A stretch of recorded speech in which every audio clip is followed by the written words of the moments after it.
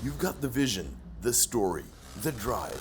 What if there was a place that turns all of it into content that matters? Well, there is. Enter Bullstream Creative Hub, the only production space of its kind in Eastern Europe putting creators first. Built for students, influencers, indie creators, and growing brands, this is where your ideas come to life. Work independently or collaborate with our in-house professionals. You get access to versatile studio spaces, professional-grade equipment, and a team of passionate experts who bring your content to life. From reality shows and live-streamed esports to music videos, corporate shoots, and full-scale concerts, we've done it all. And now we're opening the doors to creators like you. Bullstream Creative Hub. Create without limits. Become a member today. Just gonna send it one last time with all the queen trophies left in that couple loaded. All of the kindness can fallen down and we see a substantial lead in that line. He's always in two locations at the same time. It looks like he might win both of them as well. These Hydras are just melting here, and the drop's getting damaged on the other side. Don't get the hot pick up there. Actually, we did. So this bomb is probably 1v1 and GP has now killed 3 disruptors already. That's pretty well. He's stealing forward. He's going to the natural. The front side is here. There are some to low side, but there are some Vikings as well that can counter. It's gone as well, so you can actually keep these Immortals alive. Yes, there's no Prism. Yes, there's no neck. There's a lot of these girls that works against Stims forward, goes down a whole bunch of these disruptors, but there are so many Stalkers and Zoun and DPs in the mix. The Medivac was doing quite well. The army of the front is just in Shambo, and you see the substantial army supply lead here. Goes from way far forward here. That's not where they need to be. You gotta run, and Medivac cannot save them. I think the Stalkers are going to melt. He does good on the ground. He's now or never the Bronx are being pulled. They're trying to defeat the Marines. Zealots are charging window. The Immortal is there. Lings and Ultra are starting to swarm here. Parasitic Bomb make it so hard to heal.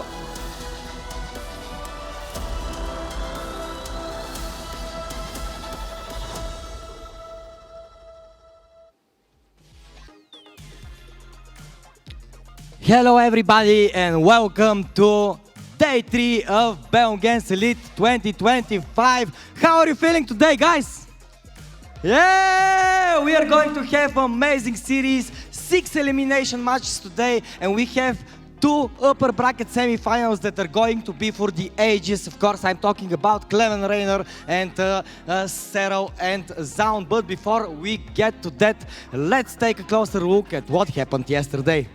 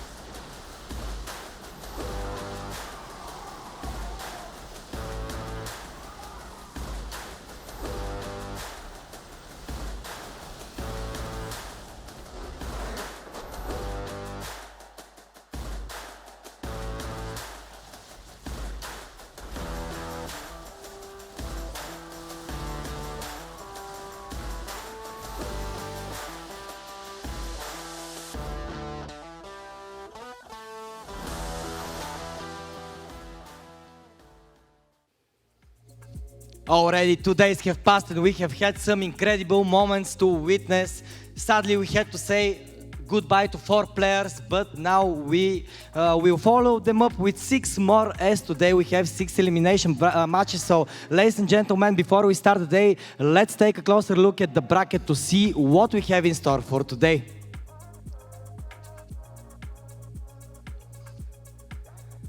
And there we have it, the upper bracket semi-finals, Clem and Reynor and Zoun and Serral. Zoun and Serral is going to be match 3 for today, and Clem and Reynor will be match 6. I believe that these are going to be incredible best of 3s. And yeah, you can see the schedule. We are going to kick things off with the elimination match between ShoWTimE and Spirit. Then we go to Ryung and Trigger. I think that this is going to be a very interesting matchup for sure. Ryung, of course, being Terran, but we are going to fix that. Of course, Serral and Zoun are next. SKillous and Krystianer will follow up afterwards. Harstem and Lambo are going to battle it out for that Shopify Rebellion derby. And afterwards, we are going to be having Clem and Reynor and, of course, round 3 matches from the lower bracket. Tell me, guys, are you excited for today? Yeah? Nice. I'm happy because I'm also excited. We're going to be having amazing games, and I want to take a closer look at the 2 players that we are about to witness now on stage. Hello, I'm Spirit, and I play Terran for Team ROC. I'm happy that I'm part of this tournament because it's way different than usually. And yeah, I enjoy playing tournaments that differentiate themselves from others. I think my cousin showed me StarCraft like a long time ago, but he was playing StarCraft Brood War, and yeah, I think that's how it went. I think it definitely is better. I didn't enjoy Wings of Liberty and Heart of the Storm. It was like too all-in-ish, and I like longer games. I think it's more fun. I probably Serral, then Reynor, and then Clem. Yeah, I hope you guys cheer for me. I hope I can qualify for Esports World Cup. It's gonna be tough. My name is ShoWTimE, I play for Sentinels and I play Protoss. I'm very excited, had a good time last time. It was a great tournament, it was a lot of fun, so very happy to be back. I hope similar. I mean, pushing for the win is hard with like Serral and Reynor and Clem here, but I hope I can at least get top 4 again, it would be nice. Oh, for sure. Like I feel like the spot here has my name written on it and I really want it, so that's definitely motivating for me. Yeah, to be honest, it's pretty rough. We haven't really had that many tournaments for a while, so it's a bit, we need to get used to it again, and it's so many tournaments all in like a couple of weeks. It's very rough. I don't think there's too much you can do to prepare, like you just practice as much as possible, you try to not stress yourself out too much, so you try to stay calm, relaxed, and just try your best, you know. Probably the big 3, you know, Clem, Serral, Reynor, they are, it's exciting to play them, but it's also like a little bit scary, you know, like you want to avoid them until later in the tournament, so yeah. I think I just look calm on the outside, to be honest, like I'm not calm at all. I mean, I try to usually just take some deep breaths, you know, and like there isn't much you can do. It's just part of competing, you know. Like you're always going to be nervous, always going to be exciting. So you just need to try your best to stay calm, you know. I think beating Solar 3-0 was my highlight, honestly. Like he was talking smack at EWC, so I was very happy to get revenge. I hope everyone is going to have fun at the tournament. I hope a lot of people show up, and it's going to be great games. So yeah, hope. Well, you heard them, guys, and without further ado, let's welcome on the stage ShoWTimE and Spirit! Yeah! Hello, hello! How are you guys feeling today? Are you prepared for this do-or-die moment? Because this is an elimination match. It is in a little bit of a sudden death format, a best of 3. So yeah, how are you feeling, Spirit? You told us in the interview that you might face Reynor, Clem or Serral, but here you are facing against ShoWTimE. Do you expect this opponent, and have you prepared for him specifically? Yeah, I'm already prepared. It's gonna be very hard, but happy for me that I slept very well today. So I'm still confident, as I mentioned yesterday in the interview. Amazing. And ShoWTimE, you always full of confidence. I know you're an amazing player.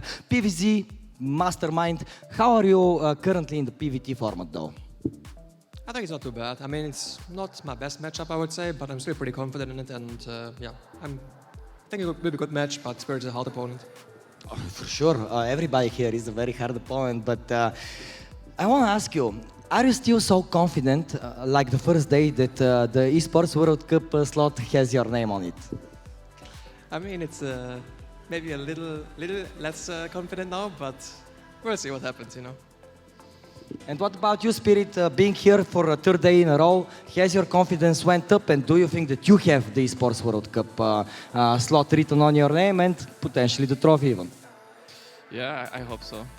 It's gonna be very hard from now on, but yeah, I think I can pull it off. Absolutely, absolutely. Well, the fans are gathering.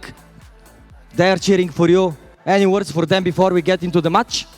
Just thank you for being here, thank you for cheering, and hope you have a good day. Yeah, have fun, guys. It's gonna be a great match. And lastly, any words towards your opponent? I'm sorry, but it's time to go down. No, same. Well, there we have it, ladies and gentlemen. ShoWTimE and Spirit are going to battle it out on the StarCraft battlefield. Shake the hands and let's get ready to rumble! While the players are getting set up, we're going to throw to a very short break and we will be right back. Delays just make it tastier, and this, Roddy, is a tasty match. It's Spirit, it's ShoWTimE, a match we've seen many, many, many times in the European region, but rarely with the stakes this high. Yeah, it's going to be the start of a very exciting day. We started obviously this tournament with 16 players. We've lost 4 players so far, but at the end of the day, only 6 of them will remain. And there is even a chance that we already know who's going to win that EWC ticket if the 5 players that have already qualified all continue winning all their games.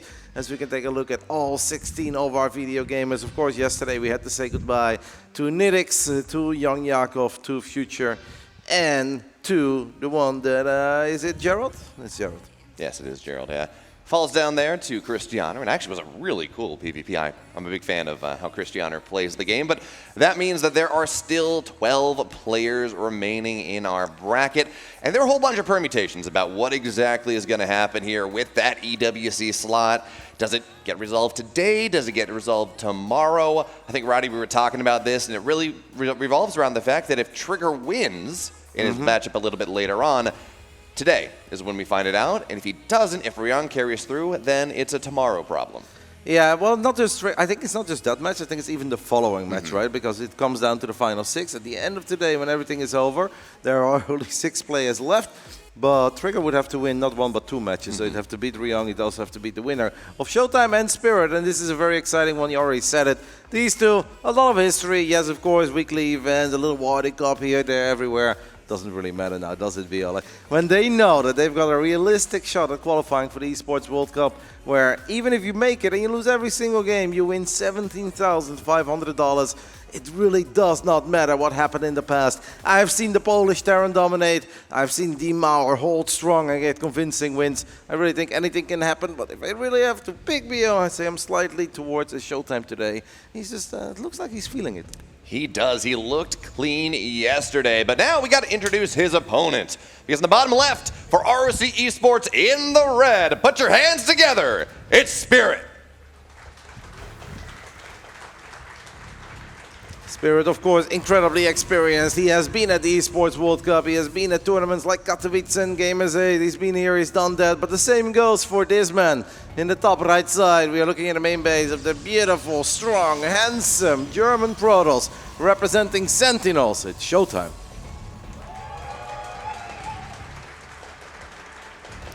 I love how ShoWTimE said, "You're going down," and his Spirit is like, "Same."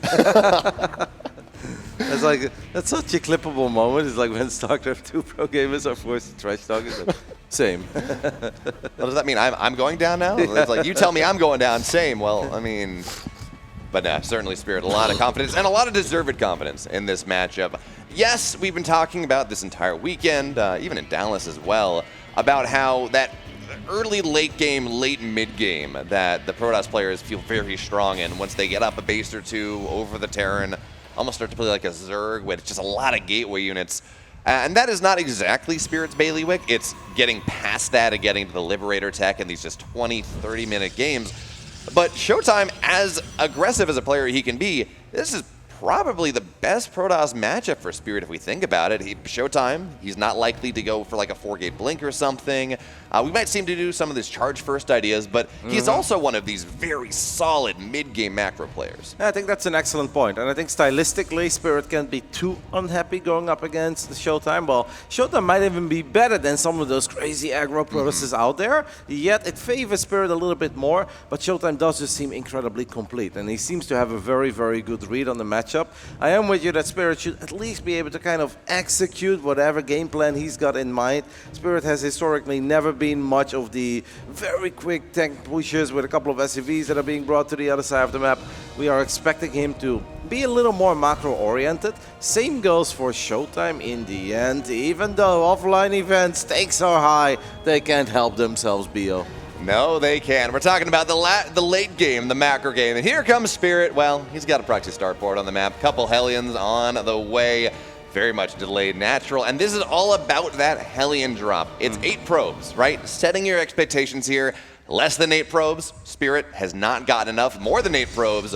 All of a sudden, ShoWTimE is in a world of trouble. Yep, and it also depends, of course, a little bit on how ShoWTimE's opening, what his follow-up is going to be, how many batteries does he has, because if you got no batteries, you can technically lose 9 probes, which is better than losing 8 while you have 2 batteries, right? So it comes down to a couple of little things, but the scout here is good for ShoWTimE. I like what Clem said, by the way, about this build. He said like, he doesn't want to do it too often in minor online events because he doesn't want people to think about it. And then he also said, he's like, I believe in it a little bit more offline because people are playing on a different desk, different monitor. They feel the pressure a little bit more, and then it's very difficult to deal with 4 Hellions that could literally end the game at minute 4 or 5. If you completely mess this defense up as a Protoss, yeah, you can be dead. Should it ever happen on this level? No. Have we seen it? Oh, more than once. Yeah, I want to point out the defense. Actually, I forget who it was, but yesterday, awesome body blocks. But for now, okay. Energy recharge on the Sentry, making sure there are 2 force fields there available. Maybe not the best one, though. It certainly makes it hard for the Hellions to run in, but now you're not going to be able to prevent it from going into the main base. Probes immediately getting pulled here. They're lined up as well. 6 immediately are going to fall down. Make it 7, make it 9. Roddy, this is exactly what Spirit's been looking for in this early game. Yep, it's 9 probes. It's a crazy amount of mining time. It's an energy recharge. There was a battery as well, and Spirit is even going to build a tech lab on that starport after he just flew it to the bottom right side.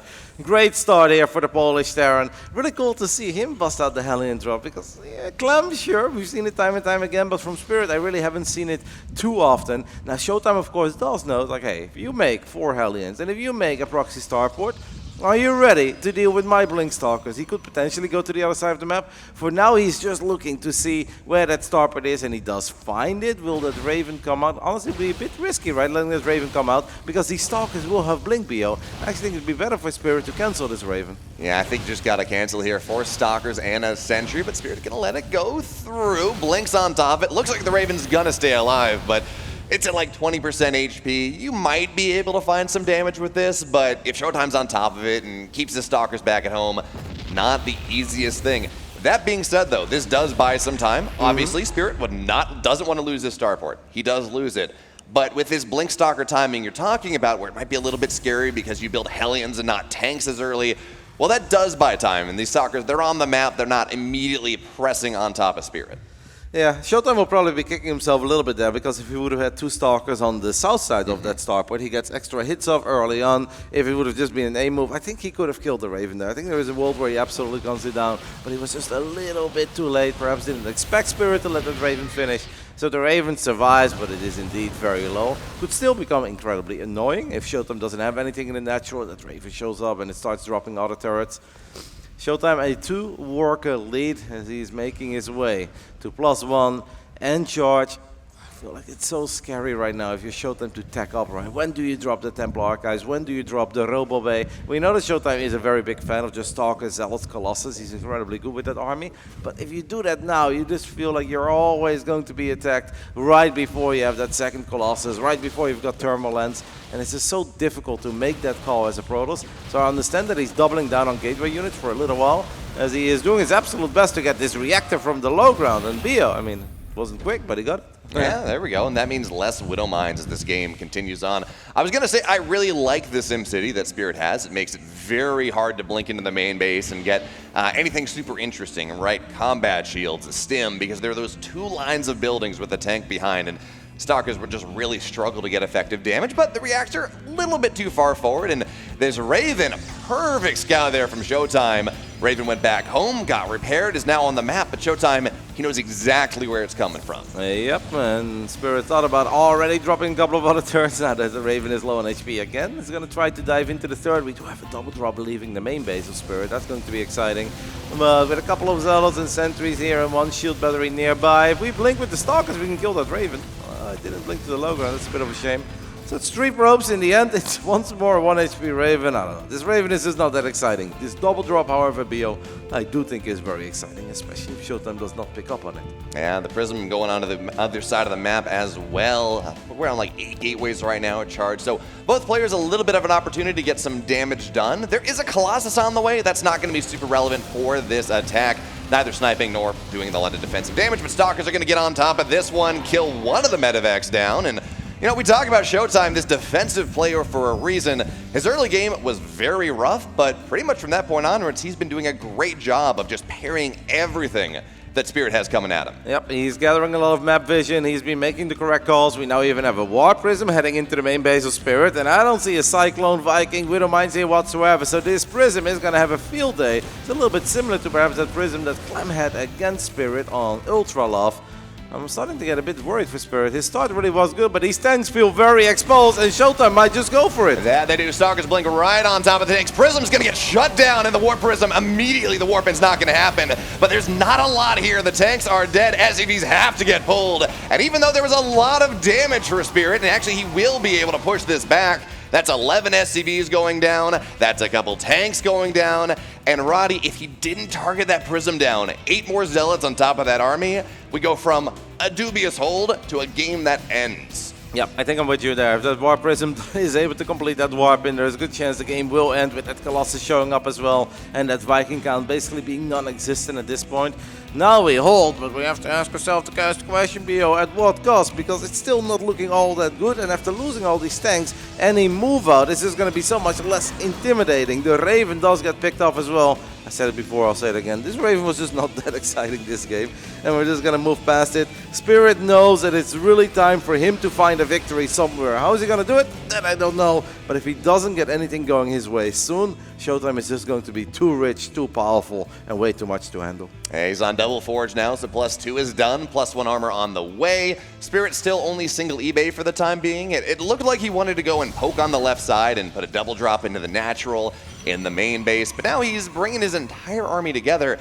And this is the state of the game that we really talked about before this series even got started, where the Terran's on 3 bases, they feel pinned out a little bit, charge is really strong, and the Protoss player just starts to take the entire map. 5th base on the way for ShoWTimE, he's on 72 probes, and now, we're just going to have to start to see that gateway count just get that much higher. 21 Zealots already, by the way. We've already seen a couple of games over the last few weeks where Protoss players very casually go up to 36 or sometimes even 40 Zealots. It seems so extreme, but a lot of the Terrans will tell you, like, no, it's actually like quite good if you don't have the right anti-Zealot army, and then think of a couple of EMPs to soften all of them up. Widow Mines are absolutely fantastic, and I do think it's excellent that Spirit is building a bunch of mines. Yes, there are Colossus out, but if your opponent is so incredibly Zealot heavy, you really need Widow Mines. Widow Mines are so much better than a few extra Marines and Marauders. I don't know, it's always so hit or miss, right, Bio, with these mega Zealot heavy armies. 35 Zealots at the moment. Can Spirit hold? Do we have bunkers?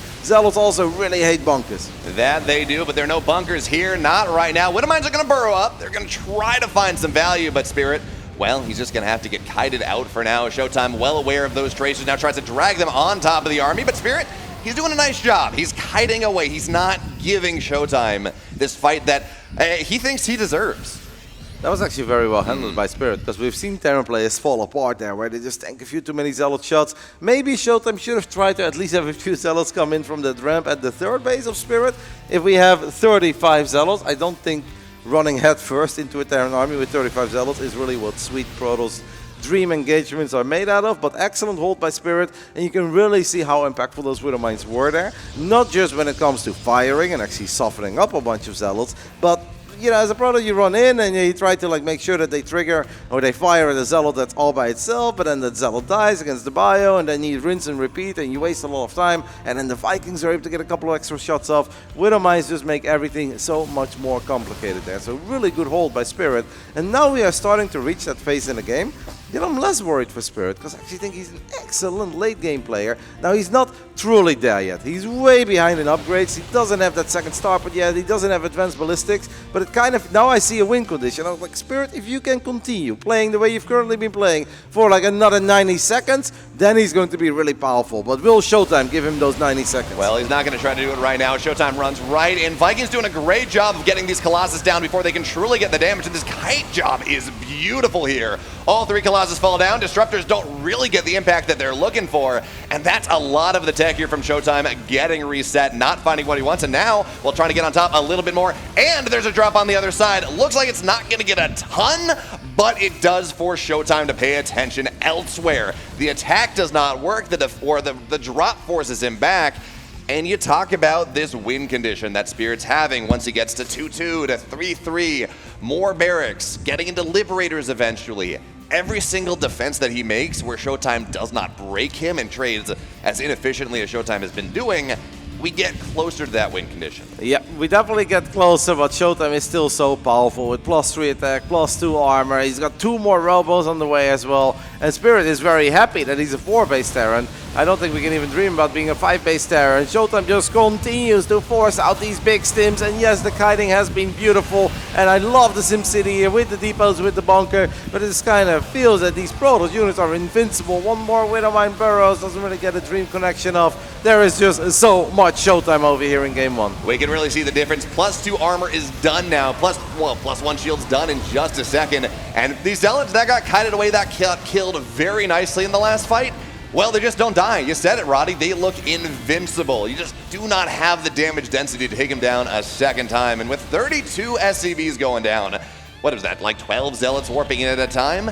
It's 174 supply to 105. Spirit, good defense in the early game. Got a lot of damage done with that Hellion drop. But ShoWTimE, he defends, he deflects, he makes sure that everything he needs is going to happen. And now, well, we're looking at, what is this, an 8-base Protoss, a 7-base Protoss versus really a 3-base Terran, 3.5? We're not looking at much anymore, No. with 3 Colossus being built at a time, Dark Templar is being wiped in as well. I'm sure Spirit knows that he is dead. And he's probably just going over everything. It's like, why am I dead? Didn't I have a decent start with the Hellion drop? Wasn't that alrighty for me? You were still on 2 bases, I killed a bunch of probes, there was a lot of lost mining time. It's just after that, Spirit decided to obviously dig in his heels a little bit. He did not want to go for one of those early move outs. That double drop in the natural got deflected rather easily because there was a shield battery there. Maybe that wasn't the right choice to drop. In the end, it is ShoWTimE who is looking incredibly good and should be able to take the 1-0 lead here in this incredibly important lower bracket series. There are no guarantees yet, but 2 series could absolutely bring a man like ShoWTimE or Spirit to the Esports World Cup. GG gets called. ShoWTimE takes the 1-0 lead. It's funny as well because Spirit has won the last 4 encounters, I believe, that these two had with one another. But I really felt ShoWTimE today. Like there's something about ShoWTimE's current gameplay and the way that the maps work out and the way that Protoss shines, that ShoWTimE just feels not like, oh, he's good because he's always ShoWTimE and he's good, but he feels mega. Like he feels legitimately incredibly difficult to defeat for anyone that's not like the ultimate top 3 Europe. You know, I felt like that pretty much the entire tournament. I know he was 2-0'd by Serral in the upper bracket yesterday, but I've been looking at a lot of his games, and he just looks clean. Yeah. He is doing everything he needs to do, even in this setup, which was not great. He loses 9 probes here, which is kind of the dream for Spirit in this game. Everything after that, he gets on top of the Raven, gets it down to 15% HP. You got to go reset it, repair it, do it again. Even with this, right, splitting off on the Widow Mines as well, making sure he gets some SCVs down. and also identifying when he can take the fight, when he can't take the fight, and just backing up, getting everything. That was such a big moment, and I think a real changer of momentum, where ShoWTimE had that Warp Prism that he flew into the main base. There was no real clean answer for that Warp Prism, so Spirit was forced to bring over a lot of bio to deal with it, but because he brought over so much bio, ShoWTimE looked at that setup as like, yeah, I see a couple of Marines and Marauders, but I'll see 3 tanks, and if my Zealots are just able to get on top of those tanks, this is fine, and he absolutely got that. He didn't quite win the game there, but he took away all those factory units that he didn't have to worry about, and then Spirit's eventual move out was just bio, and that's just not that scary if you have to walk up to ramps, into sentries, into Colossus. Spirit knows that as well, and because of that he couldn't move out anymore. Maybe Spirit could have positioned his tanks a little different, like maybe a little more in the middle line, maybe a little bit closer to that bunker, because I am a very big fan of that Hero Marine bunker, as I like to call it, that is in the third base, surrounded by depots. Losing your tanks like that is very, very, very painful. Yeah, it is, and I want to go back to what happened even before that, where the Blink Stalkers are on the other side of the map now, and they start to take down that reactor, which, yeah, sure, it's a reactor early game against a factory, who cares? Well, it slows down the Widowmine production just a little bit, and maybe 1 or 2 more Widowmines in that fight later on, because you actually start producing them pretty much as soon as the reactor is done. Maybe that would be the difference. Small things, certainly, but at these high levels, and certainly how close that game was through the first 7 minutes or so. Yeah, and Spirit has been struggling a little bit in TVP for a while. I kind of feel like that's all Max Pax's fault, because they ran into each other so much that it kind of traumatized him. And then in your mind you start believing that everyone is going to play like that kid.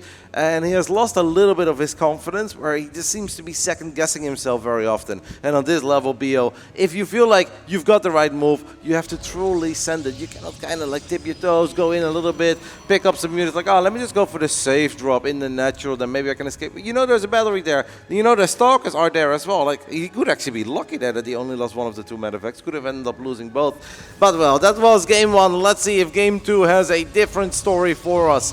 In the bottom left side, he really does look like he is one of the prime candidates to secure that EWC ticket this weekend. Representing Sentinels, it's the German Protoss, ShoWTimE.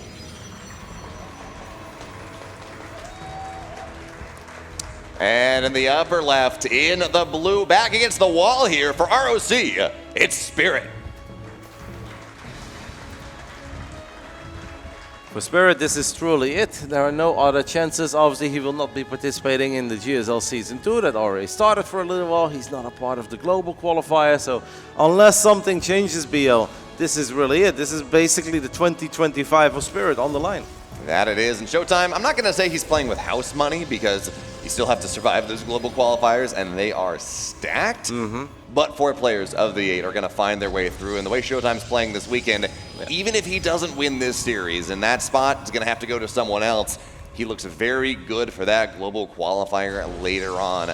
But going back to this game, we got Barracks double gas into a factory for Spirit.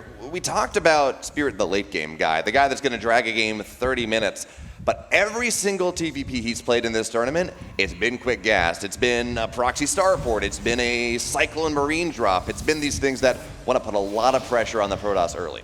Yep, we're going to open things up with an Adept. You're definitely spot on. Like, ShoWTimE comes into that global qualifier as one of the top favorites, but there's still a chance that you finish like 2nd or 3rd there, and then you're not quite as deep as you would be seeded into the main event if you are the last surviving player here, or if you just win this entire tournament. But yeah, we'll talk more about that later. Spirit is still a fan of his Reaper openings. ShoWTimE just going for double Adept, actually, by the looks of it. Hey, is that the fan? I heard like the fan is bigger. I'm like, I got to point directly towards you, because I'm like, I was getting a bit close to the screen, and then all of a sudden I was like, what is that noise? But it is obviously still very sunny over here in beautiful Stara Zagora. We've got a double Adept into a Stalker with a Twilight Council. Not really expecting anything too weird here from ShoWTimE. It should just be Blink, but he's not too aggressive with his Blink Stalkers. Will he poke? Of course. Will he get a map vision? Obviously, that's what they're for.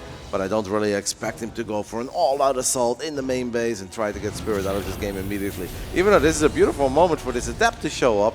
And it's honestly kind of annoying for a Terran player to deal with an Adept when you only have 2 or 3 units, loses the SCV. This is a significant delay already on this command center. That it is. That's why a lot of these Barracks double gas ideas, historically, we'd see the Terran player just take it on the high ground because, well, it is delayed, right? You get 3 or 4 structures before you get the command center, and that does slow you down. It does make you vulnerable to a Stalker poke or an Adept poke, something like that.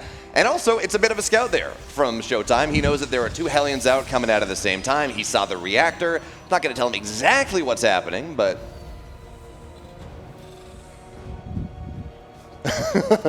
Sorry, Roddy. But for now, they're going to get the Adept down here and, well, poking out. Ideally, you'd love to be able to put everything out of the wall, run into the natural at the same time that there's going to be a drop in the main base. Now, of course, the drop not quite there just yet, but Spirit's going to try to fork ShoWTimE here. See if he can get what he wants before Blink is done. And certainly the Adept poking out a little bit more. Hellions Reapers looking to wrap around. Can ShoWTimE get work? Can Spirit get what he wants? Maybe with a grenade there, he really would have been able to get in as well. Widowmine does manage to burrow. We got an unburrow. Good job there so far by Spirit. He's got the second Widowmine in the mix. It's actually very difficult to engage until you have Blink. ShoWTimE knows that. Oh, he actually eats a shot. He eats another shot. This is going fantastic for Spirit. 2 for 2 on Stalkers. Now the Reaper and the Hellion dives into the natural too. What a start for Spirit here, BO. Man, I love drops like this. A couple extra Marines means you cannot just pull the probes and put one in. Marines target that down. All of a sudden, you're just really stuck between a rock and a hard place. So it's 2 Stalkers, it's 5 probes, and it's an Adept as well. And sure, it looks like you lost everything short of the medevac from that drop. But Spirit, again, gets the damage he's looking for with his early game aggression. It was definitely good, but I also feel like it could have been even better. If you look at the natural of ShoWTimE and the amount of probes that took a bit of a beating, there were quite a few of them that were low in HP earlier. Apparently he moved them. Maybe in the main base there were a couple. It felt like there was potential for 1 or 2 extra stock shots. Also, those Stalkers are awfully close to dying, so good. But maybe it could have even been a tiny bit better. Normally you don't kill Stalkers, and not with Widowmines, right? Because they just avoid it. We've got the Raven showing up. You actually have to be careful here if you ShoWTimE, because some of these Stalkers are low on HP. But the Raven is going to go for probe damage for now. 6 worker lead. That's good for ShoWTimE, but I'm sure that he was dreaming of a little bit more than that 6 minutes into the game against a 2-base Terran. Absolutely. Stim's about halfway done at this point, and if I'm Spirited in this game number 2, game number one, I got damage, didn't quite kill my opponent. Eventually he comes back because I played for a third base, because I played for this macro game off the advantage that I thought I had, and he did have one. But it looks like in this game number 2, Spirit's going to try to capitalize on that a little bit more. Looking at the natural Spirit, that's so funny. This is like, I just want to sit down next to him. It's like, Piotr, who hurt you? Max. Yeah, and he will definitely say it was Max. Like, we've got double bunker here, and he's getting a missile turret as well, just in case there are some DTs. But this is also a way that you let go of a lead, right? And that is what makes StarCraft 2 such a complicated and fascinating game, still 15 years after release. It's like, yeah, if he dies to a couple Stalkers in the other side map, be like, oh, that was silly. He should have known. He lost a bunch of units. You need to be defensively well set up, but you can't overdo it either. And now I'm starting to feel that Spirit is overdoing it a little bit, where he's giving ShoWTimE a tremendous amount of time. ShoWTimE was cranking out 3 probes at a time. A little while ago it was like a 5-6 worker lead. We're now looking at a 14 worker lead, while Spirit is building bunkers and missile turrets at home. Yeah, it feels like he's going to have to go soon. He does have his third base on the way, but this is not one of those games, as you said, where you just kind of like sit back and let the Protoss come to you and eventually turtle it out. ShoWTimE's just going to take every base on the map. He's going to get himself to that situation we saw in game number 1 that is very difficult for Terran players to deal with. So Spirit, he's on the map. He's got 20 supply worth of medevacs, and look at this. It's a drop in the middle. He's trying to sandwich these Blink Stalkers. Yeah, but now the Stalkers are doing a little ring around the rosy, and they're actually going to the left side, so this is incredibly unfortunate, because this could have been awesome, especially if Spirit forces those Stalkers to blink back, and that's where the rest of his drop already is. It's a really cool play, but unfortunately he's not going to get rewarded, because those units were on the wrong side. He is going to stim everything that he's got on the low ground, but the blink is going to be ready again in the near future. And I'm afraid, well, no, Spirit decides to give up. Figured that this was going to go on a little bit too long. That's honestly just a little bit unlucky, because ShoWTimE could have also walked to the right side, and this would have been an amazing play for Spirit. But when it rains, it pours in certain matchups, and I'm sure that Spirit kind of feels that mentally he just cannot do right against Protoss, and it shows a little bit in his gameplay.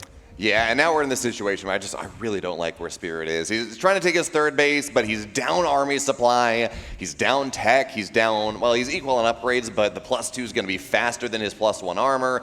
Colossus are here, and I don't see any Vikings in the production tab. Just in general, this army that ShoWTimE has, it's bigger, it's better, it's faster, it's stronger.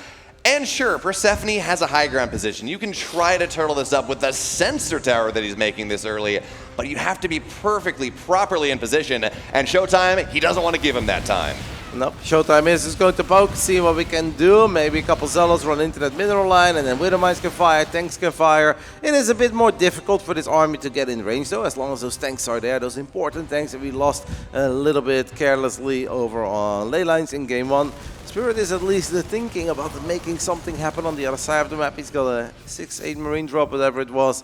Picked off a Zealot, but that obviously means that ShoWTimE is more than aware of this little drop. ShoWTimE's gonna blink forward. Kinda crazy, he really wants to get that medevac.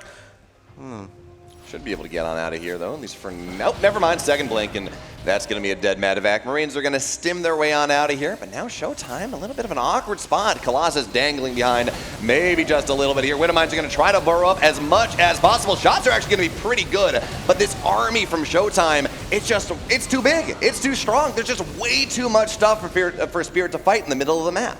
I'm with you, the Widowmine shots were good, but that's just not a fight that Spirit can take. Like, he's down in army supply, he just lost that medevac and a couple of Marines on the right side. Don't forget, all of his tanks were still over here in the third. The fierce few Vikings that he was building, they were still over here as well in the third. That is not a fight that he can take. He's down 30-40 army supply. Maybe he's just looking for a couple big Widowmine connections, and then he hopes that that is going to intimidate ShoWTimE a little bit, so ShoWTimE retreats and focuses more on the macro side of things, and that will allow Spirit to also catch up and increase his army supply. But that was very ambitious, and I'm happy for Spirit that it ended the way it did, because that could have gone a whole lot worse.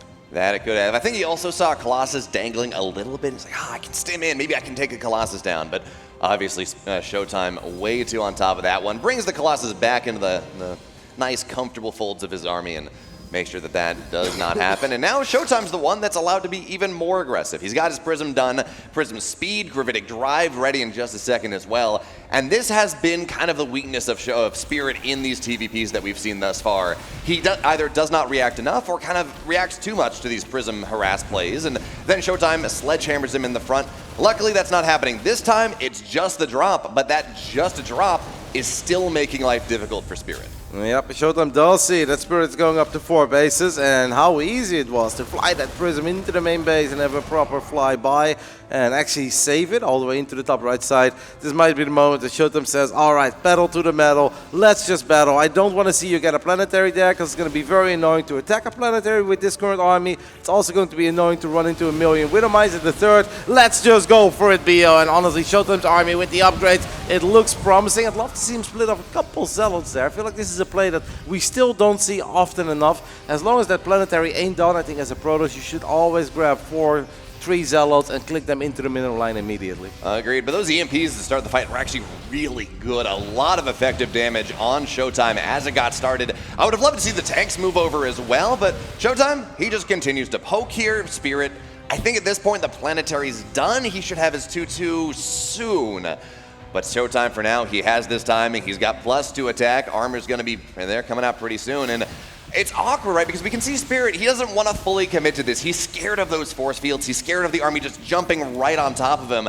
He wants to hold this high ground where he does have a concave, but that makes it very difficult to hold on to the 4th base. And he's obviously dreaming of those +2 attack, +2 armor upgrades as well for all these bio units, but that's still gonna take a little while. Nova flies forward, these stims hurt too. There aren't that many medevacs, I believe. We've got 4 or 5 there, like it's something 5. We can do it, but it's gonna hurt, right? 17 morales, 39 Marines. You stim that entire army, these medevacs are gonna be out of energy real quick. ShoWTimE finds a very sweet spot, kind of away from the tanks, away from the planetary, pushes his army all the way back. A really good job by Spirit hanging in there, buying time for his key upgrades. I feel this is where ShoWTimE should absolutely grab 10 Zealots and click it into the 3rd base. Absolutely. The tanks are getting reasonable shots occasionally because of where ShoWTIME's choosing to play. That's something here. And the Zealots, for the most part, they don't have shields. 2-2 is going to be done in about 5 seconds. And finally, Roddy, there are those Zealots you're looking for. They're going to get on top of the tanks. Spirit tries to take the fight right now with the 2-2 upgrades. Zealots get on top of him that much more. He's kiting them away. But these Colossus, the effective damage there makes it very hard for him with the wall of the Zealots to really do effective damage against ShoWTimE. And Spirit, this Viking count is just not climbing. I think it was shooting an observer there for a little bit, but they were way too exposed. Obviously, this is incredibly difficult to defend if you're Spirit. There is so much much Protoss. The Protoss is so freaking rich, and it's a million units coming in from every angle. But the first step to this hold is getting a critical mass of Vikings, getting 8-10 Vikings, so you can actually kill that War Prism. You can start killing those Colossus. If every single time we get up to 3 Vikings, we lose all 3, we can never hold this, and I think Spirit knows it, Bio. Look at the banks here as well. ShoWTimE a lot, Spirit a little, and Spirit doesn't feel like he can afford his +3 upgrades as well. So ShoWTimE 3-2-1, +3 armor going to be on the way very soon. This army is tanky. It does a lot of damage, and now Spirit running out of room into the natural. The Zealots continue to corral him that much more. I'm with you, Roddy, though. No Zealots in the outlying bases. ShoWTimE trying to kill him right now, and this army is so overstimmed. Yep, I mean, all those medevacs are dead. The Nova gets the job done, and it's the German Protoss ShoWTimE who will advance into the next round of the lower bracket. And that means he keeps his EWC dreams alive. He keeps his Stara Zagora dreams alive, as obviously the way that he's playing. Why couldn't he make a magnificent run? He's just looking good, gets his first win over Spirit in the year 2025, at least as part of a competition. He's just looking mighty fine, and it's heartbreak for Spirit, but it just feels that this is not the best Spirit I've ever seen in TVP. And yes, obviously it became a lot more difficult for Terrans over time, but there are still some Terrans who seem to be very fond of certain builds, especially pulling the boys and all that jazz. To me, it seems that Spirit is a bit lost in the matchup, and it kind of makes me sad. Yeah, it's kind of a shame. I think back to Katowice, I think a couple of years ago, where Spirit and ShoWTimE played this incredible 3-game series. It went like an hour and a half total. It was just banger after banger, backwards and forwards. That's not this meta necessarily. That's not these styles. I do think Spirit played game 2 a lot better than he did game number 1. Obviously, not still enough to win, but he was able to hold on, not just be forked totally by these prisms and attacks elsewhere. And a couple other things go a little bit better. Maybe he hits some better EMPs. Maybe the tanks are positioned a little bit better for these defenses. I'm not going to say it was easily winnable, because it never is against ShoWTimE, but it gets a lot nicer.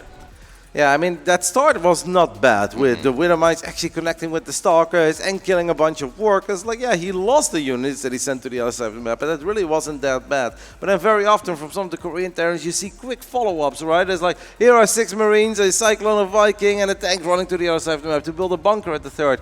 And it almost felt that Spirit read this as, I did so much, so ShoWTimE is going to 2-base counterattack, and he's going to try to kill me, and as long as I don't die immediately and I build the third base, I'm going to be fine. And meanwhile, ShoWTimE was like, I really hope nothing happens in the next 2 minutes, because then I can economically recover, and then I'll be fine. So perhaps a bit of a misread on the side of Spirit. Well, very happy for ShoWTimE. He's still allowed to dream. He's looking good. He's honestly going to be tough for anyone in this tournament to take out. Yeah, and I'm looking forward to that matchup we're going to get with him later on today as well, because he's just playing some really exciting StarCraft. But Roddy, going back to what you said about how Spirit gets damage done and then backs up because it's enough. Yeah. I just need to make sure I don't die. I think that really was the story of this series. We saw that in game number 1 as well. He got 9 probes. He gets everything he wants. He's like, I can take a third base. This is fine. I'm okay. And then that lets ShoWTimE back into the game. Yep, absolutely. And obviously ShoWTimE having probably the easiest time that he's had in a while, getting Warp Prisms into main bases, and this casually flying by. Everything's like, wow, I get a perfect scout up and I get some damage. This is fantastic. We are just waiting and buying a couple of seconds until Exalted is ready with that beautiful German Protoss. But we just got heads up from production that they are ready. So Exalted, take it away. Thank you, Roddy. Thank you, Beo. And thank you, everybody, for applauding these amazing players. And let's welcome on stage the winner, ShoWTimE. There he is, ladies and gentlemen. From Team Sentinels, the Sentinel himself. 2-0 victory, a clean one. I think you expected that, right? No, not really, to be honest. I thought it would be difficult. It was a bit easier than expected, but yeah, went well. Well, in the first game, though, you lost a lot of probes early on, and it seemed like you were in a tough position. So how did you manage to get yourself back in the game? I'm not exactly sure how many probes I lost, but since he opened double gas, it's more committed from him than a regular Helen job. So I wasn't too concerned. Like, I looked at his STV count and I was like, okay, it's not that bad. So yeah, I felt fine. Alrighty, and during the fights themselves, sometimes you lost your Colossi, sometimes you lost your Disruptors, but the Zealots were always there. It seems like the Zealot is really a unit of your preference right now. Is this your favorite unit currently? Yeah, like PvT macro game, you're basically just making mass gateways and you're staying on, or like I like to stay on a lower disruptor car, maybe 3 Colossus, and then you just keep spamming Zealots, and it's just very strong, I don't know. Yeah, it would look so, especially in your hands. And in the next round, I believe you have either a Terran or a Protoss. Who do you feel like facing more, and who will be more comfortable for you? Yeah, both is fine, but I feel like I would prefer Terran again. Alright, PvP is a little bit wonky maybe, huh? Yeah, you need to prepare a little bit more. PvT is more straightforward, and there's also some luck involvement in PvP. And the best of 3, you know, it's not my favorite. Alrighty, and you're in a situation today where you play 2 games. Of course, since you win your first match, how are you going to stay sharp during the day until your last match? Nothing special, really. Just try to relax a little bit and yeah, cool down somewhere. Well, we cannot wait to see your second match for the day. Ladies and gentlemen, ShoWTimE. Thank you, ShoWTimE. Good luck. That was it, game number 1. It was a banger. The second match is going to be Ryung and Trigger. I think that this is going to be a match for the ages. Both are super talented. And yeah, I cannot wait for that. But before that, let's hear from Spirit as well. Wins in Stara Zagora. Reynor needs to evacuate. You've got the vision, the story, the drive. What if there was a place that turns all of it into content that matters? Well, there is. Enter Bullstream Creative Hub, the only production space of its kind in Eastern Europe putting creators first. Built for students, influencers, indie creators, and growing brands, this is where your ideas come to life. Work independently or collaborate with our in-house professionals. You get access to versatile studio spaces, professional-grade equipment, and a team of passionate experts who bring your content to life. From reality shows and live-streamed esports to music videos, corporate shoots, and full-scale concerts, we've done it all. And now we're opening the doors to creators like you. Bullstream Creative Hub. Create without limits. Become a member today. And here we are with Mr. Spirit himself. A big round of applause for him. Spirit, obviously, whenever you lose a series like that and you are eliminated from the tournament, of course you're disappointed. But I want to ask, because this is your first time here in Bulgaria in the BGE tournament, how is the experience so far? Well, I obviously enjoy playing outdoor tournament. I played it once in Toronto and it was amazing, so I wish we had more tournaments like that. It just brings different vibe, and yeah, I'm very happy that tournaments like this exist. That's very cool. And how do you like the city so far? Stara Zagora, has it been nice to you? Have you felt comfortable here? Yeah, it's been very comfortable, so I enjoy it. That's good to hear. And I want to ask you, losing here sucks, of course, but tell me, how does a player keep their motivation to keep on going despite some bad results? Because StarCraft is ups and downs, right? Everybody wins, everybody loses. So how does a pro player stay motivated and on the grind? Well, I guess I just enjoy playing, enjoy competition, and yeah, I guess that's keep me going, and I think that's the main reason. And I can tell you that the fans here, whenever you were killing probes, they were like going crazy, especially in the first game. I want to ask you about the first game though. Because you attacked ShoWTimE, you got a lot of probes, you decided to go for the third base instead of the finishing move. What made you make this decision? To go for the macro instead for the killing blow?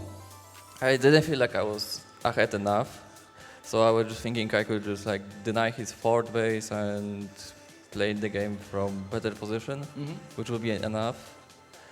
But yeah, maybe I should just like go for 5 frags and all in him. Yeah, all wins are usually pretty cool. Yeah, but again, it's a two-edged sword. Well, again, you had a lot of support from these audiences, so you want to tell them some words? Sorry? To the fans that were clapping and cheering. Yeah, thank you guys for cheering. They didn't make it, but maybe next time. Yeah? Amazing. Thank you for this interview, Spirit. And Gigi?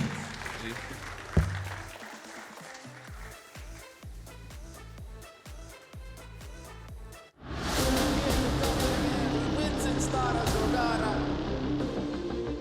He's moving forward. Reynor needs to evacuate. 저는 한국에 있는 한국 프로게이머 테란 유저 김동원입니다. 팀 바이탈리티 소속입니다. 일단 너무 먼 거리를 와서 조금 피곤하긴 하지만 날씨가 너무 좋고 분위기도 너무 좋아서 기분이 좋고 그리고 대회에 너무 잘하는 선수들이 많이 나와서 기대가 되고 있습니다. 일단 다른 대회들과 똑같이 준비를 했고 한국에서도 연습을 많이 했기 때문에 이번에 좋은 결과가 있었으면 좋겠습니다. 세랄 선수를 만나면은 조금 힘들 것 같고 아니면 이제 프로토스 선수들은 누굴 만나도 조금 무서울 것 같습니다.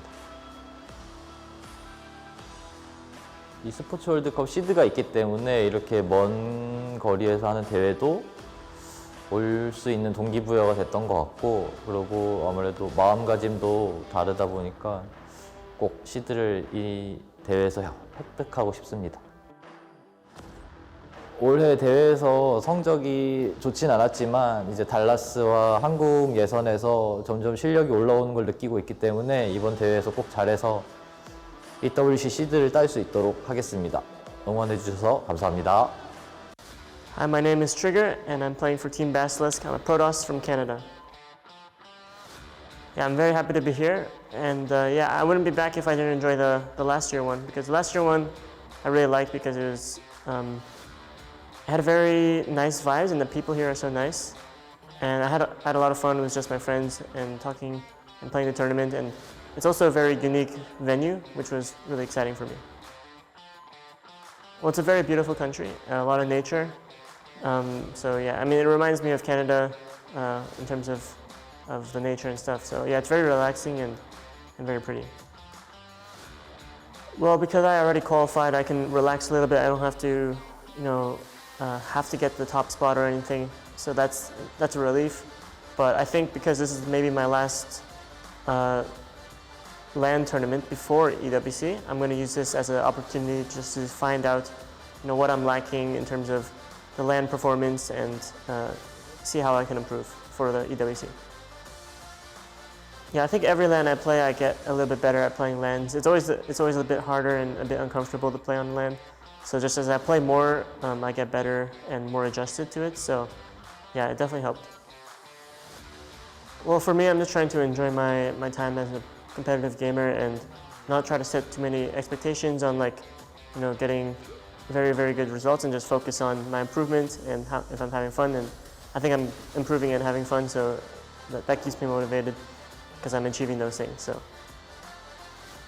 yeah, it's nice to just have some people I can talk to during the tournament and ask for advice. So it's always comforting. So yeah, it's a good feeling. Well, I think I'm nervous to play anyone because it's such a hard and difficult game and everyone's so good.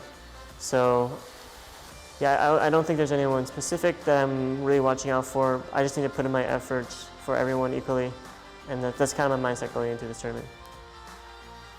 Yeah, thank you to the Bulgarian fans and organizers.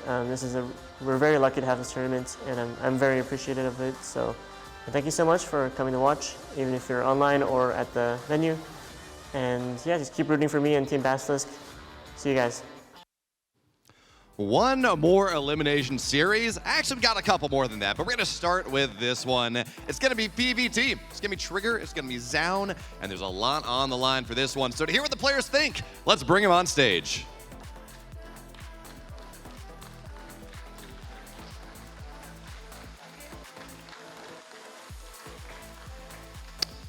So Trigger, you've played a PvT already in this tournament. You played Future yesterday. How does playing a bunch of the same matchup, especially when you're running into, say, someone like Ryung, how does that change up how you think about preparing for the next series? Well, I feel like I usually just play standard stuff, and you don't need to like mix up your builds. Like you don't have to go crazy just because they know your builds. So I think I'm just gonna play like how I usually do. Ryung, you played Zoun yesterday. Now you're playing Trigger. Different Protoss. How you feel? This tournament hate me. Always Protoss. I don't know why, but I don't have a build and the confidence. I can win maybe. Makes sense. Trigger, you've already qualified for EWC. What would it mean to make sure that Ryung has to go through the global qualifiers in a couple days? Well, I feel bad for him because I like him, but that doesn't mean I can't. I have to still play my best no matter what. So good luck to him. You gonna qualify today? Yeah, I hope. I don't know. I don't know. All right, good luck, guys. See you in game.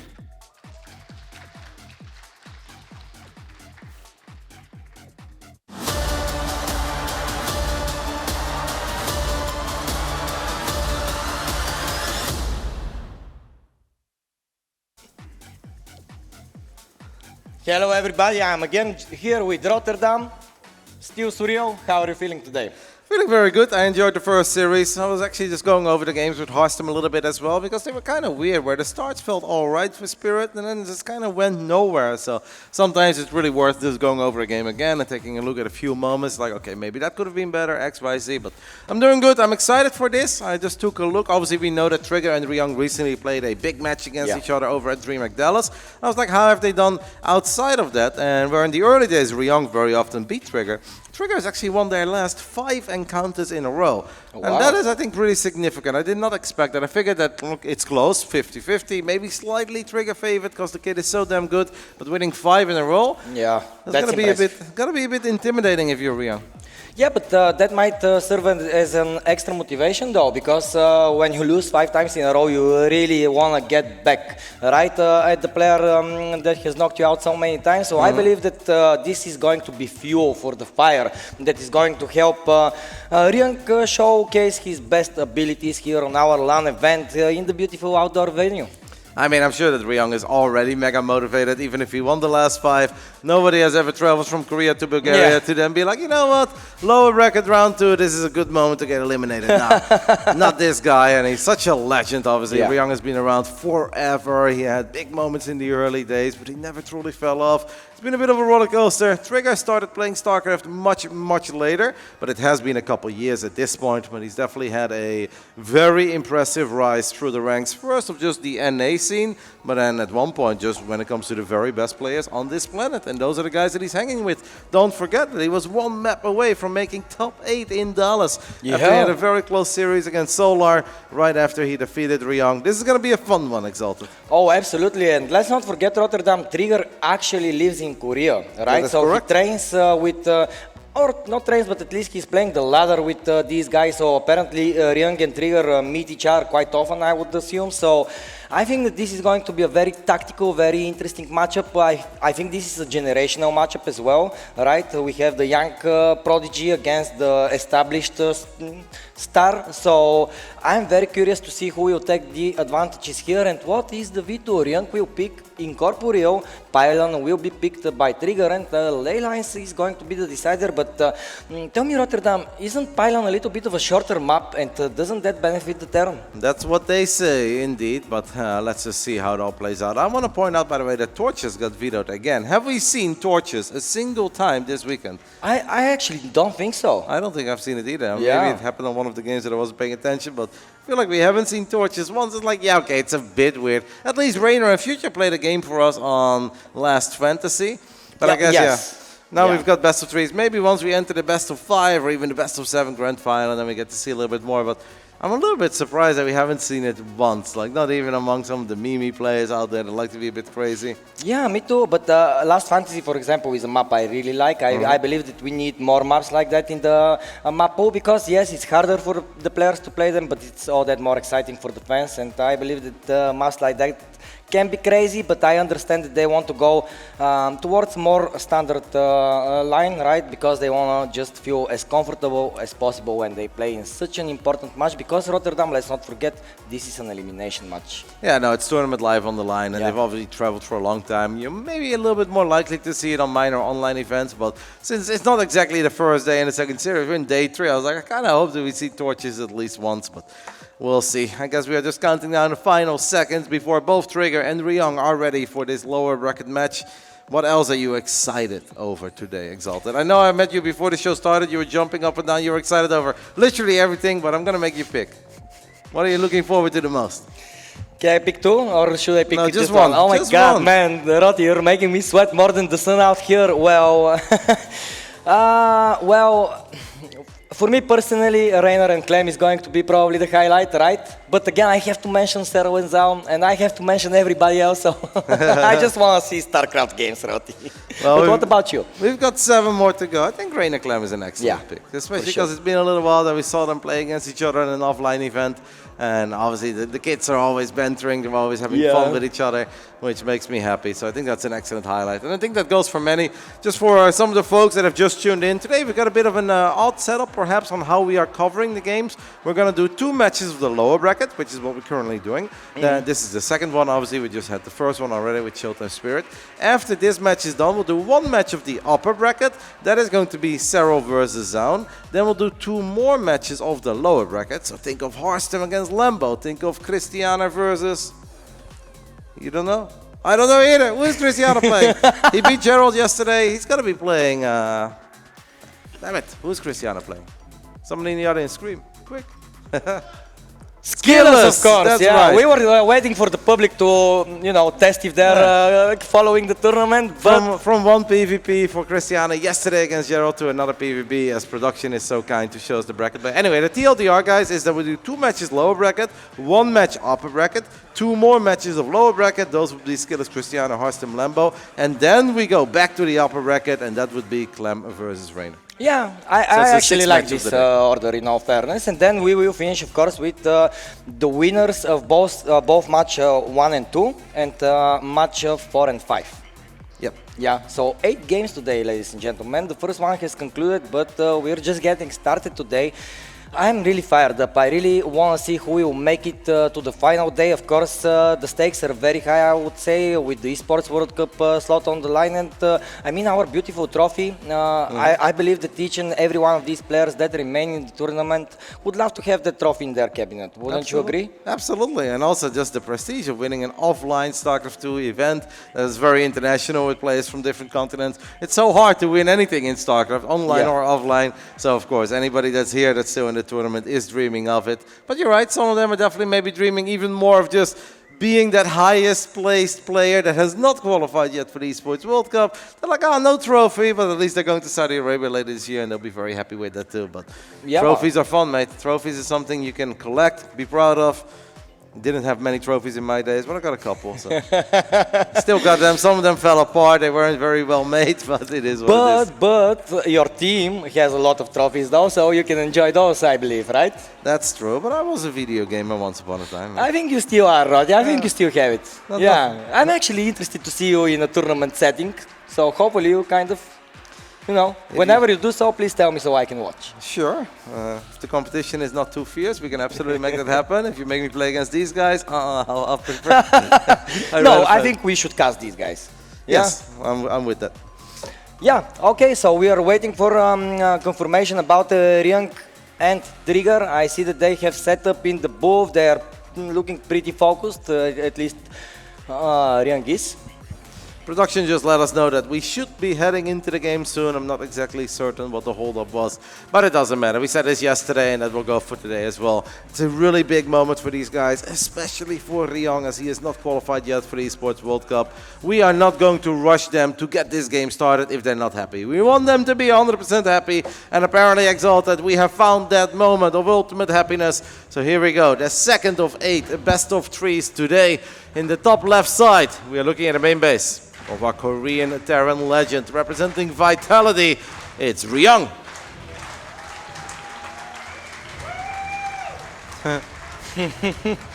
And his opponent, of course, in the bottom right side of the map. Let's hear it for the young Basilisk prodigy, ladies and gentlemen. This is Trigger!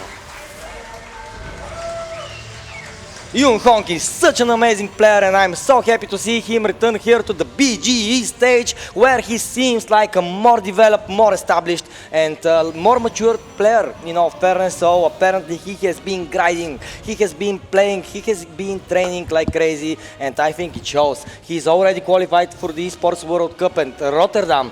This is not by chance. Nope, he had to work incredibly hard for that, and he had to take down his nemesis, Australia, who denied him from winning a couple of online championships in the past. But you're spot on. Trigger was damn good a year ago, but he's a lot better now. He really has put in the hours, and he had a little step out where he played some other video games for a little bit, but at one point he said, I am really going to try to reach that next level as a player. And has he completely closed the gap to the absolute top 5 in the world? We don't know yet, we're about to find out, but it is amazing to see how far he has come from just a ladder hero to a semi-pro to a proper pro to now one of the very best in the foreign scene. It's incredibly impressive what Trigger has done in a relatively short time period. Well, our CEO of the Belgians, Elite, Constantine Dinev, said one time that, I mean, when he met Trigger last year for the first time, he said, let me take a picture with the future champion. And I think he was spot on with his intuition, because I believe that Trigger has reached that higher level, at least in my opinion.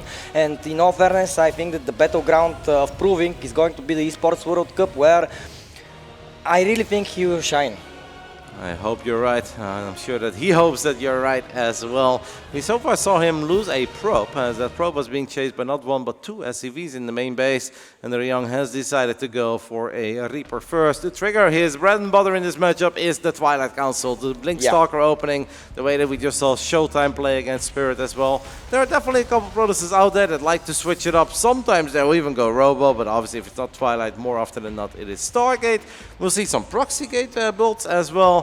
But it seems like Trigger doesn't really want to... Like, the downside of going for a proxy gate very early on is that it's in an immediate investment, and you're putting yourself in a spot where you need to get something done. But then some things are out of your control. If your opponent is playing one base with a CC on the high ground, you can't really get anything done, and you're basically digging your own grave. You're putting yourself behind by chance, and Trigger is just going for a standard opening here in the beginning of game one, which makes sense to me. I think so too, because especially in a very serious situation like that, in an elimination match, I believe that map 1 is good to test the waters, right? Especially if you don't have something super ultra specifically planned for the player that you're playing against. So maybe going down the road with a little bit more of a standard approach, I believe that this is a very good choice by Trigger. Of course, we can say the same for Ryung as well. Nothing too crazy out of him just yet, but it would seem that he's developing his infrastructure, his economy, and soon enough this Terran army is going to start looking scary Rotterdam. Yeah, he's probably going to go for a tiny move out with a couple of Marines and Medevac and a Cyclone, while hopefully continue to macro very well at home. There we go, Medevac comes out, picks up those units immediately. Trigger has done a pretty damn good job with the Hallucinated Phoenixes so far. This cannot possibly surprise him. Can we take a look at the setup of Trigger in the natural? Do we have a battery there? Nope. Man, this young Canadian, the kids are so confident these days, Exalted. Apparently does not feel like he needs a battery. Not in the main, not in the natural. Blink only halfway done. This can honestly get a bit gnarly. Yeah, let's see this drop right now. Ryung is coming here with a Cyclone, with several Marines, but Trigger seems like he is in place, and I believe that this is going to be a denied attack. Great defense by Trigger so far. So far, so good. We've seen quite often that Terran players make it into the main base of a Protoss this early on, like 10, 15, if not 20 seconds before Blink is done, but they still don't want to take the risk of going in a little bit too deep. Obviously, they don't always know if there's a shield battery or not. I just feel like if you're Ryung here and you know there is no battery, you can go deeper. It's really hard for Stalkers that don't have Blink yet to walk in range of 4 Marines, a Medevac, and a Cyclone. This is going to be very painful. And look at how long it took before Blink actually finished up. But in the end, Ryung decided to play this very, very safe. He did not want to take any chances. And he said, all right, I'm just going to scout, go home, and make sure I don't lose his Medevac and the Cyclone. Overall, I like to start a lot more for Trigger at that point than I like it for Ryung. But We know that the Korean Terrans love their 2-base all-ins. We know that they love bringing the boys to the other side of the map, and this could very well be one of those games. That they do, and I believe that the setup just might be there, but already Trigger is building up the robotics facility. He has 10 stalkers and charging coming, so he has a good army, but he needs to be careful not to lose units for free here. We have to note that stalkers have more range than the Marines, so you really want to trade more efficiently with the Terran here. Especially if the Terran is going to move out soon. For example, if Ryung now decides to pull the trigger, any Marine you snipe here is a good snipe. Yep, and we are shaving off a few Marines at a time. It's nothing crazy, but I'm sure Trigger is happy with it as long as he's not losing any of these expensive stalkers. And he ends up losing one. That one was low on HP. Might be able to get a full volley off there on the medevac. That's actually mega, because a lot of these move outs, they really live or die by the medevacs. And the moment that the medevacs die, well, then stalkers and zealots are going to have a field day against it. I see a lot of red being brought to the bottom side of the map. Are those the boys spy? Those are at least a couple of the boys. Ryung is sending it here in game one. Well, you were spot on with your prognosis here, Rotterdam. Ryung is pulling the boys and he's going on the other side of the map where Trigger is going to have to defend and Chromopus. He's immortal, but already the SVs are here. They're going to start fighting with the stalkers of Trigger. They blink back, but oh my god, actually the robotics facility got the power. Ryung is going to be starting building bunkers here, and this is quite the annoying position for Trigger. This is beautiful so far by Ryung. He's so decisive. He knows what he wants. He knows the position he needs to get himself into, and especially killing the sentry before this fight even started was mega, because that meant no Guardian shield for a lot of those units. Now Trigger has bought some time. He's going to pull the probes as well. He's going to come in from two different angles. One Zealot splits off to try to get on top of the tanks. Stalkers blinked forward to gun down those tanks. 2 out of the 4 tanks have fallen, but the Ryung reigns supreme with with more than enough units left over. After that, a defense by a Trigger. Yeah, the second Nexus will fall, and now Ryung is going to turn his eyesight towards the 3rd base location, which is basically the last base tier here for Trigger. He really needs to save those workers if he wants to have a shot in this game. But Rotterdam, how can you recover from a blow like that? Yes, Trigger has more workers, but basically both of these guys are effectively on 2 bases. Yeah, he's got more workers, but he doesn't have a place to put them. And then the worst thing ever for our young Canadian is that the only thing he currently has are Zealots. And Zealots are not exactly the greatest combat units ever, because there's not too much you can really do with them. We can maybe hope that they get on top of tanks if there is support, but we don't have any support. Picking up a couple of reinforcements is cute, but the numbers are just not really there. I'm afraid that the writing is on the wall here for game 1, as Ryung still has that bunker, still has plenty of firepower left over. Trigger knows it. GG gets called. It's Ryung who takes the 1-0 lead with a very decisive 2-base attack. I gotta say, I love the way he did it, and Trigger will be kicking himself for losing that sentry. Before the first attack in the natural truly started, losing the sentry hurts so freaking bad. Yeah, absolutely. That Guardian Shield does wonders in situations like that, so losing that sentry sucks, but not only not being able to snipe any tanks that are on the way also hurts, right? Because Ryung came in with 3 tanks, which is always dangerous, Rotterdam, and we saw that being a very, very devastating attack. Given getting the Nexus, it was very well played out of Ryung. I like his decisiveness, and I wonder, does he even need to macro here, or maybe just all-in throughout the whole series? A lot of the Korean Terrans don't really believe in macroing right now against Protoss, so there is a chance that we'll do something that looks similar but is different. And this move out also explains why he was so cautious in the beginning with that one medevac, with those Marines, with the Cyclone, because Ryung does not want to bleed out any units early on that would make his 2-base attack weaker. And once more, kudos to how decisive he was. He knew exactly where he had to go. Sometimes you see Terrans just kind of go too slow about it, and they start building a bunker in the middle of nowhere. They start sieging the first tanks up in the absolute middle of nowhere. Ryung was aware that he was going to lose a few Marines there by trying to get to the other side of the map in the fashion that he was, but he said that's all right, because what's a lot more important is that I don't get slowed down and I get to siege up exactly where I want to siege up. And it's so difficult if you're Protoss there and all your stalkers are clumped up. You said a triple tank. I mean, good luck doing anything with Blink Stalkers against 3 tanks that are sieged up. Yeah, absolutely. Well, there we have it. In the top left side of the map, the Terran that is currently leading 1-0. Can he eliminate his young opponent? Ladies and gentlemen, this is Ryung from Team Vitality. In the bottom right side of Pylon, we are looking at the main base of our young Canadian, down 0-1. He's already qualified for the Esports World Cup, but of course he wants to have a deep run here in the Stara Zagora BGE as well. Make some noise for Trigger. So, what does Trigger choose here? I believe Blink is still a viable option. Yes. But maybe get a little bit more aggressive, wouldn't you say? I mean, it's tough to be aggressive against the guy that's going to attack you that early on, right? Unless you're talking about like just all-out crazy blinks into the main base before Stim is done. That is a possibility. That is something that Trigger is absolutely capable of, but I don't think you really need to switch it up. Trigger will probably look at that and be like, well, this map is a little bit bigger than the other one. Maybe it's easier for Trigger to get a run by going here if Ryung does make an early move out. Maybe he feels more comfortable maneuvering the Blink Stalkers around. He could, of course, switch it up and go for a Stargate opening, but on this level, it's so incredibly difficult to be flexible with a lot of styles. Like, if you're just playing some ladder games, it's all right, you know? Like, let's go for some Phoenixes, let's go for an Oracle, and take it from there. I think Trigger here is going to go to what he enjoys the most, what he feels best with. Yeah. And obviously, he's very, very good friends with Clem as well. These two always spend a lot of time, and I'm sure that Clem has spent a lot of time talking about the power of Blink to Trigger as well, and why Clem, when he plays Protoss in this matchup, always feels comfortable going Blink.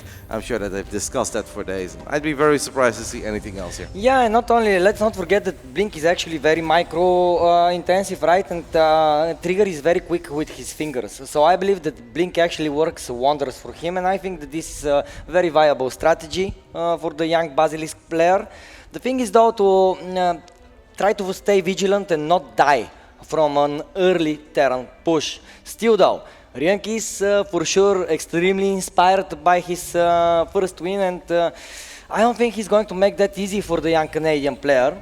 But I'm curious to see how Trigger will handle the defenses here. The Twilight Council is coming, Blink will follow up for sure.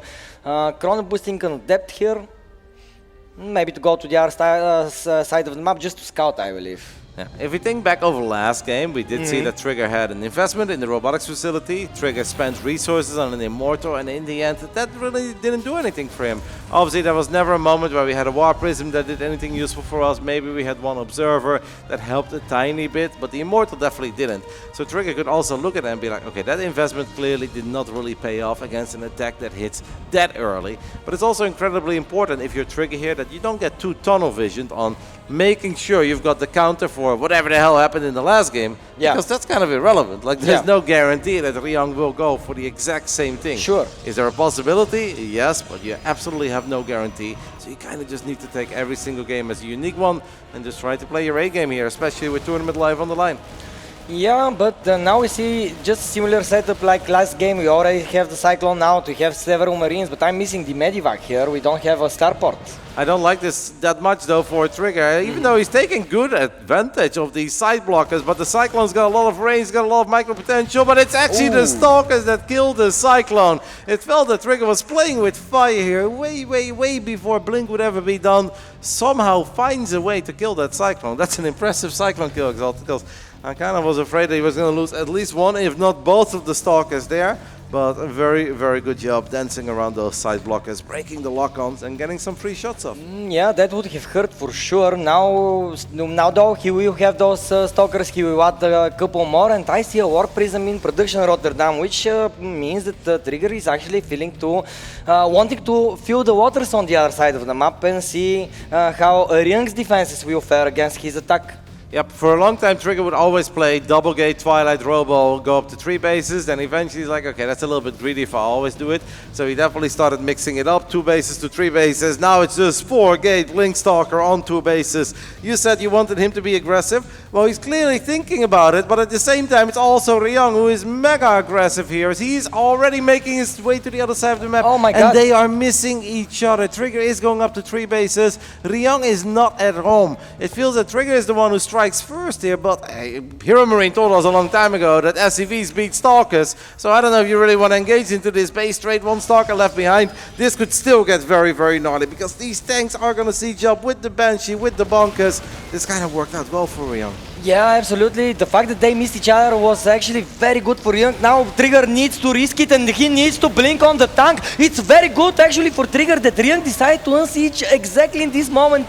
Oh my god, if that wasn't the case, these two tank shocks would have been devastating. Yeah, but Ryung unsieging the tank in the back. Another forward blink. That's a pretty crazy one. But Trigger just wants to make damn certain he can take care of the tanks. And he did kind of take care of the tanks, but he lost a silly amount of Stalkers. He does have 4 gate blinks, so he can warp in 4 more. It's just a bunker. It's just a couple of Marines, just a Banshee. We've got 1 more tank. This is actually very close. Another forward blink. He wants to get the tank. He will get the tank, but not before taking, again, a crazy amount of damage on his Stalkers. Will he be able to keep the Nexus alive? The answer is no, Exalted. Trigger decides to cancel the 3rd base. Yeah, but I like that because he now needs the army to defend. As we can see, Ryung is just pumping out units and he is like in attack mode, relentless mode. He is not planning to stop the aggression, and I believe that Trigger will need all of the armies that he can muster, and he's already building a 3rd Nexus. Now he just needs to save it. Another tank will fall down here, which is a great pickup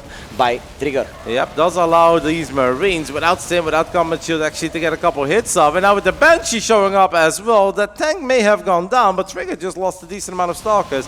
I feel like we have lost over 10 Stalkers already in this game. I'm very curious about the amount of Stalkers that have gone down. 16 in a 7-minute game. That is crazy, but it's also because Ryung has been so crazy aggressive, and Trigger felt that he had to make a couple of these choices. Can we take a look at the defensive setup of Ryung? Ryung does not have a lot of units right now. Ryung probably a little bit nervous. That bunker ain't done yet. He is repositioning the tank. He needs to get at least 2 tanks. 1 Immortal leading the charge. Yeah, but this Immortal has a War Prism as well, and this looks very dangerous for Ryung.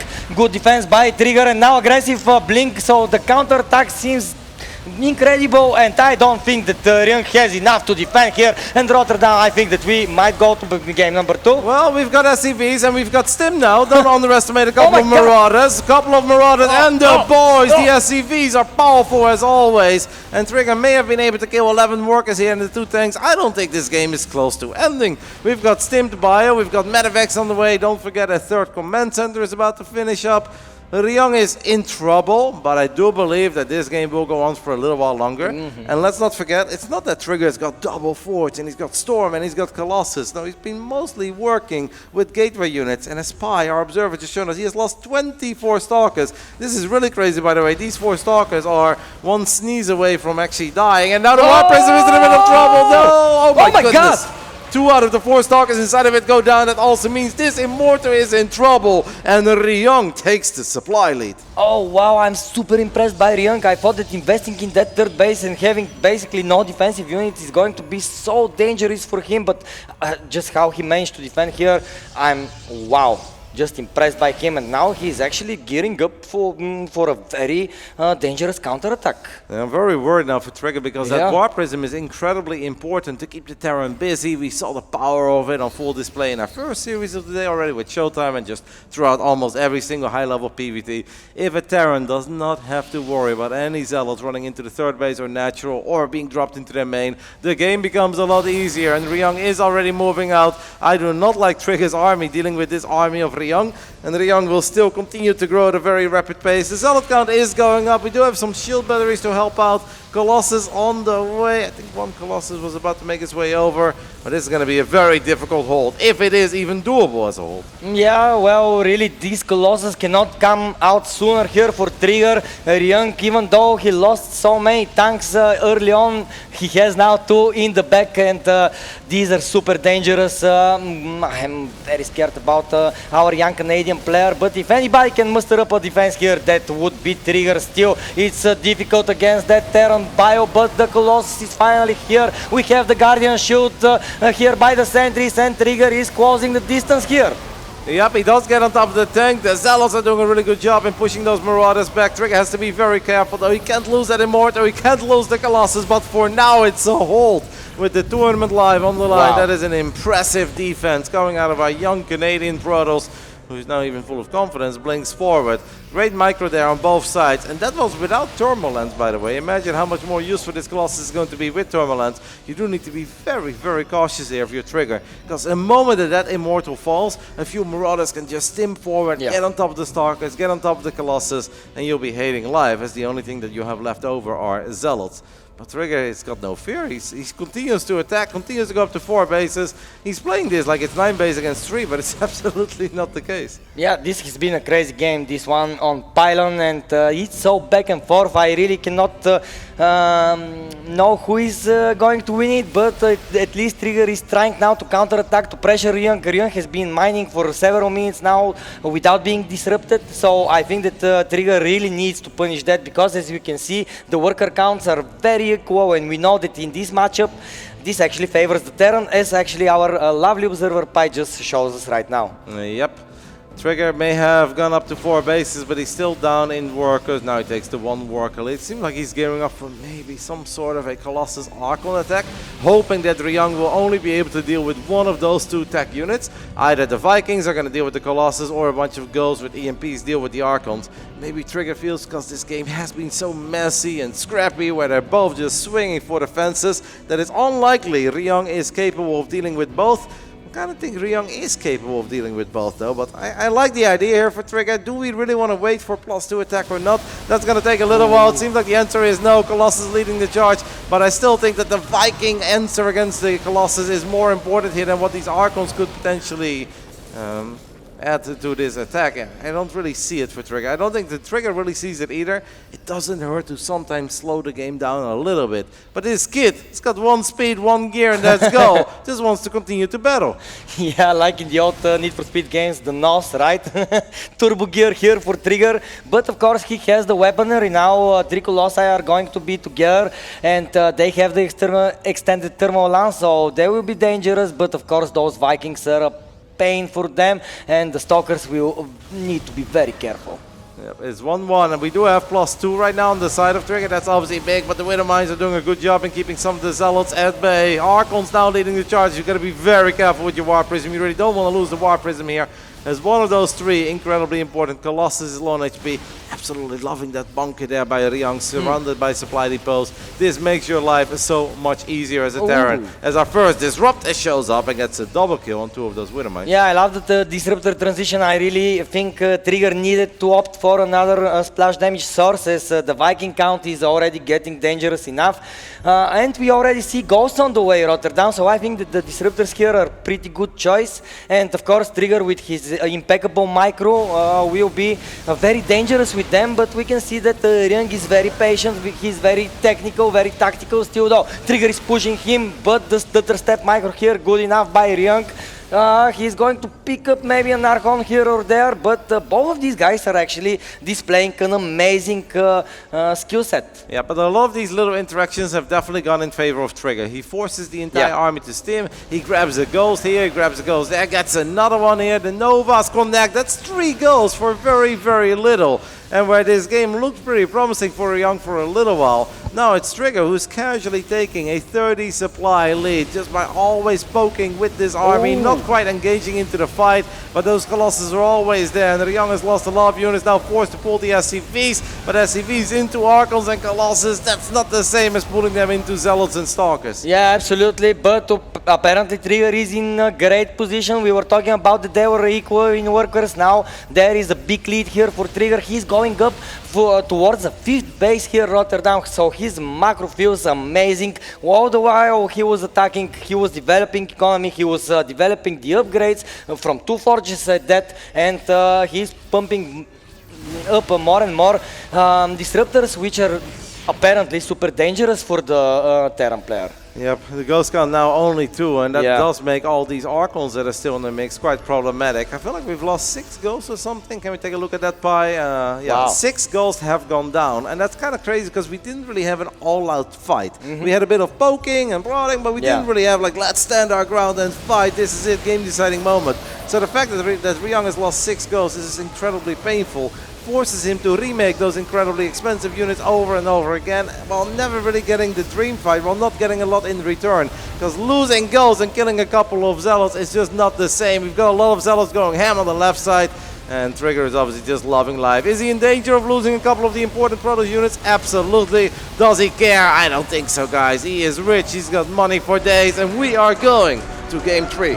Yeah, well, today we start with our second game, going to map number 3, and I am very happy because Roddy, yesterday a little bit of a 2-0 day, but I'm happy we broke that with that second game of today. Yep, and I definitely saw a lot of Clem's PVT there in the way that Trigger was playing that game, where his army is not even necessarily bigger, it's not even that much better, but just the moment they've got a bunch of Zealot, Stalkers and Colossus, always to be in the face of the Terran, forcing stim after stim, relying on that extended thermal lens to kick in as quickly as possible, and then you can poke, and it's like, your army is not better, yet you're attacking, but you're not really attacking, you're just... If the Terran wants to stim forward and lose everything into a Colossus and an Immortal... His choice. Yeah, his choice. Yeah. And if not, well, then I'm just going to continue to be very annoying while growing very quickly on my side of the map. And Protoss players just got so much better. But this was a really fun game, Exalted. Yeah. Especially at the beginning, it was just bananas. Yeah, actually, you know, looking at the last fight, you could kind of forget which position we were early in, and this defense here by Ryung was just impressive, as I said earlier, and I'm just happy we're going to see a map 3 between these two people. What are we going to see on it, based on what we have seen so far? I don't think a third command center. Well, Ryung did try though. Yeah, I know. Yeah. He did it in game 2, but I don't think we're going to see it in game 3. But I would love to be wrong, Exalted. I'd love to see a longer game. Our last map is ley lines. We have definitely seen our fair share of very aggressive Terran builds on ley lines. Oh yeah. I almost forgot about that hold that Trigger had on his new third base. Not the first one he tried to take, but the second one, where you said that Colossus can't come out soon enough. And that's absolutely what it was. He was waiting for it. Didn't have extended thermal lens yet. But even when it was finally there, I wasn't necessarily guaranteed that he was going to smash that Terran army. But he did, kept the base alive. And the rest, as they say, is history. A very fun game that was very back and forth and was incredibly tough to call. Yes, but as people say, history is written by the winners, and who will win this elimination best of 3? Will that be the player in the top right with the blue? This is from South Korea and Team Vitality, Ryung!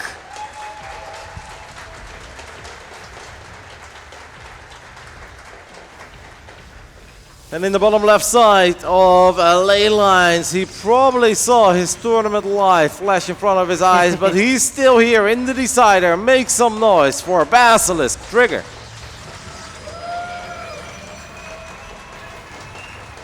Man, the support for Trigger and Ryung here is amazing. Thank you, Stara Zagora, for being here. And thank you for supporting the Bellum Elite Tournament, where these stellar players are giving it their all for us, the fans. I'm super grateful to everybody here. And we are super grateful to you, Exalted. Oh, Roddy, brother, you melt me. I think that's the sun.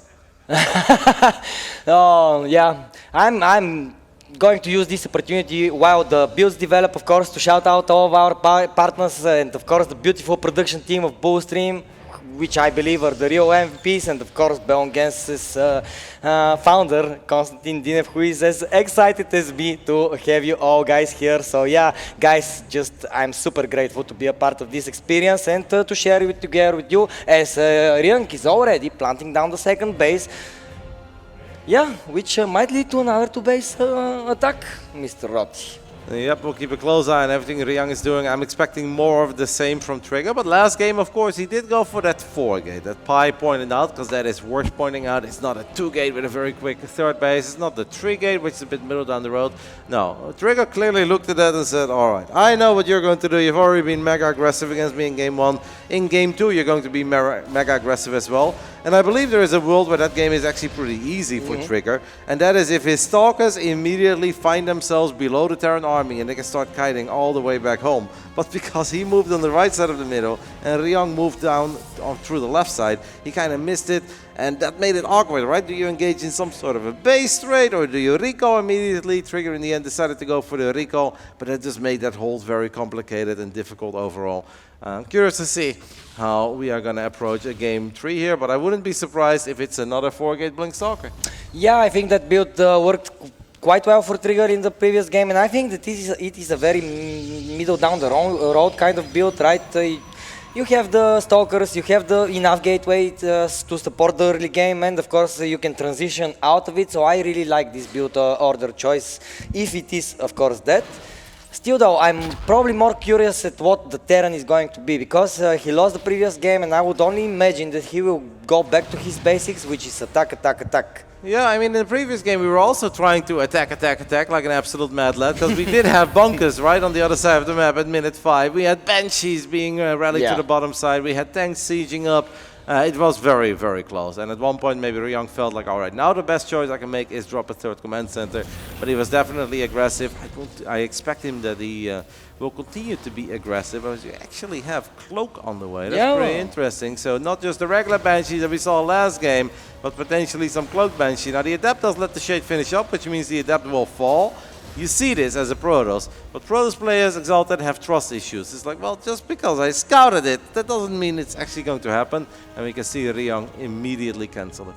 Yeah, but I like this cancel in all fairness, because we can see that the robotics facility is already on the way. Observers are 1000% going to follow, especially if you see a starport with a tech lab, right? So I think that this cancel here was good out of Ryung. He really needs to save that gas in order to maybe fire up some more higher technical units. As we can see, the Raven is already in production. I believe the Raven can be of very good use here, but already a Warp Prism in production for Trigger. I think that he's going to go for an attack here, Rotterdam. Well, he's going up to 3 bases very quick. I think a little bit quicker than the last game, and I think it's 3 gateways. Can we take a look at the gateway count of Trigger? Yeah, he's going for the 3 gates, so that's a bit more moderate than the one of the previous game. Last game it was a lot more about getting a lot of units out and fight whatever move out I am facing and potentially make something happen, and it really worked out. This time it is the 3 gate with 3 bases and very quick charge. 4 Stalkers is the magical number of Stalkers that you need to one-shot a SCV or a Marine early game. If they don't have any of their upgrades yet, I don't think there's too much this Banshee can really accomplish over Ryung. Kind of feels to me that we are just gearing up for the ultimate 2 base all-in coming after Ryung. Trigger, I think, has got a good read on it. He's going to be annoying. He forces a cancel on the refinery and is now at least slowing the economy down a tiny bit. The engineering bay is quite exposed here, Roti, so if that falls, that would probably suck very hard for Ryung here, as he is going to rely on that upgrade in order for his attack to work better. But good job by Trigger to be as annoying as possible here, and he's actually sniping some economy. And if you are the Terran player that is planning to go for a timing attack, losing these SCVs here, it hurts, it just hurts. Yep, it's very annoying, because you know you're not getting much done on the other side of the map with a single Banshee. Trigger, are we paying attention to this rally point? I'm not sure if he was at first, but he fixed it. Yeah, so far it's all very clean, right? I feel like our Protoss is losing incredibly little. Did he kill that Banshee? Yeah, I don't see it anywhere on the map. Okay, no, it's still there. Okay. No, okay, hiding above the lava, yeah. No, with no cloak. I would pick some safe spot like that as well if I'm going up against Trigger's Stalkers.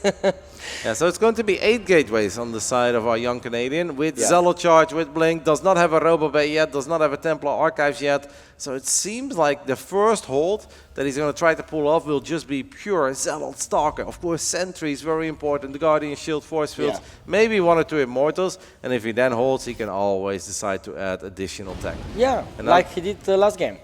Another question is, when will this inevitable move out over Ryung come, as Ryung has loaded up 2 Medevacs that are now flying out towards the left side of his main. Trigger has warped in the Robo Bay at this point, just in case like this, just in case Ryung sits on 2 bases forever. Zealots and Stalkers can be very good against 60, 70, 80 Terran army supply, but if they wait for an incredibly long time, oh, that is painful for Trigger, as 2 Zealots will fall and the War Prism will fall as well. And at the same time, he's bleeding out a couple Stalkers in the front.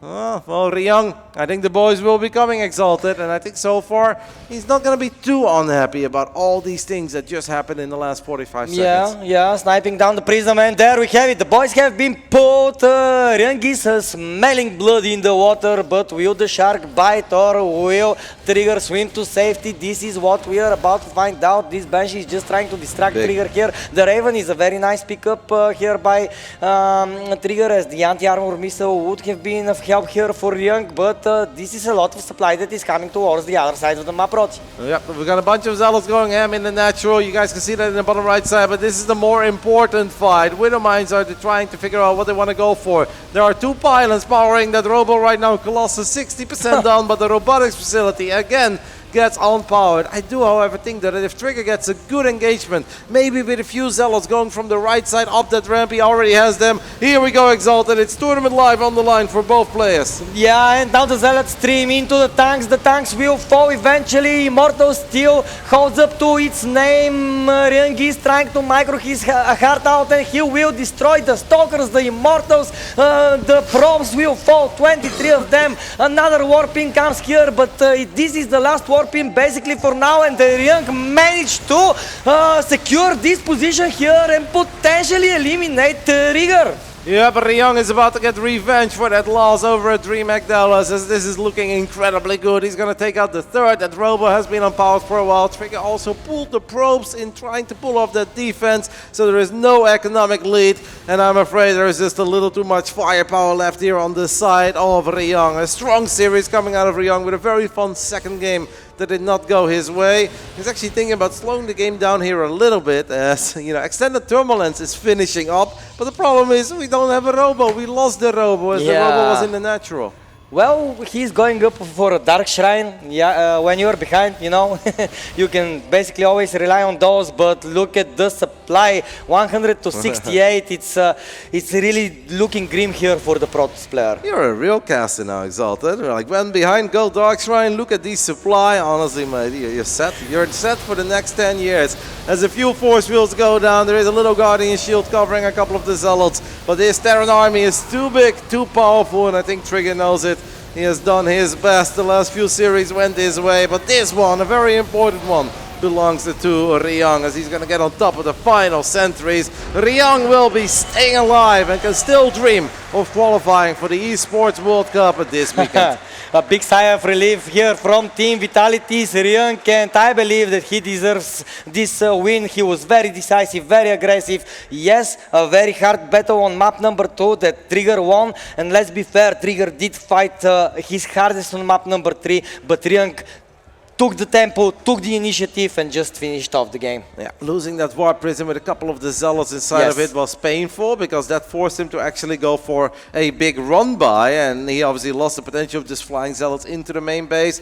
He decided to split up a lot of units. That initial defense, it didn't look that bad, but I had the feeling that a lot of the Protoss units were a little bit clumped up, and just kudos to Ryung. Ryung really had great target fire, great stutter step, great movement. The SCVs were, I feel like, where they were supposed to be, and on top of that, being decisive and unpowering the robo and then killing the robo made a really big difference there. Absolutely, absolutely, and we could see with finishing external thermal lance, like extended thermal lance, without a Colossus is just a sad sight to behold for any Protoss enjoyer out there. And this is actually a nice setup here for your Trigger. He tried to make the flank with the Zealots, but it just wasn't enough, as Ryung's target fire was just impeccable here. We can see on the replay as well, firing down the Immortals, firing down the Sentries, firing down all of the important units of Trigger, and sadly we have to say GG out to Trigger, but Ryung keeping the dream alive. Yeah, but Ryung is going to be very, very happy. He is still allowed to dream. It's of course going to be tough, as there are a couple of other players in that lower bracket that have not qualified yet, but it's still been an amazing series. He should be happy, he should be ecstatic, and he should be allowed to enjoy this one for a while. I do believe we're going to see him again later today, right? Because there is another round in that lower bracket. So Ryung ain't done yet. We'll see more of him later today. But yeah, good moment for him. I believe Ryung and ShoWTimE are playing afterwards. And what do you think, before we throw to Bio, what do you think about that matchup? ShoWTimE is just looking really good right now, like in everything, in PvP, in PvT. Even though he said that he's not loving it that much, he also said he's not bad. I think that's going to be very difficult for Ryung, but there is no reason to assume that Ryung can't win that, because Ryung is a sly dog, he's a proper veteran, he's got cheeky builds for days. I'm sure he can always hit up Maru as well. It's like, what do I do? And then Maru's like, build all the command center. He's like, no, thank you. Like, tell me something about the boys. And it's like, you know, pull them. That's going to be fun, Exalted. It's hard to make a prediction. We'll talk about that match much later. Yes, there's so many other great games to look forward to. Well, let's hear from the man himself. Bio, take it away. That's right, Exalted. We got another winner's interview, and this one was a special series. Let's talk to Ryung. Ryung, come on out here.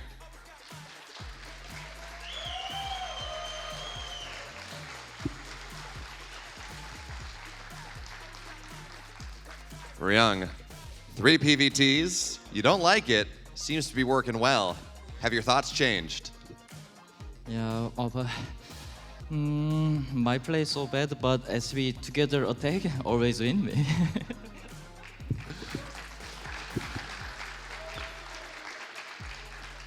So we've seen many different ideas about TVP. Hellion Drop, Hellion Reaper, SCV Pull. Why is SCV Pull so good? Protoss start sentry first, or always defense can. So I have many build, but Protoss start sentry, I don't use. GG. All right, so ShoWTimE, if you're listening, don't do a sentry first so we can see more of Ryung's builds.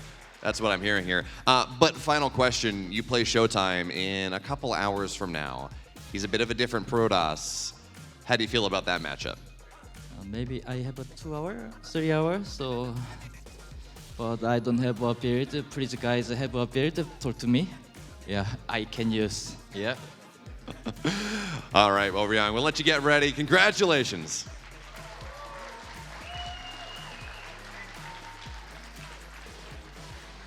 And of course, here in the lower bracket, while there's always a winner, that means there's also a loser. So we're gonna bring Trigger on out here in just a second, but for now, a little bit of a break. We'll be back very shortly. Wins in Stara Zagora. He's moving forward. Reynor needs to evacuate. Some moments are just too good to miss, and that's why there's Bullstream. From electrifying esports tournaments and major sports matches to unforgettable concerts, insightful conferences, and so much more, we've been the trusted partner behind countless memorable moments. Our expert team manages every aspect of production, ensuring seamless execution so that you can focus on what truly matters, your event. And whether you're aiming to take your next one to another level or looking to join a team of professionals truly passionate about live entertainment, we'd love it if you'd come check us out at bullstream.com and see what we're all about. Bullstream, where every event becomes an experience.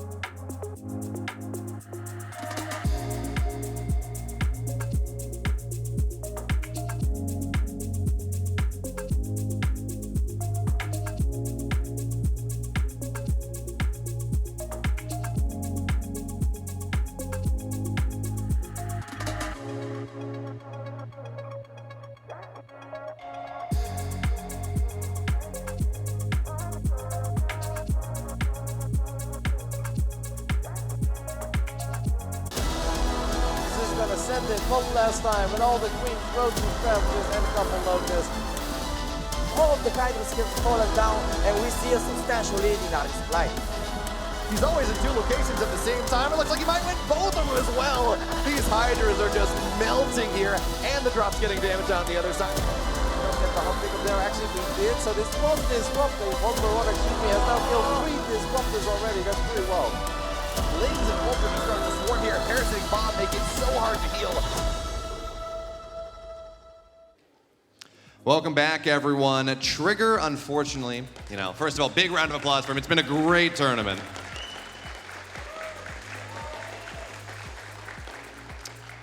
So Trigger, I know this is not what you're always looking for. Never is, but before we start to talk about what happened in that last series, Tell me about this tournament run. How's it been for you?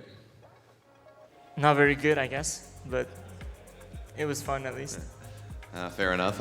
Luckily, a bit of a tune-up as well for EWC. But this series we had with you and Ryung, it's a PVT. This matchup that we see Terrans do a couple different things. What have you learned from playing Ryung in this last series that maybe helps you going forward into EWC? Well, I think I just played very tight builds and I didn't have the execution for them. I think I can play like Storm, for example, would be like an easier way to defend these kinds of pushes. So I made it hard on myself when my condition was like not the best. So that was probably a big mistake for me. I gotcha. Thank you. But now, you're out of here. Any final thoughts about what happened, about the games, to your fans, to everyone that's watching? Yeah, well, final thoughts. I don't know, I'm just going to keep improving and thinking about what I did wrong. And to my fans who support me, just keep on cheering for me. I'll definitely do better at EWC. So yeah, thanks. Yeah.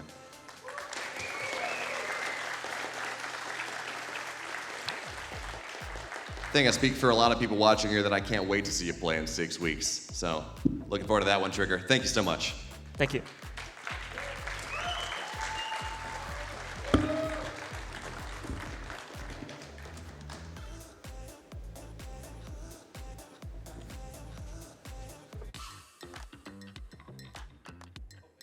I don't eat cereal, it's disgusting. Serral milk. No, definitely not. Sure. $100 Advertisements for sure. Yeah, both is fine. Coffee. Coffee. Time travel. Teleport. Alfredo chicken, bacon. Margarita. Probably my rival. Rival. Big tournament and then retire for sure. One tournament. Infestor. Infestor? Baby Shark. A drinking thing? Britney Spears. Shakira? 13. 10 with form. Are there other species living out there? Nothing. I have all the knowledge I'll ever require. Red. Red.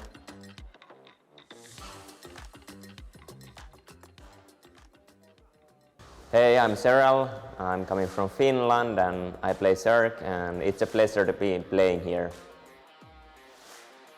Well, generally speaking, I always like to go to most of the events, and I really appreciate people organizing events for StarCraft 2, and I try to always go to them, and it was a little bit of a no-brainer, especially after you guys gave me the invite, since Oliveira declined his. So yeah, it's just, I want to be here. Like I said, I heard a lot of good things, and I just want to support the event as well. Well, I haven't been here for very long, but I have liked the city so far. The roads are nice, and I have really liked how the impression of just people are here, you guys, the organizers, and it's been very nice so far. So a really good impression has been left. Well, how I stay in good shape is to sleep good and just try my best to always get used to the schedule instantly and sleep well. That's pretty much all you have to do. It's been a lot of time zone changes lately, so it's a bit hard, but at the same time, I think as long as you just try to sleep, it's usually fine. Sometimes the practicing does get a little bit hard if you're a bit tired, but generally just trying to do the work and try to keep yourself not being too tired is good enough. Well, I don't necessarily think it will give us massive strength boost, but at the same time, it's very nice to have all the Basilisk players here, and it can be helpful for sure. But at the same time, I think it's all fine and good. It's just mainly nice to have all the players here and all the representatives of Basilisk. there's no one necessarily I want to play, but at the same time, if I could go in the future and I would have already beaten someone, it would have been nice to beat Clem. But at the same time, I can't say I want to play against Clem. So it is what it is. But he's probably the hardest one for me. Just historically, last 6 months has been pretty rough, maybe even longer. So that's gonna be a rough. Also, I think Reynor is very dangerous as always. He's been practicing a lot, and he's also historically pretty hard for me. But lately I've been doing good. But I think every player here is pretty good, so it's hard no matter who you get. Well, I'd like to add every trophy to my cabinet, but that one's special, so I wouldn't mind it in there. I think it would be a good fit. I think I have always good chances to go all the way in World Cups and the big tournaments in general, so I'm liking my chances, but there has to be some luck as well involved and some very good play days for me. So it's never easy, but I think I'm liking my chances. And I'm thinking if I just work hard and practice hard the last 1.5 months, it should be very doable. Well, first of all, thanks to Basilisk for the support they have given us. It's really helpful and keeps us going, that's for sure. Secondly, I just want to thank all the Bulgarian fans for the support, and I hope to see you tomorrow at the venue. 안녕하세요. 한국에서 온 바이탈리티 소속 프로토스. 아무래도 군대를 갔다 왔기 때문에 오프 경험, 오프라인 대회 경험이 필요하다고 생각을 해서 참가를 하고 싶었고 참가를 해서 기분이 매우 좋습니다. 지금은 제가 EW 시드를 땄기 때문에 마음은 편하지만 원래는 같은 시드를 이제 주는 거기 때문에 뭐 GSL이나 뭐 드림액 같이 준비를 열심히 했고 시드를 땄지만 그래도 좋은 경기력으로 꼭 높은 성적을 내려고 왔습니다. 긴장되는 선수보다는 앞으로 EWC 대회를 위해서 꼭 상대를 해야 되는 선수들이 몇 명 있기 때문에 뭐 세랄, 레이너, 클렘 선수들 같이 좀 강한 상대와 붙고 싶습니다. 이번에 군대를 갔다 오고 나서 이제 거의 다시 시작하는 건데 저를 더 알리기 위해서 더 좋은 경기력과 더 재미있게 해서 꼭 좋은 성적 보여드리겠습니다. 감사합니다. Hello everybody, it's me again here on the beautiful stage of Bellum against Elite 2025, and we are about to go live with the upper bracket semi-final that will be played between the two-time world champion Serral and the Protoss powerhouse Zoun.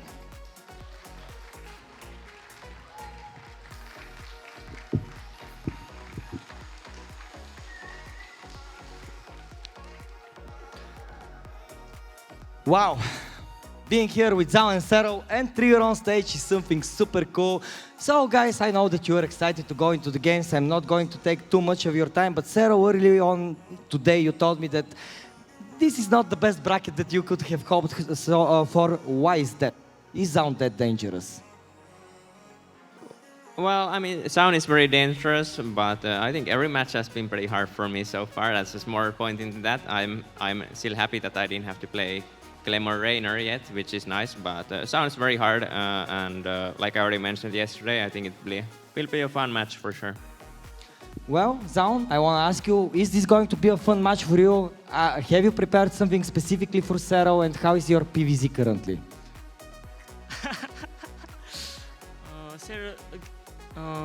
재밌게 게임 할까요? 무슨 스트래티지 만들었어요? 굉장히 잘하는 선수기 때문에 뭐 준비는 해오긴 했는데 그냥 평소대로 할 생각입니다. He said that Serral is very strong, so he's just gonna play. He did prepare, but he's just gonna play. I don't know what he said, but like casual, I think. He's going to give his best, I believe, 1000%. Serral, you had another very strong Protoss opponent previously in ShoWTimE. Beating him, Does this give you confidence in the matchup right now, or is it still very hard for the Zerg to face against the Protoss? Winning last match gives confidence, but obviously every player is very different, so just because you win one doesn't mean you win the another, so it gives confidence, but that's about it. Alrighty, well, any words towards your opponent? 세럴 선수 뭐 얘기하는 거 있어요? 말하는 거 세럴 선수 포함 세럴 선수 같이 Okay, good luck. Yeah. Any words towards Zoun?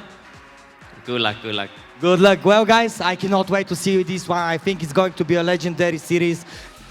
Are you guys ready for Serral and Zoun? Tell me. Yeah, this is what I want to hear. RoadToEWC, I think that you are in for a treat, so take it away, please.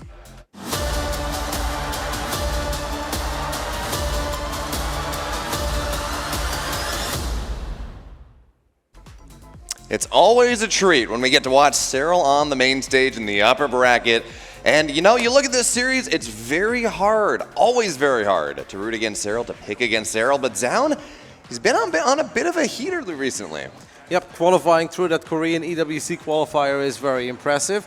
Got picked up by Vitality, what a way to deliver immediately. And on top of that, a long time ago, they had an amazing best of 5 over at the Home Story Cup. And funnily enough, that's the last time they played. It's almost 3 years ago. And this was in the era where Serral never lost to Protoss. He just never ever lost, like maybe a map, but not a series. Zoun was able to get a 3-2 victory. It's a couple of years ago. That's the only time he's been able to win. But that's also the last time they played. So it's going to be an exciting best of 3, BO. I'm really looking forward to it. The Serral obviously did look very good against ShoWTimE. There's just so many little things that Serral does in that very difficult mid-game where it feels that Protoss is like impenetrable, like they're just so well set up, they see everything, they've got cannons and batteries everywhere, and Serral is still so good in finding damage and always has the right balance of how many Corruptors he needs. Well, sometimes we have a few Corruptors too many and maybe one more Brutlet is needed, but more often than not, it's always perfectly balanced, and I think Zoun rightfully so knows that it's going to be very, very hard. Yeah, Serral's perfectly balanced, and at a snap, he can take half the bracket away from you. That's, thank you, Marvel, for that one.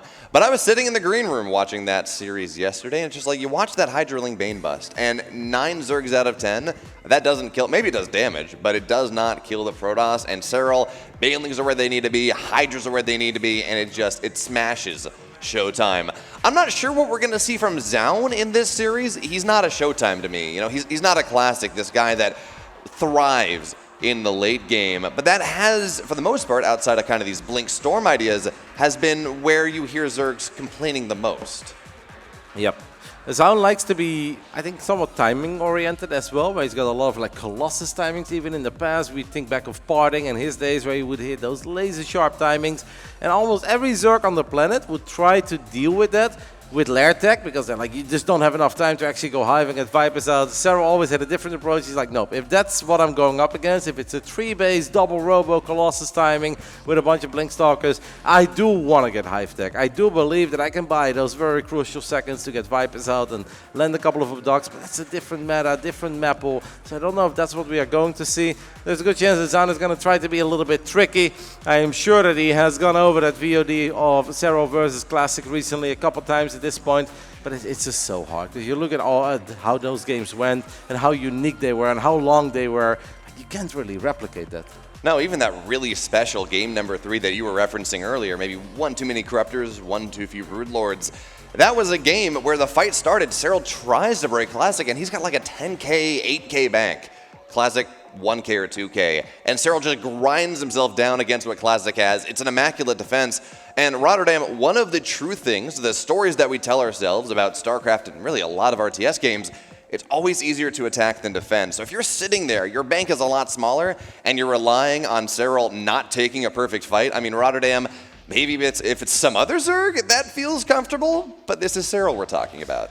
Yeah, it's going to be hard. I'm just curious to see, like, even I expect Stargates, as we all expect Stargates. Maybe there's one game where we'll see him open up with a Twilight Council, but it's way more likely that we're just going to go Adepts. Then I wonder, is it going to be double Oracle? Is it going to be triple Oracle? Will it be Oracle Phoenix, Oracle, like we've seen a couple times from ShoWTimE as well? Could it even be one Void Ray into the explosion of gateways and then a bunch of Zealots with +1?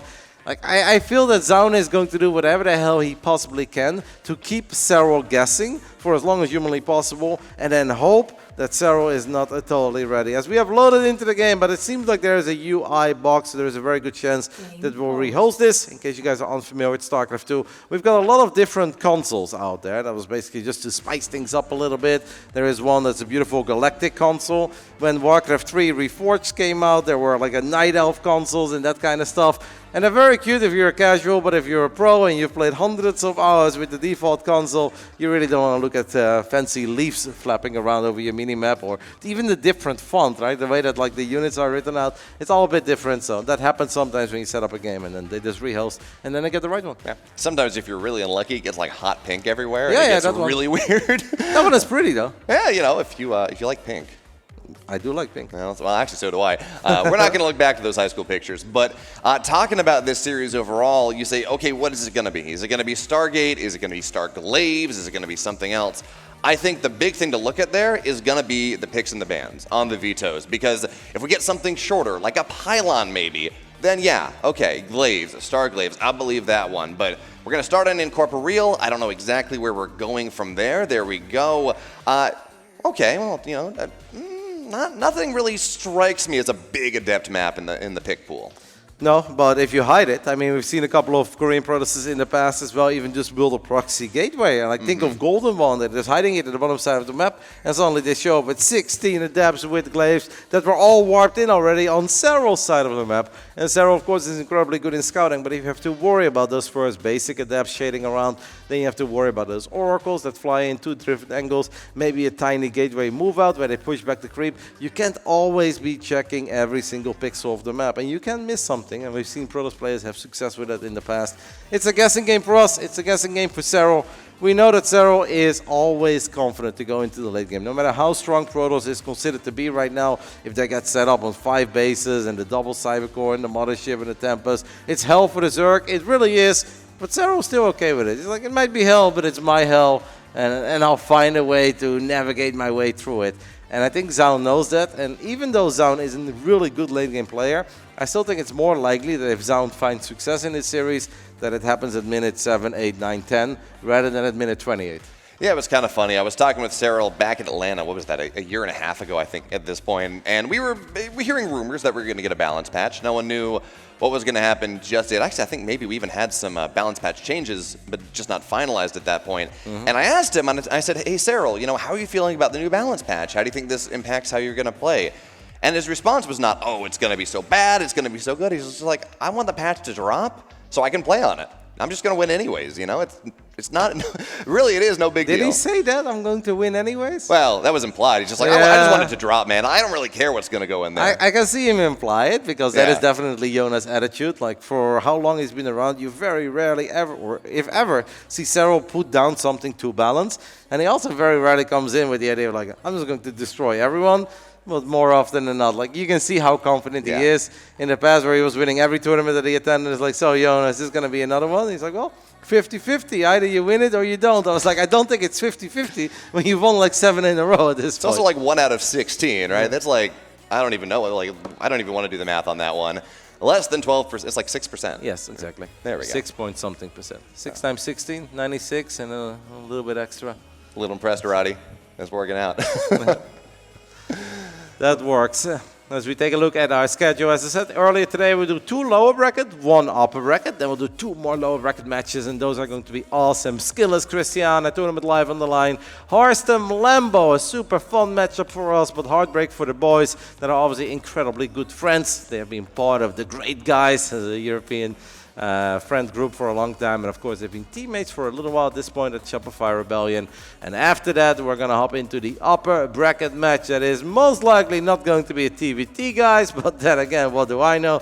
Reynor versus Clem, I think a match that a lot of people are looking forward to. And from there on out, we go back to that lower bracket where we've got ShoWTimE versus Ryung, and then the winners of SKillous and Krystianer versus Harstem and Lambo, which will also eventually potentially set us up for that one all-decisive lower bracket match. But with Trigger losing, it is safe to say that today we don't know yet who is going to pick up that EWC ticket, because there will always be 2 players alive that have still not qualified for EWC.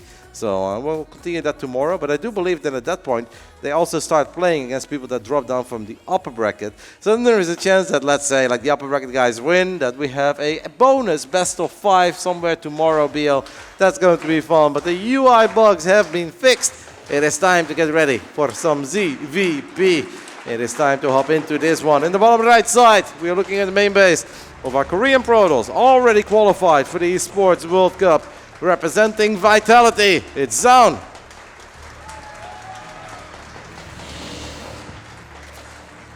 And to the upper left side in the red, you know him, you love him, from Basilisk, it's Serral.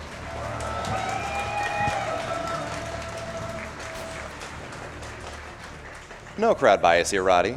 No, we didn't hear a bigger cheer for one side or the other, it's fine. I mean, the thing is, as much as the crowd, pretty much everywhere we go, loves Serral, they will always be ecstatic for anybody who is capable of beating Serral. Oh, yeah. We've seen that in the past, and it's not because they've suddenly turned or they don't like it. They just know how incredibly difficult it is to beat the Finnish Phenom. And I am certain that if Zoun does get the job done here, that the crowd is going to go absolutely nuts for him and is going to make sure that he can truly and fully enjoy that moment.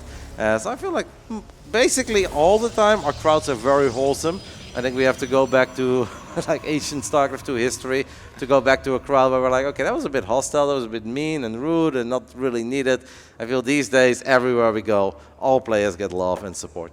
Hey, I was talking to a lot of people last night as we were all hanging out, and I'm like, yeah, who do you want? And they're just like, I want good games. You know, everyone's got a favorite, whether it's Trigger with that kid you were talking to yesterday, whether it's Reynor or Serral, whoever it is. But at the end of the day, we just want really good games of StarCraft. Yeah, that's so cool about a game that's been out for so long, where a lot of people started watching it or playing it in their 20s, and at this point they're 35, so they do have kids. Some of the kids already getting a little bit older, so it's not just the old man that's going to the event, it's the old man that comes along with his son or daughter, and to see them also be StarCraft fans, I think that's one of the most beautiful things there is. Oh, it's my favorite thing of like any LAN. It's like, again, you see the couple kids and like, yes, the next generation, you're going to be Clem. Or not, you don't have to be. We can just enjoy this game that has dominated so much of our lives for so long and with really tremendously good reason. So Serral, he's going to try to get this third base up eventually. Zoun, just trying to be as annoying as possible. And taking a look at the game state here, we said, okay, what's it going to be? Twilight, Stargate? Well, unincorporeal in map 1, it's going to be that Stargate opener. Yep, it is going to be Stargate, but the big question is, what are we going to do with that Stargate? And once in a blue moon, we even see the double Stargate still come into play. Also built maybe similar to that Hellion drop in TVP. I feel like Protoss players very rarely do online, but then when it comes to big offline events, they do bust out the double Stargate from time to time, where they bank up a bunch of Phoenix or they go into very quick Tempest.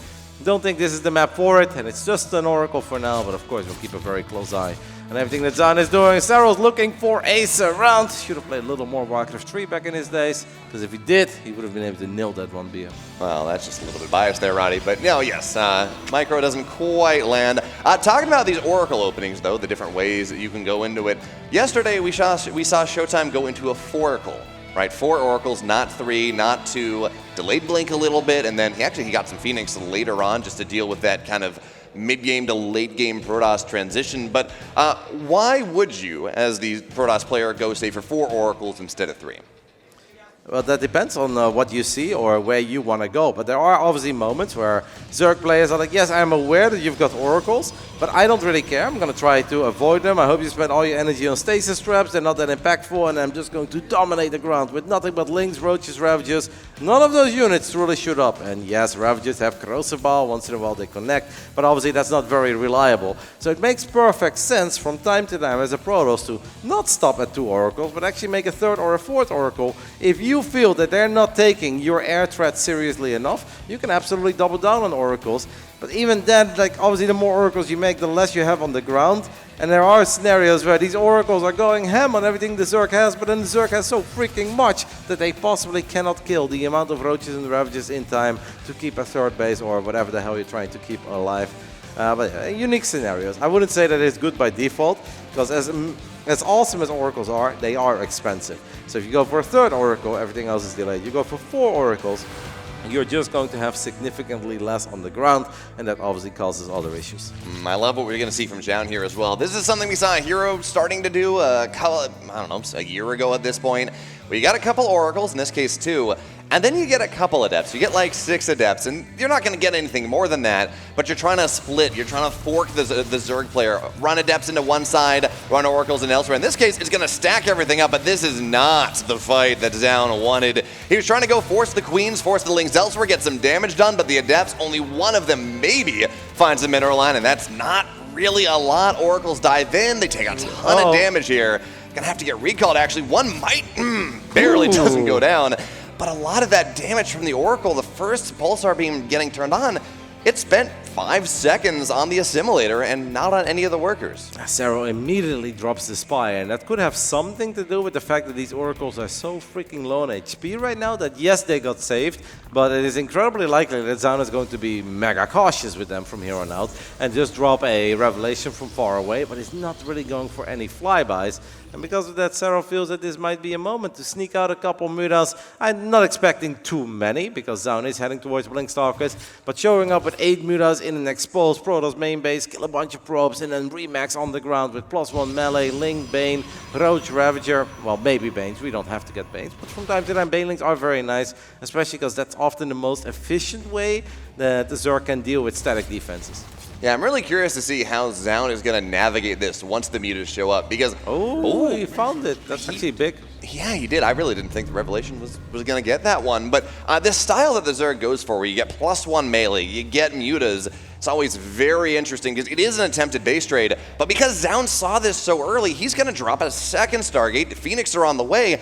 And now it's incumbent upon Serral. Does he see that? Does he cut Muta production early? Yeah, that is very cute, but you also want to make sure that as a Protoss, just because you scouted the Spire, that you don't go too crazy on the anti-Mutalist. Because obviously with the way that Zerg works, just because they have a Spire doesn't mean that they have to build a bunch of Mutas. And Serral is actually dropping the Baneling Nest, the Infestation Pit, 15 more drones. And Pi, can we take a look at that natural? Because did that Spire actually finish up? It did finish up, but he's just not going to use it. But in a weird way, this Spire has now already been a tiny bit efficient, because he forced Zoun to build a second Stargate and build a Phoenix that is obviously not going to add a whole lot when it comes to Mutaling Bane Ravager. Man, I love looking games at this high level, because yes, second Stargate, yes, a Phoenix, but Zoun just realized that that's not going to happen anymore. He only got the first one of them, and if this game does go to 4 or 5 bases and we start to develop our economy that much more, that Oracle gets very low. Well, it already was low, but the shields go down. Getting that second Stargate is still pretty good. It means you're going to be able to get Tempest to it at a time. It means you're going to be able to have that response to the Zerg, really powerful ground ball or the big air ball that we start to see. Zoun has definitely been quite passive, right? Sure, he made a little move out with those 5 Adepts, but we have not really seen him do anything with the Stalkers, and that's sometimes a bit of that Serral effect where Protoss players seem to be a tiny bit more timid when they go up against the great Jonas Satala than when they play against every other Zerg, where they've got 6 Stalkers, Blink nowhere near done, but they're like, we don't care, we're going to move out anyway, we've got Oracles to protect it, you're going to push back the creep. No, Zoun has played this one very, very safe and just wants to make sure that he can stabilize in 4 bases, maybe get some of those Tempests. Sometimes they still get carriers. I'm curious about your thoughts of the carrier in this matchup.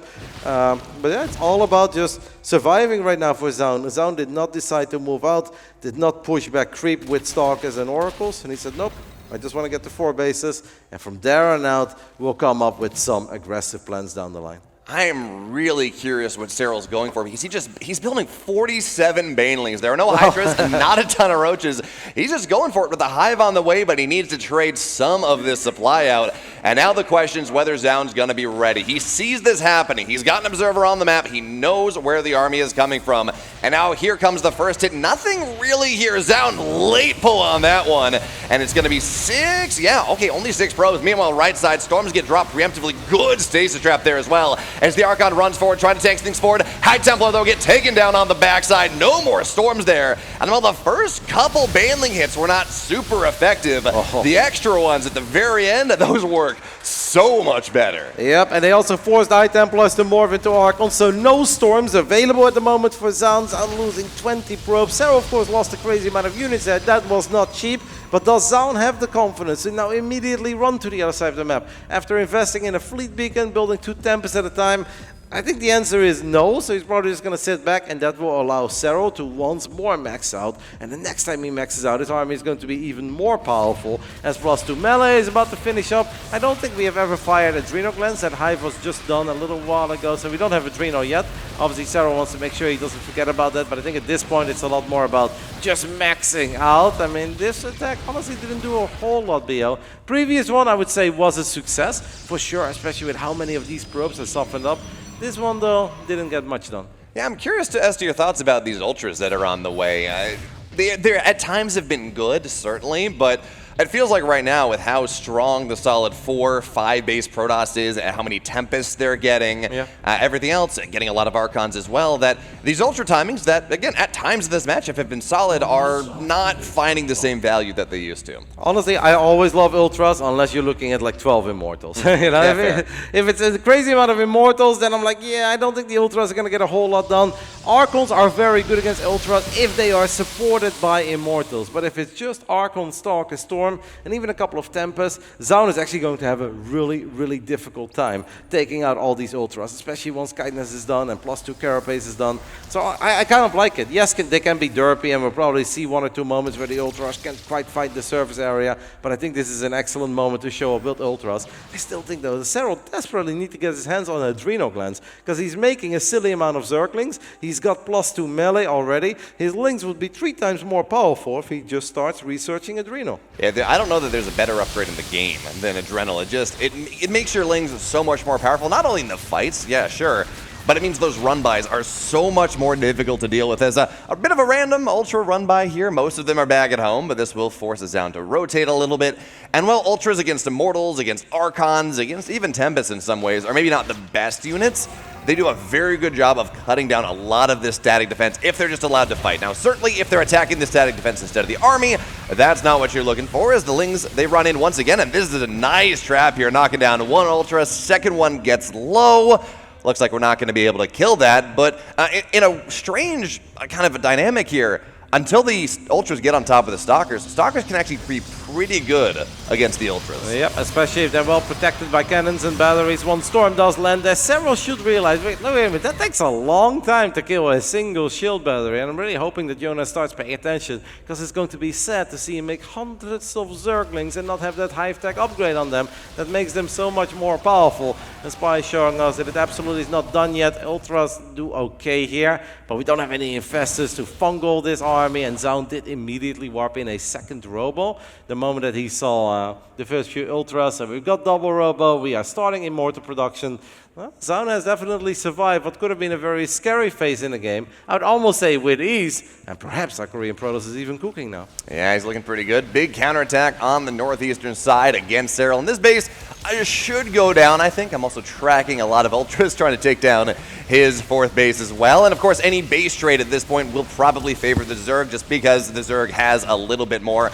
Taking down these Corruptors, though, on the backside, that's going to be nice. But because there's so much static defense, there are gateways and pylons and shield batteries and cannons, it's very hard to actually take the base down. So Serral, he decided to trade a base for a base with these ultra run-bys. That didn't find value, but Banelings now trying to run in here. Zoun pulls straight into where the Banelings are, and that means it's going to be 20 dead probes. Ultra run-by didn't work, certainly not, Roddy, but I don't think you're ever going to be sad at taking 21 probes down. Nope, decent amount of Banes, of course, but yeah, that's exactly what Serral was looking for. Zoun is SimCity kind of working against him. He just doesn't really have a safe way to save those workers. But I think against that many Banelings, you just need to have a couple real battle units there. If you don't have it, the Banes will always find what they are looking for. Serral sees one of these observers. Taking away some map vision is important. The observer survives the corrosive bomb. Serral's now wondering, where are my Corruptors? Not a crazy amount of creep, by the way, for how little map presence I feel like Zoun has had on the left side. Yeah, there were a couple Zealots going up and down. We did have the Oracles flying around, but I'm used to seeing Serral have a little more creep to work with. I'm happy to see Serral's adding in those Infestors, because that's really going to allow the Ultras to truly get on top of this army. But it's going to be tough for Serral. A little while ago, I felt like it looked very promising. Right now, I think Zoun is exactly where he wants to be. His army is better than it's been before. He's got cannons, he's got batteries, he's working on those air upgrades. It's a very strong game by Vitality Gaming Zoun. It really is, and I like what Zoun's done as well. It would be very tempting to just go Giga on the Immortals, just get a ton of them out there, because you see the Ultras right now, but Serral's already started to transition out of that a little bit. So he's got like 3 or 4 Immortals. That's going to be enough to make sure these Ultras are scared, especially with all the Archons, but you're not overcommitting with like 5, 6, 7, 8 Immortals when there are so many Broodlords and Infestors on the field. But Roddy, going back to that creep thing for a second, I think Zoun has done a very good job of sniping the queens that you would generally use to get this creep bomb on the map. He's only got 4 right now, and well, 4, that's really just your inject queens. Yeah, I guess. And because of that, we don't have any active tumors. It makes it very hard for Serral to get some extra map vision. Serral is going to get a few more Infestors looking for those Dream Fungals. I feel like walking up this ramp is going to be so difficult. You really need some sort of surround, or perhaps just counterattack again immediately. Zoun is 20 Stalkers. Very hit or miss, right? Like if they're in a good position, the Stalkers will always look awesome, and they never feel like the dead supply. But if these Stalkers do get fungled and Ultras get on top of it, they can actually die very quickly. Serral thinks about going for it for a split second. Stalkers of Zoun blink forward. Zoun not intimidated by this Zerg army at all. Yeah, Zoun kind of find to lose Stalkers if he gets Broodlords in the exchange. Now, One High Templar went very far forward and didn't get a lot of value. But one thing Zoun did before this fight, he did such a good job of just taking down the energy on so many of those Infestors. So it's like only one Funga that really kicked things off. Now, these Stalkers, they're going to get trapped into a corner, but because the Infestors have like 0 energy right now, it's very, very hard for Serral to try to take the fight. So he's going to lose a base. The counterattack will be very successful on the right-hand side, but even then, it's going to kill some probes that were trying to take a new base. It's not really hindering the infrastructure of Zoun really all that much. Yeah, well, we've seen games like this time and time again, and Zerg can absolutely win in the late game, but you need a sweet surround, you need a sweet engagement, and especially if there are still a bunch of Zerglings in the mix, these Zerglings need to be well upgraded, and not having this crucial Adrenal Glands upgrade is going to make it so much harder for these Lings to stay alive a little while longer and truly nibble their way through those Archons or get on top of the Immortals, and that actually just makes everything else a bit harder for Serral, because Serral at this point has lost like, what, 300, 400 Zerglings in this game. It's a 17-minute game. 253, so not quite 300 yet.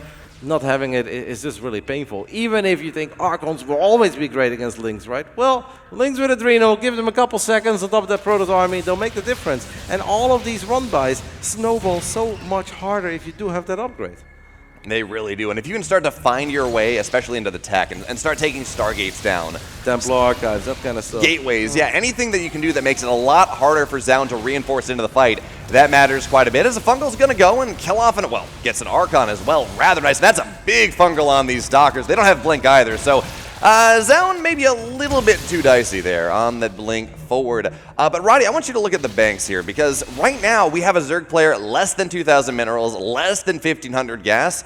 In a game state like this, 18 minutes in, Serral's supposed to be at like 5k on 6k. He's starting to be really starting to mine a lot more than the Protoss player and like enable these inefficient trades that allow you to slowly grind Zoun down, and Zoun has just not been giving him those. That is absolutely true, especially if he's working with like an inferior army, right? If he's trying to get the job done with Hydra, Lingbane, or he knows that he's going to lose the fight, but then he hopes at the reinforcements. But Serral does have a very well-teched up army. He's even adding in a couple of Vipers at this point. Just because Serral doesn't have a monstrous bank, that does not mean he's got no shot, as we even land a Parasitic Bomb in the middle of the Tempest, but the Storms connect with the Corruptors, and Serral is forced to disengage for now. A lot of Zoun's units are dropping in HP rather quickly, though. That they are. Mothership's going to fall down very quickly as well, so no more tanking. And look at that, Ultras coming in from the side. Corruptors are going to take the entire Sky Army down here, and it looks like the Archons, well, we got Broodlords on the high ground. This is not going to be that game in Corporeal 2 weeks ago where the Broodlords get traced down by the Archons. These Ultras, they will fall, and Serral needs a little bit more time.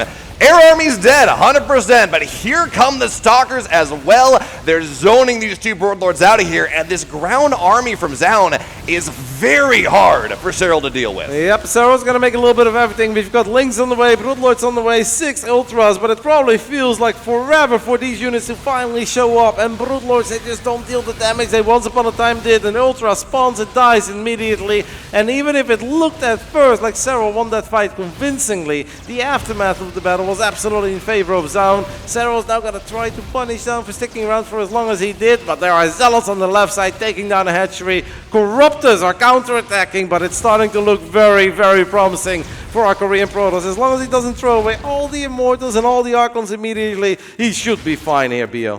This was an impressive fight for Zoun. He takes down a base of Serral as well. And Roddy, a couple minutes ago, you asked me how I feel about carriers in this matchup. I don't like him in the first big attack, right? Tempest just do a lot more there. They let you poke. But in a game state like this, when you've reset the Zerg army and there are no longer 20 Corruptors and you're able to go and just remax, getting yourself 3 to 4 carriers when the tech of the Zerg has been reset, especially now that we're on +2 air attack, these feel like very good capital ships that should allow Zoun to go and start to take fights and just lean into this advantage that he's been able to build. Yeah, Serral's getting a few more Infestors. Did he ever get Neuroparasite? Because we haven't seen that yet, right? So no Adrenal, no Neuroparasite. Ay caramba. It's going to be tough to win in the late game. Yeah, you need some way to just pick this late game Protoss army apart, whether it's, well, you know, whether it's Abduct, although can't do that to the mothership anymore, whether it's Parabomb fungal combinations, whether it's these Neurals, anything you can do to make it so you're not fighting the entire ball, or this massive Protoss ball all at once, because the Zerg army, it's very hard for you to do that. Zerglings do surround an Archon, but they won't even get the kill. And, well, that is kind of everything you need to know about the state of this game. 22 minutes in, Serral down to 48 drones. He's going to try to get a powerful army one more time. Infestor spawns, gets picked up immediately by the Stalkers. Yeah, these carriers, they have an upgrade lead over the armor upgrades of the Corruptors. That is mega. Neuroparasite is not an option. GG gets called. And Zoun takes the 1-0 lead in the upper bracket semi-final. Impressive game by Zoun. That it was. Now, of course, this isn't Corporeal. This is a map that is very hard for Zerg if the game gets later, because that center base is dominated by the Xel'Naga, although we didn't quite get there, has no gas in it. And this Zerg army needs to get a ton of gas when we're building this Broodlord, Corruptor, Viper, Infestor, maybe some Ultras. That massive late game army, you need the gas mining, you need the gas bank, and this map very quickly runs out of that resource. Yeah, and especially if we make attacks with 47 Banelings, it's going to be hard to gather a very big gas bank. But obviously, it's a game with a lot of stories. We had that Spire that made a lot of sense to me, because Zoun was forced to recall his 2 Oracles out. They were both incredibly low on HP. So I completely understand that Serral thought, it's unlikely that he's going to see this. What if I'm able to sneak a couple of Mutalisks into the main base, get some damage on, and show up with a crazy amount of Roaches, Lynx, Ravages, maybe Banes, and I just get the job done after I got further and further ahead economically. But Zoun nailed an excellent revelation in the natural, was ready for that, and that forced Serral to switch gears. And that is a lot more drones, taking extra bases, dropping the Baneling Nest, Infestation Pit, but it obviously meant that that attack was a lot later than it otherwise could have been if that was the original plan all along. Yeah, absolutely. It's always a trade, right? Do you try to go kill early? Do you try to go and just save yourself up to everything else? And I want to go back to this Ultra idea as well, because he got like, what was that, 12 Ultras probably over the course of the game. That's a decent amount of gas, a lot of minerals. And Ultras are always a bit of a timing for me. Until the Archons get +3 attack, they start to get some shields, until you get yourself up to a bunch of Immortals, they can be effective, but Zoun did such a good job of getting multiple layers of structures and static defense, so the Ultras were really going to struggle to go kill any structures, any really relevant units. You sit behind those a little bit, you get the army that you need, and all of a sudden, you've wasted like 2,000-3,000 gas on a unit that's not super useful. And we'll talk a little more about Game 1, because obviously there was a lot to it, but let's go ahead and hop into Game 2 for now, as we have loaded into Tokamak. In the bottom left side, we're looking at the main base of our Korean Protoss, one map away from the upper bracket final and back-to-back offline victories over the Finnish Phenom. It's Zoun.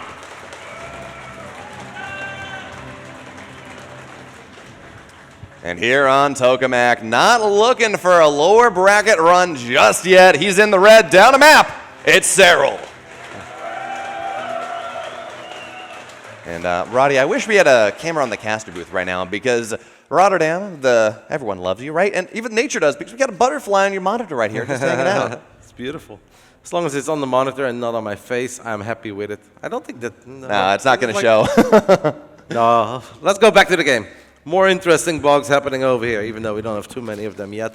So about that first game, like yes, ultras can be hit or miss, ultras can be timing, but ultras are not supposed to be, oh, let's make ultras, and you send in a couple naked ultras and you hope that they eat up the entire Protoss army. That's not really the thing. Ultras benefit so much from having support cast around them, and then they also make everybody around them a lot better. Like links with adrenal glands are fantastic, not just because it's links with adrenal glands, because if that's the only thing you have as a Zerg, well, then links will melt. It's the combination of ultras that have a lot of HP, that can lead the charge, that can survive, and then those Zerglings with their feisty hive-tech upgrades show up, and they are the real damage dealers together with the ultras. That's where you get the surround, and that's also where ultras shine. Ultras don't want to like chase a Protoss army without any fungal support, without any Zerglings to trap the Protoss army in place. That's not how ultras shine. So yes, they looked a bit underwhelming last game, but that also has to do with the lack of support for the ultra. Yeah, that's fair. And you know, Roddy, if I had a leva for every time I've heard a Protoss player complain about adrenal glands being too strong, I'd have at least 50 leva. It's they are very good in this matchup, and it's a bit surprising that Serral never realized, I guess, that he wasn't going to make it happen. Also, you know, like to give Zoun a lot of credit here, that big attack on Serral's 4th base, he was very active with us High Templar, and he got feedback on 3 of the 4 infestors, I think, like before the attack happens. So Serral then feels pressured, has to go in because Zoun is putting a lot of pressure on this hatchery. And one fungal almost never really gives you the fight. It's when you chain them together. You get like 2, 3, 4 and lock everything in place and let the Zerg army finally make contact. That's when it's useful. It's kind of like a holy triangle for the Zergs in the late game. You've got the Ultras leading the charge, you've got the Zerglings surrounding it, you've got the Infestors helping out, allowing those units to get the perfect fight. But then what you also often have, if you think back of some of the most exciting ZVPs we've seen in history, like Hero against Reynor back then in the Masters Coliseum, how important is Neuroparasite in all those fights where it looks like the Protoss barely has enough and then they lose half their army and then the units start fighting each other. Like you need all of that. And Serral often only had one of the 3 things working for him at once. And obviously kudos to Zoun for getting himself in that position, scouting the Spire early on, and also keeping it together against all those Banelings, because yes, he took damage, but if the only thing we're losing is like 20 probes against a crazy amount of Banes and a lot of Zerglings and Ravagers and Roaches, like that's actually acceptable. Like we didn't lose the Nexus, we're not supply blocked into oblivion by losing 1 million pylons and everything else. Like no, it was just a couple of probes. That's kind of inevitable if there are that many Banelings rolling into your direction. Zoun just did a really, really good job in limiting the damage that Serral was able to find. Yeah, another way to look at it is that it took 2 Banes to kill a single probe. It was like 42 Banes for 21 probes, and that is not all that cost-effective for Serral. So we're going to have the Oracle poking around a little bit for Zoun, looking for what he can find, but it really isn't that first Oracle that you're looking really for damage. It's when they start to pair up together, they start to one-shot workers. That's where it starts to get, I'm not going to say scary for the Zerg, but the Protoss player often gets a little bit more value. So a little bit surprising actually to see Zoun not poke in a little bit harder. You do have some hull damage that you can work with, but now Roddy, the 2 Oracles are here. Let's see what they can find. Yep, they activate Pulsar Beam, they get one of the active creep tumors. That's obviously nice, because we did point out last game where Serral definitely did not have the same amount of creep threat as he's had so often in the past. And that is probably what allowed Zoun to find a little bit more success with some of those Zealot run-bys as well, because it's not just that the Zerg army is a whole lot better on creep, it's also that they see everything coming so much earlier if there's creep everywhere. And it's incredibly unlikely that Serral, if he gets a 4-second heads up that 5 Zealots are storming towards the base, that he's not going to be ready for it. But if by the time he sees it, they're already on top of a Queen, that's where it's hard, and that's where it's once more inevitable that these Zealots are going to shine, and that Serral is going to take a bit of damage. So far, so good for Zoun, as he's keeping the key units alive, and he has found 2 drones, I believe, right? It's not much, but it's something, and as long as we ain't losing anything on the Protoss side of things, I think he's going to be happy with it. How many attempts did he make this game, Pi? Only 3, okay. And the other thing to pay attention to here is that I think it's kind of interesting that you can see so visibly the impact of a balance change. Because Queens, they got 25 minerals more expensive. That means if you get a couple more, all of a sudden you're paying for an extra Queen. And we have seen Zerg players getting less of them. They're getting 5 or 6 Queens, not 7, 8, 9. And that means when Zoun kills 2, all of a sudden you only have the inject Queens. You don't have that extra creep clearing ability. So Spire's gonna go down here for Serral once again. This time, I don't think. Wow. Yeah, Zoun didn't see that. No. If you're going to try to explain to me how we did see it last game and we didn't see this one, I'd love to hear it, because it feels like it's the exact same distance, but maybe it's one of the drones that betrayed Serral last game. Yeah, well, you know, Revelation go up, Revelation go down. Can't explain that one. We've got the Temple Archives coming online. Obviously, Zoun setup is not necessarily disastrous in dealing with Mutas, but it's just that you need to know that it's coming, because that's when you can have the units in the right position. Oracles are looking for a little bit of everything, and this time they find it. Revelation on the left, Revelation on the right, and that is good enough. Last game, Serral did let the Spire finish up, but he just opted not to use it for a very, very long time. It's going to be a little bit frustrating though so far for Serral, because it kind of feels that everything that he's trying to come up with, that Zoun is aware of it almost as quickly as Serral decides that's what he wants to do. Yeah, it's fascinating looking at this series because we have Serral who, this is kind of a carbon copy of game number 1. He's got +1 melee halfway done. Yeah, sure, you get a couple roaches to play defensively if you need to, but that's a very quick infestation pit. You get the Spire, but you don't build anything out of it because, well, maybe it's just going to be for Corruptors. Yes, you would have liked to get Mutas, and it looks like he did bank some gas for that. But you go into Quick Hive, you get Ultras maybe, you get yourself some Broodlord Infester. So that seems to be the story that Serral is telling us in this game. And now the question, Roddy, is can Zoun do the same thing in game number 2 on Tokamak that he did in game number 1? Yep. So far it's indeed pretty damn similar. Now Serral does drop a Hydralisk Den, that's different. We didn't have a Hydralisk Den last game. So perhaps instead of Ultras, we are going to believe in the Lurkers this time around. Lurkers, of course, especially with Hive Tech upgrades, are excellent against Stalkers, can be very good against Archons as well, but they do need support. They do need to be well protected, but I'm sure that Serral is going to do his absolute best to make that happen. Zoun expanding quicker this game, going up to 5 bases already, maybe realizing that, okay, I see what you're doing, but last game, despite the fact that you had a Spire, you still went high very quickly, and then you attacked me quite a bit later with an army that you could have technically gone into immediately. So he's not afraid, BO, and he's also warping in his 5th Nexus already.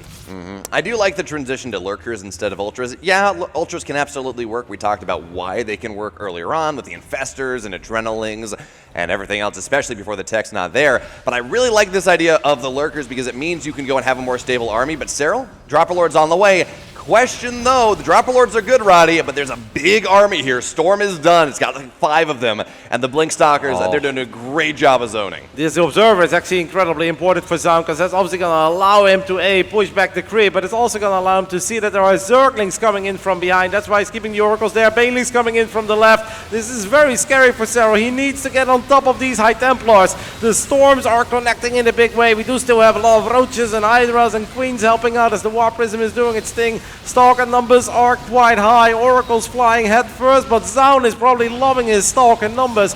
Full of confidence, he blinks forward, gets on top of the Queen. Serral in trouble. Guardian Shields are so effective against all these Hydras. +2 armor against everything means that this Protoss army with the micro that Zoun has is just not dying. You add the Archons on top of everything, and this attack looks so good for Zoun right now. The Archon will fall, but what does it even matter? Stark's now going to blink on top of things. Zoun, he's got victory in his sights. He's going to 2-0 Serral, and he moves on to the upper bracket finals. The second time in 3 years that these two guys meet each other in an offline event. 3 years ago, a best of 5 went in favor of Zoun. 3-2 back then, now a 2-0. What a performance by Zoun. I think some people looked at this match and be like, that could actually get really close. And obviously Zoun has been looking damn good, but I still don't think a lot of people would have called a 2-0 there. Just incredibly well done. I also love how much more aggressive he was here. I realized, like, so you're getting a Spire, but then you're also like dropping the Infestation Pit, you're going Hive, you're dropping a Hydra Den, you want to go into Lurkers, 5 bases. That is a lot of things. And in the end, if you look at that fight that happened, BO, how many of those investments for Serral had any impact on that fight? About 2 of them. He had Hydras on the map. He had a couple, right? Not even not like very well upgraded. So it's just really smart. And then having that Observer as well to see those Zerglings coming in from behind, because Zerg players know that these pushes are deadly, and the way that they can shut it down is if they can actually get on top of the High Templars early, because then Zerglings can make the difference. But Zoun saw that with his Observer, he saw that with his Oracle, and you mentioned the Hydras, but they didn't even have their upgrades and stuff, right? So it's like, was it really that impactful? These are 0-0 Hydras without muscular augments. I don't even know if you can really say that added anything. No, it's 0-0 Hydras against what is effectively +3 armor everything, because +1 armor is done. You got Guardian Shield as well.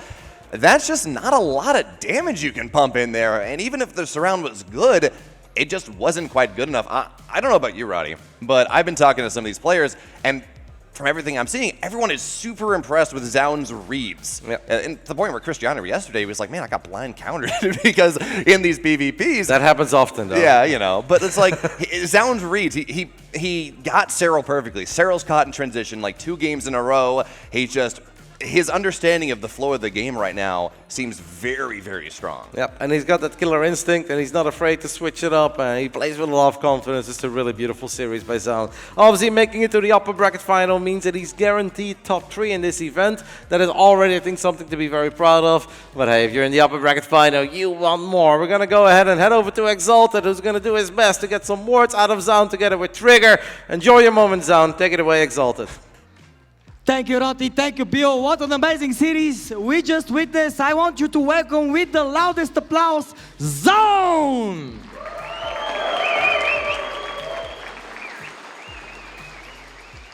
And of course, our translator, Ryung.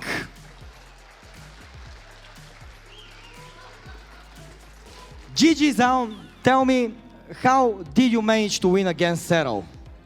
세랄을 이기는데 어떤 점이 도움이 됐는지 어떤 생각했는지. He like later game, but my playstyle later game very good, so can win. Nice, nice. Well, you're going to go up against Clem or Reynor in the next game. Who would you prefer to face? 알아들었지? Yes. I want PvP because I need to practice. Yeah. For Esports World Cup. He needs the practice for the Esports World Cup. Yes. Yes. Okay. The fans were going crazy here. They were cheering you on. Do you want to say something to them? Thank you for watching StarCraft 2. Thank you.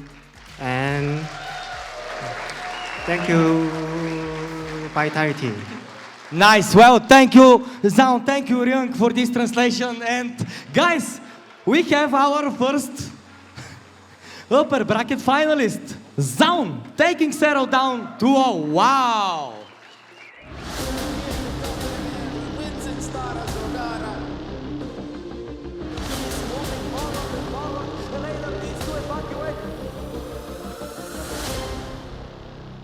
You've got the vision, the story, the drive. What if there was a place that turns all of it into content that matters? Well, there is. Enter Bullstream Creative Hub, the only production space of its kind in Eastern Europe putting creators first. Built for students, influencers, indie creators, and growing brands, this is where your ideas come to life. Work independently or collaborate with our in-house professionals. You get access to versatile studio spaces, professional-grade equipment, and a team of passionate experts who bring your content to life. From reality shows and live-streamed esports to music videos, corporate shoots, and full-scale concerts, we've done it all. And now we're opening the doors to creators like you. Bullstream Creative Hub. Create without limits. Become a member. My name is Nikita. I'm playing Protoss and representing Team Liquid. I'm very excited. I loved the event last year. It was a lot of fun. I really like the venue. I really like Bulgaria. So I'm looking forward to it. I usually don't start with motivation. I actually do play a lot and practice a lot. So I'll just try my best. I'll play and see how it goes. I'm fine with playing anyone, honestly. Like I didn't really think about that much. I think everything will be fine. We'll just take the challenges that the bracket gives me, and I'll try to do my best. I'm trying to approach the matches as I was practicing pretty much. Like I'm trying to just do my thing, be confident in what I'm doing. I think it usually helps the most. My favorite one to play is probably PvZ. It's probably the most fun. It's probably because it's 1v1, so you play against one player and you don't play as a team. I think this is the biggest advantage for StarCraft, and I just like RTS games, and in my opinion StarCraft is the best RTS out there, so that's why it's so fun. And obviously the StarCraft keeps going because of all the fans and all the passionate people who keep organizing tournaments like this one, so I can only be very grateful for that. I'm Krystianer, I am 21 years old. I'm playing for Offside Esports and playing StarCraft 2 is my passion. I always liked to play strategy games, and it was a game where I could grow, play in esports and participate in tournaments. And I also like playing against other people, and yeah, that's how it looks. I'm trying to have solid strategies that I work over time, and basically I'm just trying to be a solid player and play in macro games as much as I can. I think I wish to play some PvP games. It's my best matchup right now, but I'm also not afraid to play against other races. However, I would like to play against Gerald. I like Polish PvP and I think it's so much fun. I was super excited when I qualified. I couldn't really believe that in the first moment. Also got the late information from my team that I can actually come here, and I missed the first European qualifier, but then I got the info that I can actually participate, and I'm very grateful to Offside Esports that they made this happen. I think it's my first time and I really enjoyed the view. I think the gears are pretty beautiful, so I really like it. Thank you everybody for cheering for me. I will try my best to win and qualify for EWC. I chciałem bardzo podziękować wszystkim moim widzom na Instagramie, którzy mnie wspierają i oglądają, także dla mojej rodziny. Postaram się zrobić najlepsze show, jakie dam radę. Dziękuję.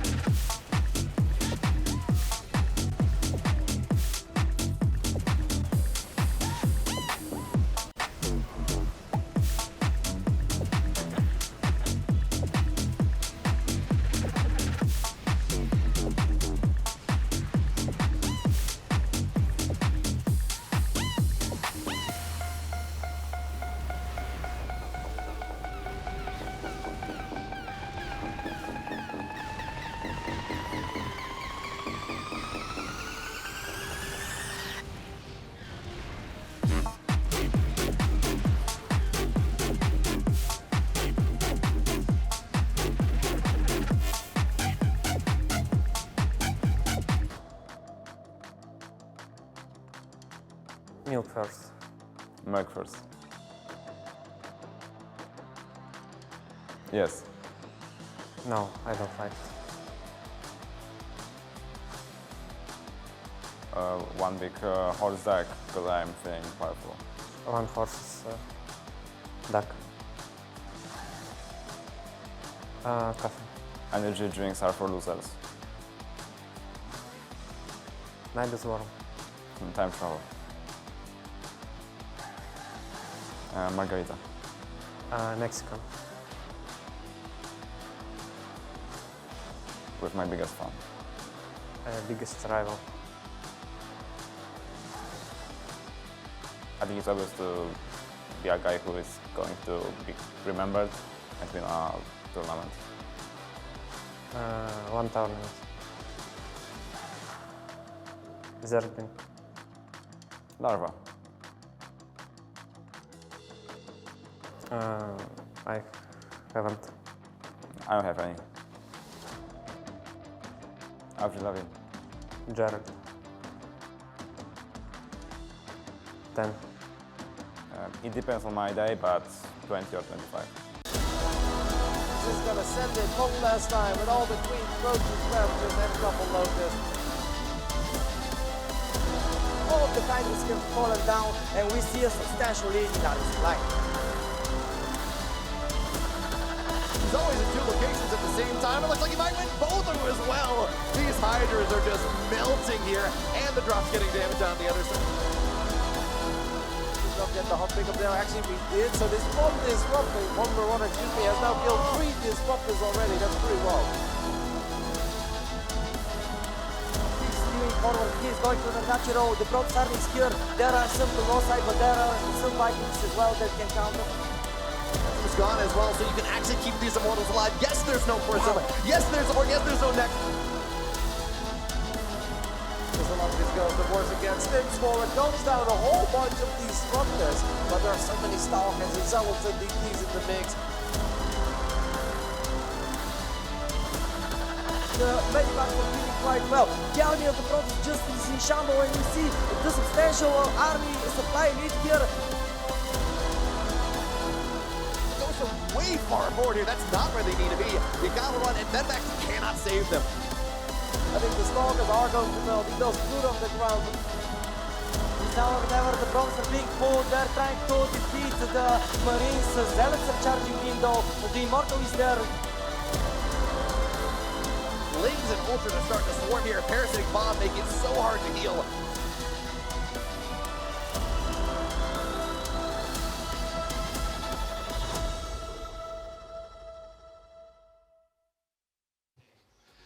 And day 3 of Bellum Gens Elite 2025.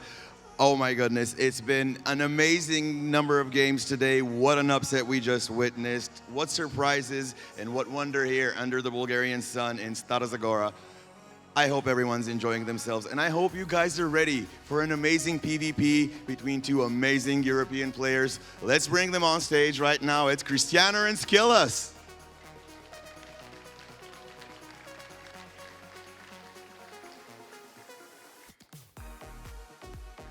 Welcome, guys.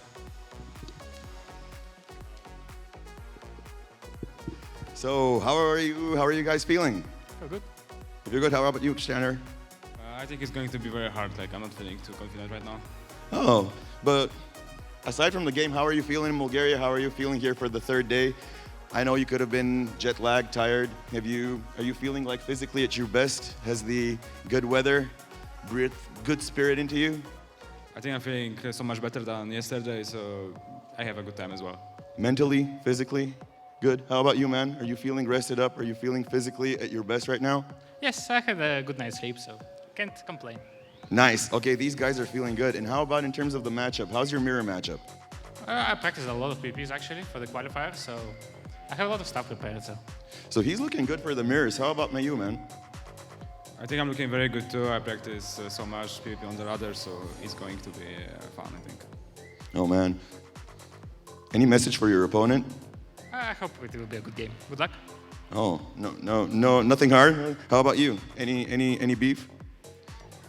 Not really. All right, it's gonna be a fair matchup. Then let's see a fair handshake and let's see these guys duke it out. Good luck to both of you guys. And to you, let's go.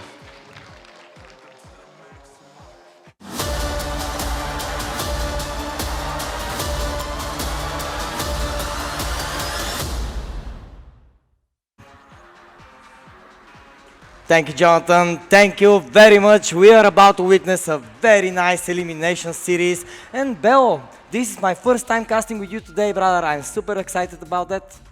I am too. It's always good to work with you, man. It's a good time. I'm very excited about this series as well. I love how Krystianer plays this matchup. He's very stylistic. He loves his mass gateways. He's going to have 2 balls of armies on the either sides of the map.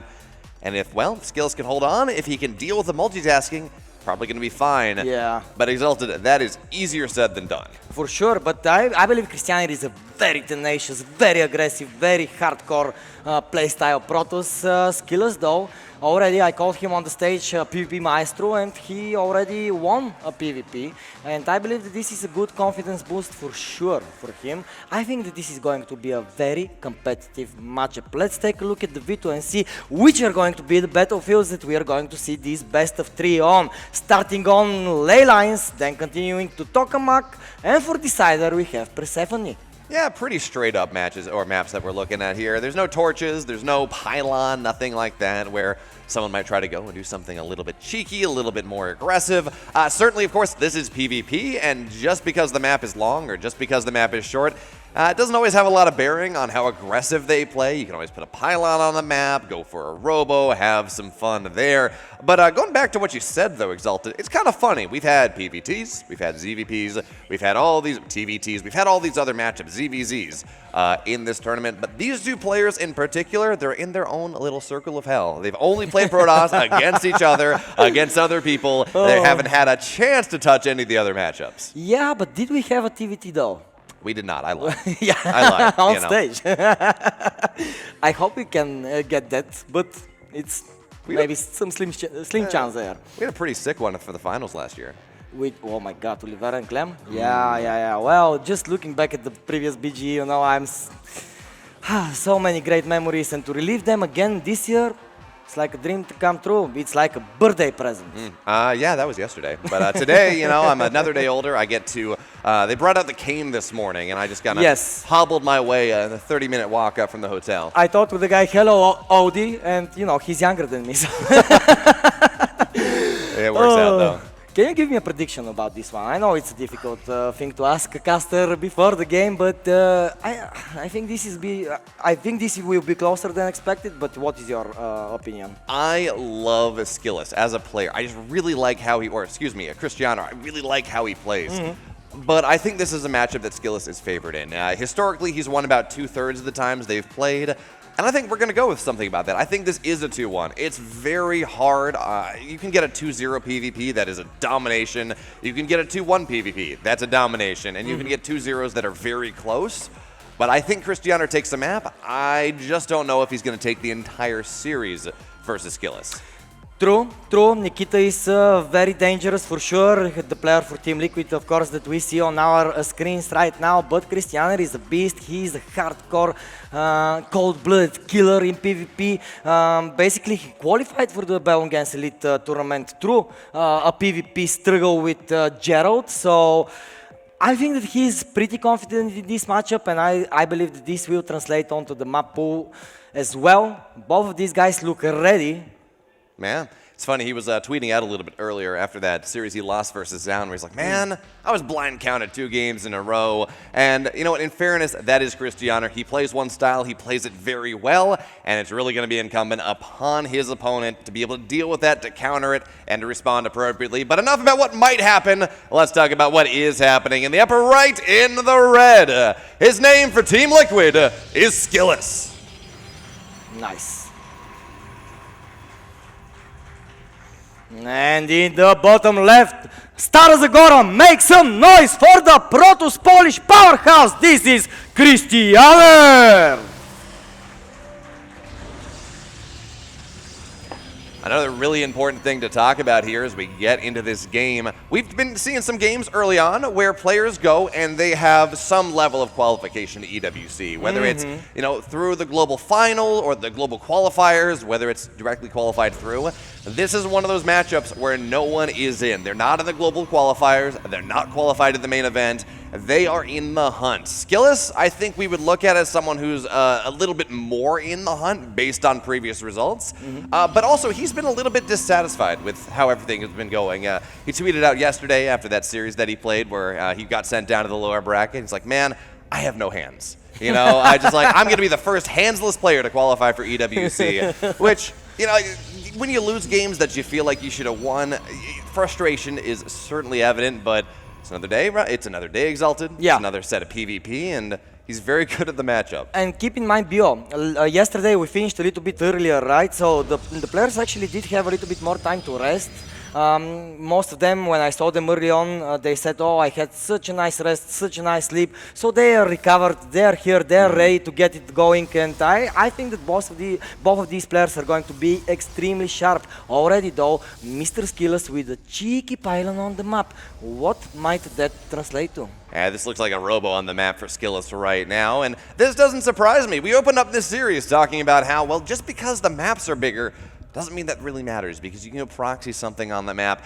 And if I'm SKillous, I don't want to go into that crazy mid-game, because absolutely, is he good enough to win? Yes, he is.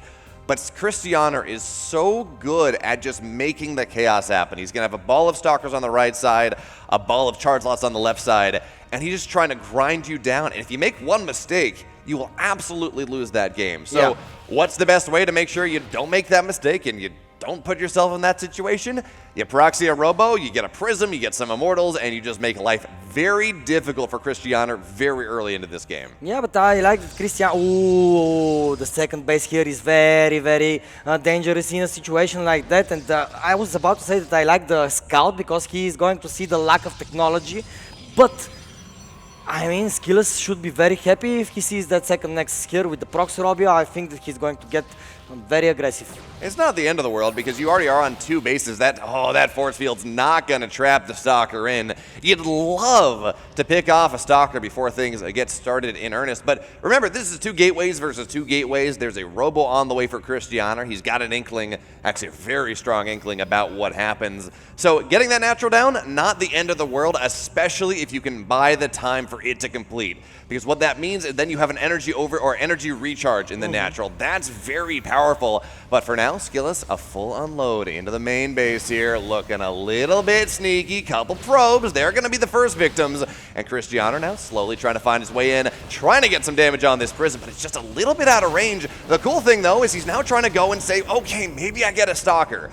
Not going to be able to do so, and now, well, there's a Sentry with this Warp Prism. There's an Immortal as well. And you got to be so careful as Krystianer not to get locked away on that ramp. Yeah, absolutely, and not losing a single Stalker here will help SKillous with this attack. Krystianer is most definitely on the ropes. He will try to force field here, but there the Immortal counts. One shield battery. I don't believe it will be enough to hold against the Immortal, but Krystianer will 1000% try his best to defend here, both with Stalkers, with Sentries, with Pros, but he won't be able to do so as SKillous will take the lead very early on in this best of three. Yeah, it's so awkward when you're defending a prism like that can go in your main base, that can go in your natural, so you always try to keep your units on the ramp as long as possible, but that allowed SKillous to go and section off a couple sentries, some of the Stalkers of Krystianer's army, take them down, and then, well, the army's a little bit too small. It is always a difficult hold. It's very holdable. It absolutely is something that you can do.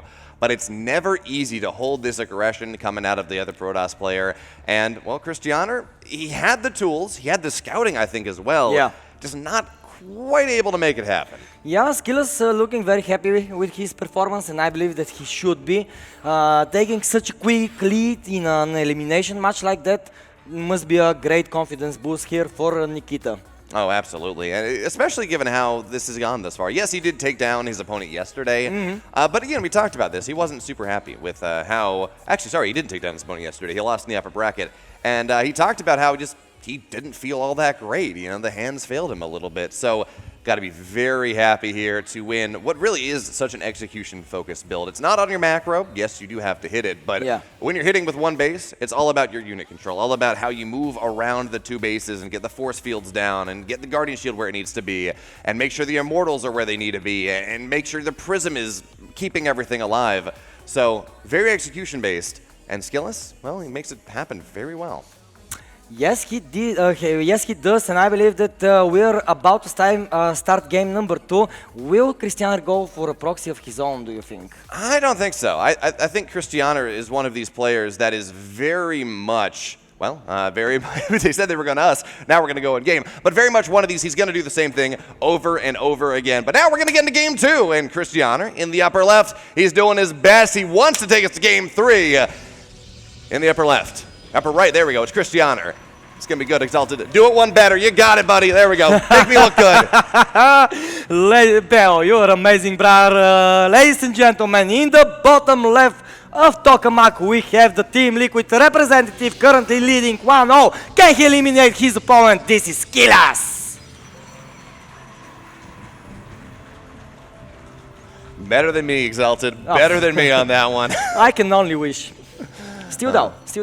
Learning from the best. There we go. It's funny how our tongues get twisted all over themselves. But getting on to Tokamak in this game number 2, what I'm looking at is the openings right now because we have seen actually SKillous in the matchup versus Trigger. Game 3, he went for what was a 1-gate expand on the high ground. So you get your first gateway on the high ground, then you get your natural. Of course, that's not happening this game. This is gate double gas into that second gateway. And that's a very flexible build. It means that you have 2 sets of gateways. You can build 2 units at a time.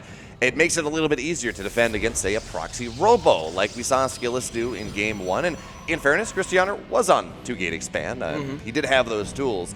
But if you're not max packs, or you're not on a map that has a natural ramp, this is pretty much what every Protoss player is going to do pretty much every time. Yeah, absolutely. Another proxy pylon here, though. But I believe that this is more of a bluff than anything else. This isn't real. The probe's not there. Yeah, so with the probe not being there, this is very much a, hey, Krystianer, I proxy roboed you in game number 1. Now you're counting pylons, if you count pylons, and I'm actually not sure that Krystianer has looked in the main base of SKillous whatsoever, but if you were to count pylon, okay, no, he did get in. Yeah, he did. But if you're going to count pylons, you're going to see that there is a 1 pylon missing. So got to be a little bit more careful here. And Krystianer, I don't know if he's fallen for the bait for it or he's just going for whatever he wants to go for. But he's got a robo on the way in the main base. He's only on a single base here. And again, this can just be for some timing of his own, going for a 2 or 3 gate robo. But on the other hand, SKillous might be in his head just a little bit. Yeah, that's true, and whenever you win with a proxy build like in the first game, you can always tilt your opponent when you do tricky things like that, so these shenanigans can actually be quite useful, especially when the nerfs are so high. Bio, we don't have the heart rate monitors on, but I'm sure that both of these guys are feeling the pressure right now. Oh yeah, tournament life's on the line. You're in the lower bracket here, and with EWC qualification, maybe not a prize if you win this series, but getting closer and closer, that's very scary. So Adepts are going to try to go in, take advantage of the shield battery that was there. Actually, I think that was Krystianer's maybe shield battery trying to go and just, you cancel that one in the last second. Adepts go in, or pylon, excuse me, but that didn't quite happen. And now, what do we have here from Krystianer? He's trying to find something with the Adepts, but he just has a Prism on the way. He got that robo. I think it was because he was very worried about the proxy. And now that means his natural is lower. This Prism has not been effective on the map. This is not big aggression coming on out of him. So in the balance of things, he's just a little behind. Yeah, but that Prism might help equalize the scales, because if he manages to sneak in some units that kind of kill some probes or stuff like that, I think that maybe Krystianer can feel good about himself, and this is why exactly the Prism is going all the way to the other side of the map. I believe it will pick up these Adepts. Yeah, certainly that's a good thing to do. You just put the Adepts in the main base, you try to find some probes, and then you send your Shade over to where the Prism is locked in and waiting, and then, well, you just pick up the Shades right as they complete, and it can be a very effective way to play the game. But make no mistake about it, he does need to get that damage. His natural is later. His tech is tremendously late, at least from the Twilight. Yes, you're going to get some Immortals, and that keeps you stable at home, but let's see what these Adepts can get done. They're going to get 2 workers. Not bad. That does equalize the small advantage that SKillous had from the earlier Nexus, and now it becomes a question of what SKillous can do, because his Blink is very far in advance to Krystianer. Krystianer is on, I think, 1 Immortal right now is what it looks like, and that can be very good, but he's going to have to recall this Prism, I think, or at least... Okay, yeah, no. Oh, God, no, he's going to lose the Prism. No recall in time. I don't know if he had the energy for it, but now Krystianer has no pressure on the map. His Prism got only 2 probes, and if I'm SKillous... It looks like SKillous is just going to drop the 3rd base, but I don't mind some pressure here either. His Blink is so far in advance to what Krystianer has. Yeah, absolutely, and this will be of huge help. The Prism was basically the tool that Krystianer was looking to put him in a good position, but now that has failed, these 2 Adepts will try to counterattack, but look at the army that SKillous has. It's a little bit too big, maybe Bio. He will blink on top of the main base. Now he's going to move across the natural, and when you're Krystianer in a situation like that, where do you defend? Do you defend the natural? Do you defend the main base? And with what do you defend it with? This force field here by SKillous is amazing, and we have a defensive recall to the natural. This was so sick from SKillous. He blinks in with 4 Stalkers into the main base. The rest of his army moving into the natural, looking for that force field. Forces the recall as a couple Adepts are going to get in the main base as well. Seems like there's a counterattack on the other side of the map that Krystianer's looking for, but even still, SKillous, he's on 3 bases, Krystianer's on 2, and now Stalkers get on top of the natural looking for that 2nd Prism.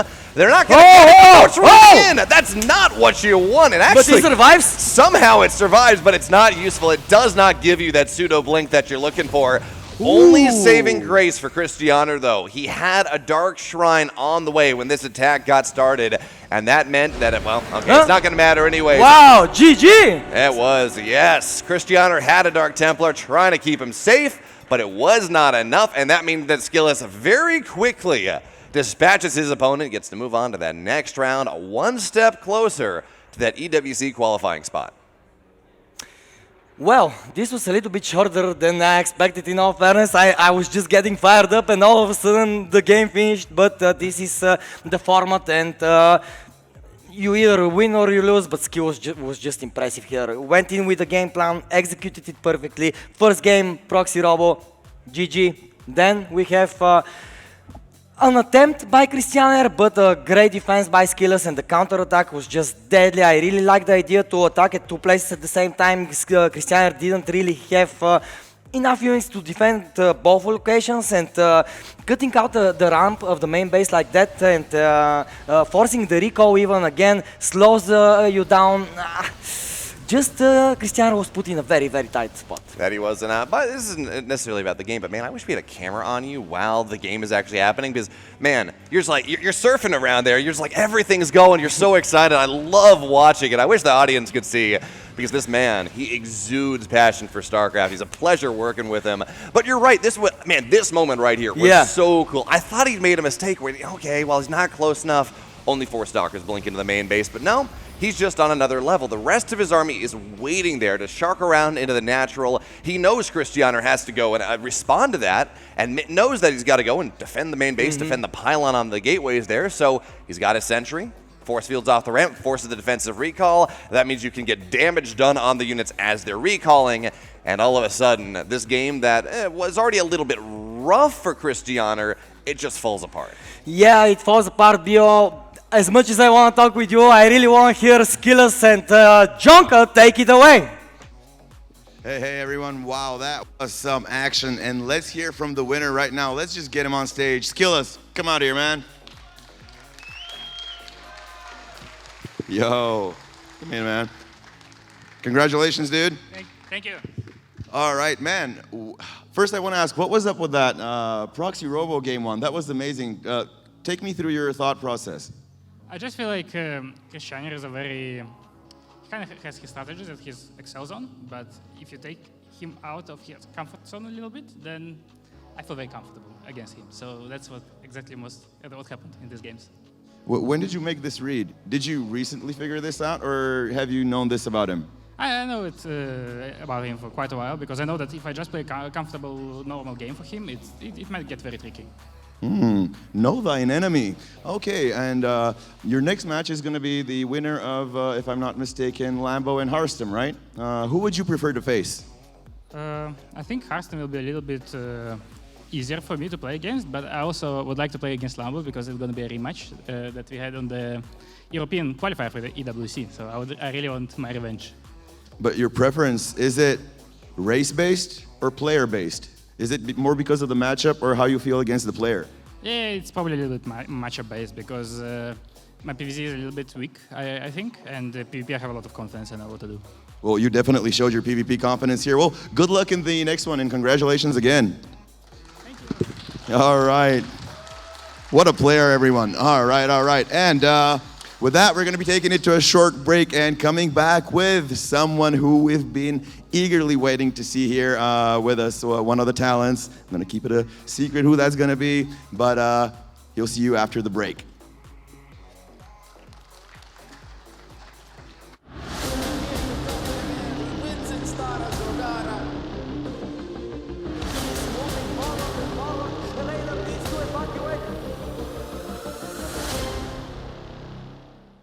Some moments are just too good to miss, and that's why there's Bullstream. From electrifying esports tournaments and major sports matches to unforgettable concerts, insightful conferences, and so much more, we've been the trusted partner behind countless memorable moments. Our expert team manages every aspect of production, ensuring seamless execution so that you can focus on what truly matters, your event. And whether you're aiming to take your next one to another level or looking to join a team of professionals truly passionate about live entertainment, we'd love it if you'd come check us out at bullstream.com and see what we're all about. Bullstream, where every event becomes an experience.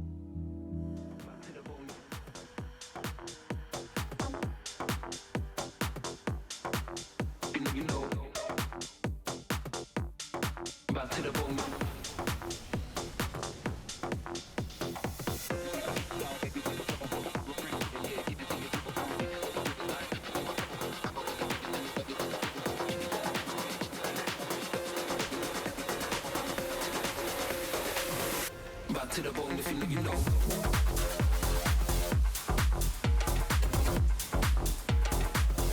Back to the back to the back to the.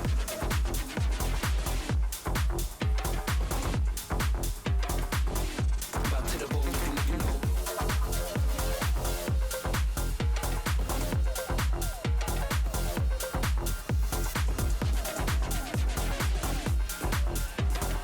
Back to the back to the back to the back to the back to the bone if you know you know.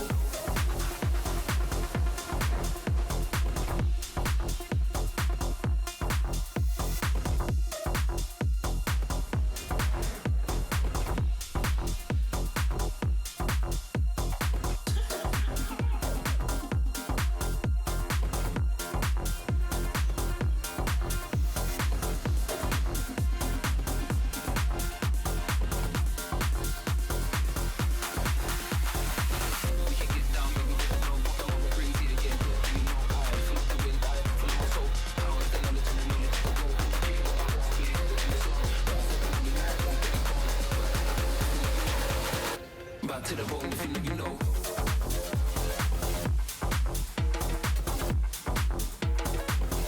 Back to the back to the back to the.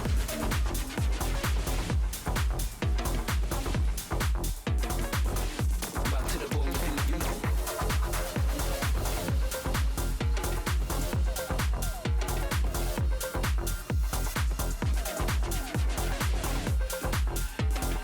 Back to the back to the back to the back to the back to the bone if you know you know.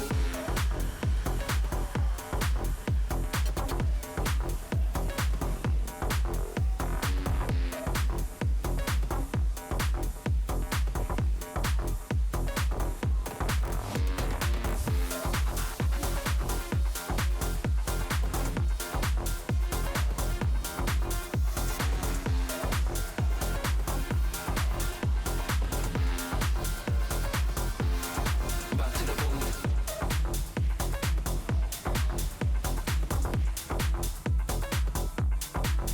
You know you know. Back to the bone. Back to the bone.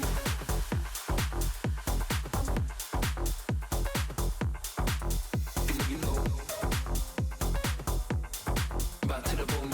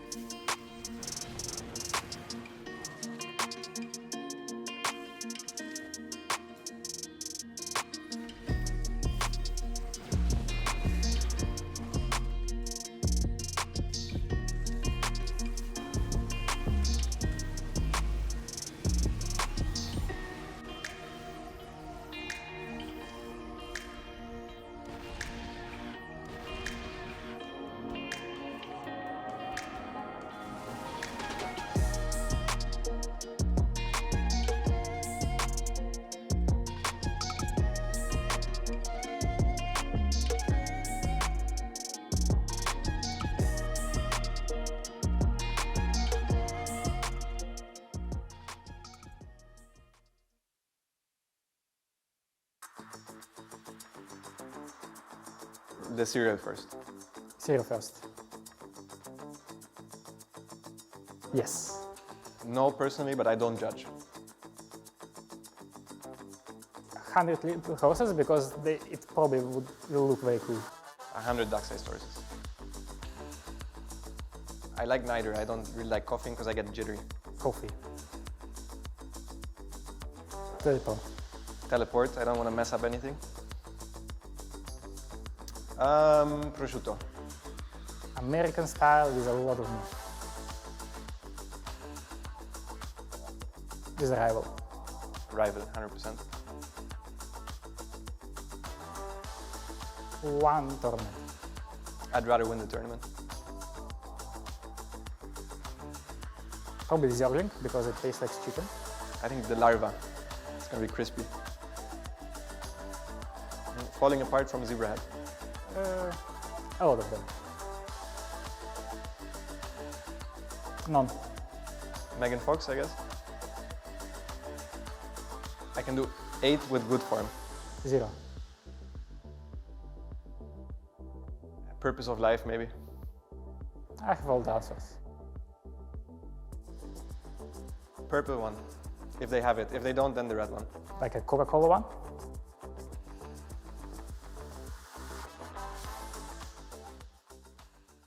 Hello, I'm Harstem. I'm a professional StarCraft 2 player playing for Shopify Rebellion. I've been playing this game for 15 years and I'll probably continue for another 15.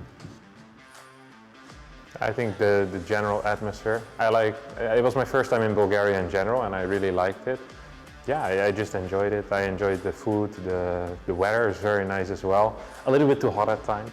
And yeah, last year went quite okay, so I'm happy to be back. I mean, I just played the games and I managed to win, so that was nice, I guess. There's not a whole lot of special preparation that I did for the qualifier in particular.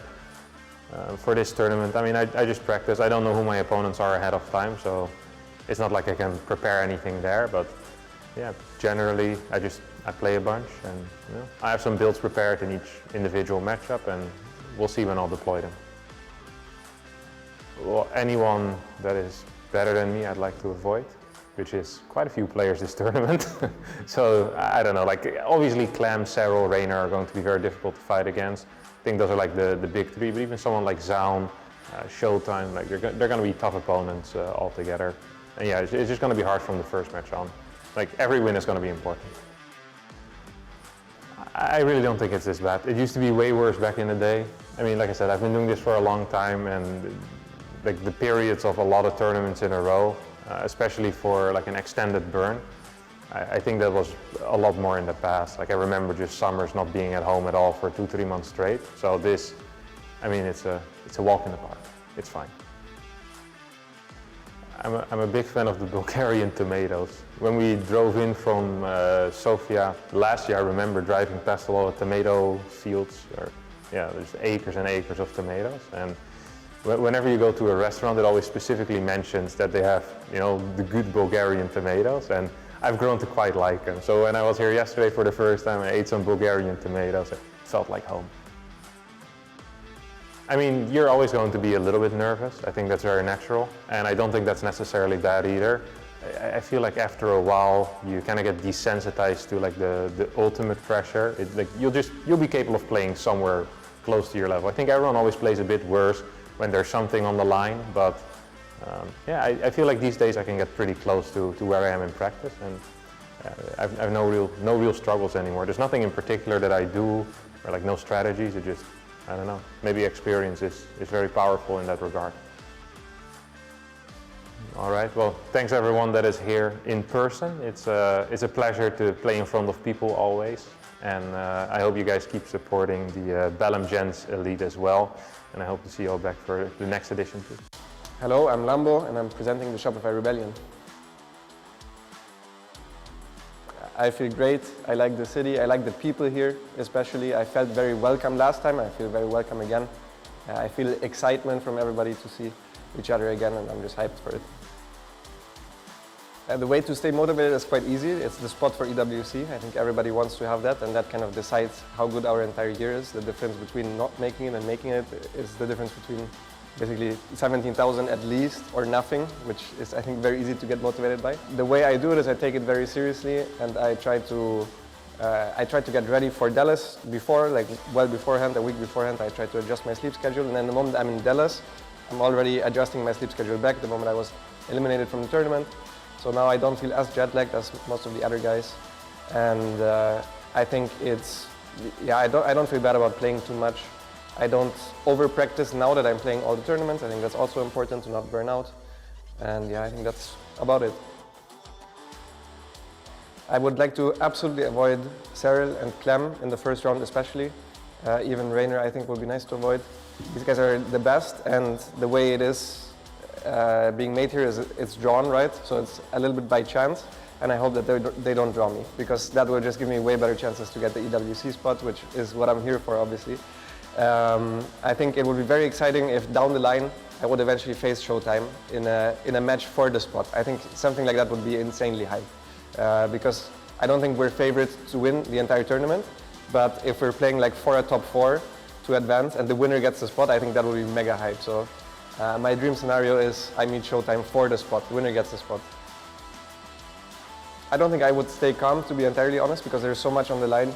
I try to do breath work, stuff like that, in order to calm myself down. I try to center myself, meditate a little bit before the match, but during the match I will get very stressed because it's just that important. Like even in the last qualifier, I started grinding my teeth for the first time just because of how much stress there was on me. So it's difficult to stay calm even with all the different tricks that I've learned throughout the years. It is still so important to me, which I think is nice to see, but at the same time, yeah, it's stressful. Thank you guys for watching and supporting throughout all the years. I love every single StarCraft fan that is tuning in and supporting the scene. We need you. Thank you so much and enjoy the show. This is gonna send it one last time with all the queens, RoadToEWC and couple locusts. All of the Hydra skills fallen down, and we see a substantial lead in our supply.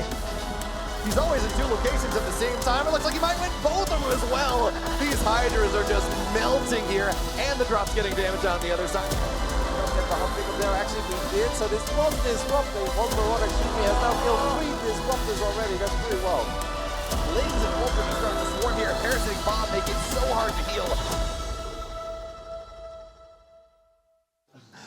All right, one more lower bracket matchup, at least for a little bit. And this one, there's a lot of history here. They're a casting duo, they're teammates, and now they're pitched in a, well, insignificant battle. Please welcome on stage, it's Harstem and Lambo.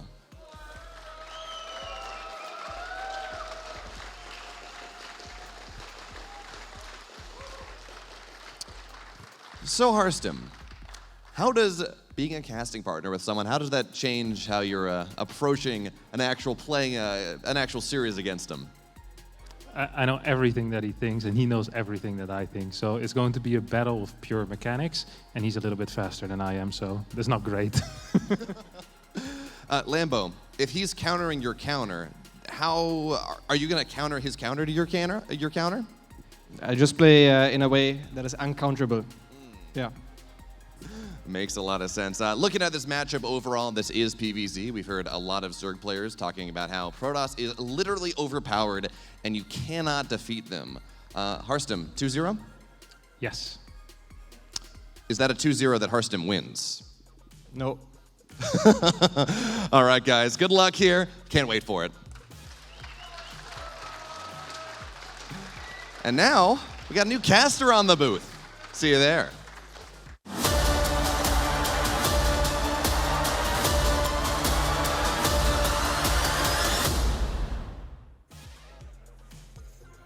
Well, ladies and gentlemen, it is a huge honor for me to welcome Mr. No Thanks to Stara Zagora.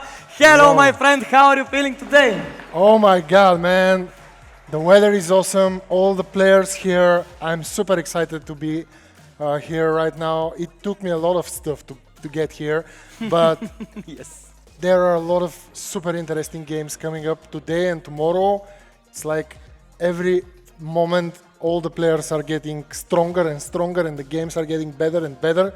The sad part is that some of them have to go home, but still it's an awesome venue. All of you guys are awesome here.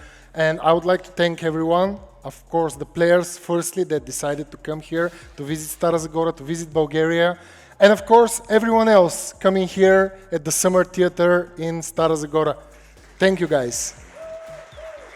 Thank you as well, no thanks for you to coming here, overcoming adversity to reach Stara Zagora, but you're here now and we are about to cast one of your favorite Zerg players, Lambo, who will go up against his teammate Harstem.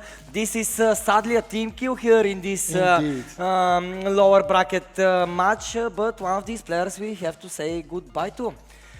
Yeah, I really enjoy PvZ or ZVP, and I'm super excited to start with this match for me for today, of course. So far, we have like how many more games do we have? I believe that this is game number 5, so 8 games in total today. Right. Don't make me do math. So 3 more? Yeah, okay, if you say so. Okay. Yeah, your responsibility. We'll let our viewers judge. But yeah, we have so cool upcoming games. Yeah. And still, this one, Harstem against Lambo, as you said, teammates, super old school players. And this is the... Yeah, this is the schedule. We have Harstem, Lambo, Reynor, Clem upcoming afterwards. ShoWTimE and Ryung and SKillous. We will find out who will he play against in the last match of the day.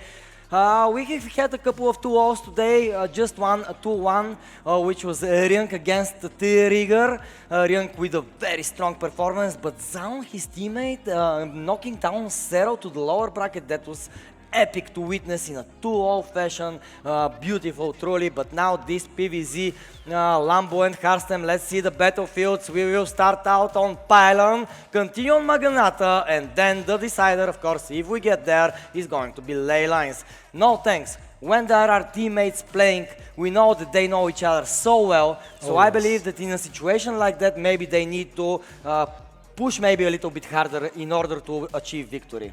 Yes, and at the same time, it's elimination match, so they should really be super focused. They shouldn't. They should avoid any mistakes and going out of the box, thinking out of the normal things that you probably do, because it's your teammate and you should really try to get inside his head. It's really hard for them. And yeah, I'm super excited to see what would be their choices, what will they decide to use. And still, it's best of 3, so we have one map to feel the vibe of the series, but I'm sure it will be really awesome series to watch. Oh yeah. Who do you think will win? Oh, I have no idea, but I know that these two players are both very hungry to qualify for the esports World Cup. Harstem has always been a very tough Protoss player, but in all fairness, Lambo, the Zerg professor, I might give him just a slighter edge here, but without further ado, I see that our game is loading in, so ladies and gentlemen, let us welcome the Zerg that is located in the top left side of Pylon. Give it up for Lambo! Man, I love the energy. And his opponent on the bottom right, the red Protoss. Give it up for Harstem. Come on, Stara Zagora. It's your Protoss player here. Stara Zagora or Stara Protossora, I don't know, but we will see after this game. As already, Harstem making that pylon wall, maybe trying to bait Lambo to come at him, bro. Maybe. But still, I'm expecting probably something a little bit more cheeky here by one of these players. As you said, they are teammates, they know each other so well, so I wouldn't be surprised if we see some sort of a weirder strategy. Maybe not in game 1, but still. I think on the other side, the game 1 is perfect for some strange stuff. Because you can, it's the first game, you can lose it if things go bad, but you still have to, you are still in the game. So if there are some shady things going around, I think the first game is the best for a best of 3. But still, probably, as they are super old school players, super solid players, I'm expecting some standard play from both of them. Yeah, just to feel the vibe in the early stages of the best of 3. Best of 3 is a very sudden death type of series, right? When you are playing a best of 5, of course, you have so much more wiggle room, but here, one mistake and then you are basically with your back upon the low, so you really need to be at your peak performance here. Both Harstem and Lambo, ever since they came into the venue today, they have been extremely focused, like razor sharp focus, and I think this will translate into this series. I came like 20 or 30 minutes ago, went down, and Lambo was playing, he was practicing. So yeah, they both should approach this match really serious. As we already said a couple of times, it's elimination match for one of them. Both of them last year, they had so much fun here. I spoke with Harstem, they had a lot of fun, and as you said, both of them are hungry for this EWC spot that they could possibly take. By the way, what do you think about that? Bellum against Stara Zagora being an official World Cup qualifier? dude, like last year I couldn't imagine this thing happening here. Yeah. And this year is getting even bigger and bigger. Yeah. And I would like to thank all of you that stand behind the cameras and everyone that is supporting the event, all the guys that came here in Stara Zagora, all the viewers that are here. You're all part of a huge journey that Lucho and Konstantin went through, and I would like to thank you guys. But let's get into the game. We have the Stargate, we have an Oracle coming up. Yeah, and you as a Zerg player, whenever you see those pesky oracles, I believe that you get afraid that your drones are going to be sniped, but It still, really depends. this is the most standard way to approach the game, and I think that oracles are great to give you that map control. Of course, you can keep tabs on the Zerg and what his development looks like. I'm interested to see if Lambo actually goes for a timing attack, because actually the Zerg players that I talk with, they say that Protoss is pretty OP in their opinion in the late game, so I wonder, will that propel Lambo to actually go for a timing? Now he's here with the links, but the Oracle is already here to defend. Yeah, and he saw the Oracle, so he knows the timing, he knows what to expect. We see a second. Is this the second Oracle? I think yes. It's not third. Yeah, it's second. So 2 Oracles is perfectly fine. As you said, they can poke, they can try to do some damage, they can get some map awareness, they're super fast, and they can, as we can see, defend the Lucho as well. This is very important, of course, because in this matchup you really want to not surpass the Zerg, but at least try to stay as close as possible to him in worker count. So getting that third nexus quickly, protecting it. Of course, trying to snipe a drone here and there is very important, but we can already see Lambo is super focused. He doesn't even want to lose a single drone, and given the fact that Harstem cannot find any damage whatsoever with this Oracle just yet, he's just going to be sniping some Garib tumors. Yeah. Blink on the way. Blink on the way as well. We see a Banelink nest here from Lambo. We'll see where this goes. Probably he's a bit worried about some shenanigans. We see the Blink and the Stalkers, and we see this 4th hatchery from Lambo. Yeah, but we don't see any drones in the production tab, no thanks. And only we see links. a lot of links, Yeah, Banelink nest completed and plus and 1 melee attack. And more links. Oh my god, is Lambo going all in? I think, yeah. And let's see when Harstem understands this. Because he's here and there with the Oracles, but I don't think he saw the whole picture. No, not at all. Of course, Blink is going to be done shortly, but still, I think that with all these links on the map, Lambo is going to be extremely dangerous for his opponent, who is only going to rely on Stalkers. Stalkers not really that great against upgraded links. Banelinks are coming. I think that this is going to be a huge threat to Harstem's mineral line. He's coming here, he's poking, but I am not sure he realizes just how dangerously... See the Banelinks now, I think. They'll try to go in the mineral line of Harstem. Yeah. Here are the bad boys. Slowly walking. 5 of them. And perfect block here by Harstem. Perfect block.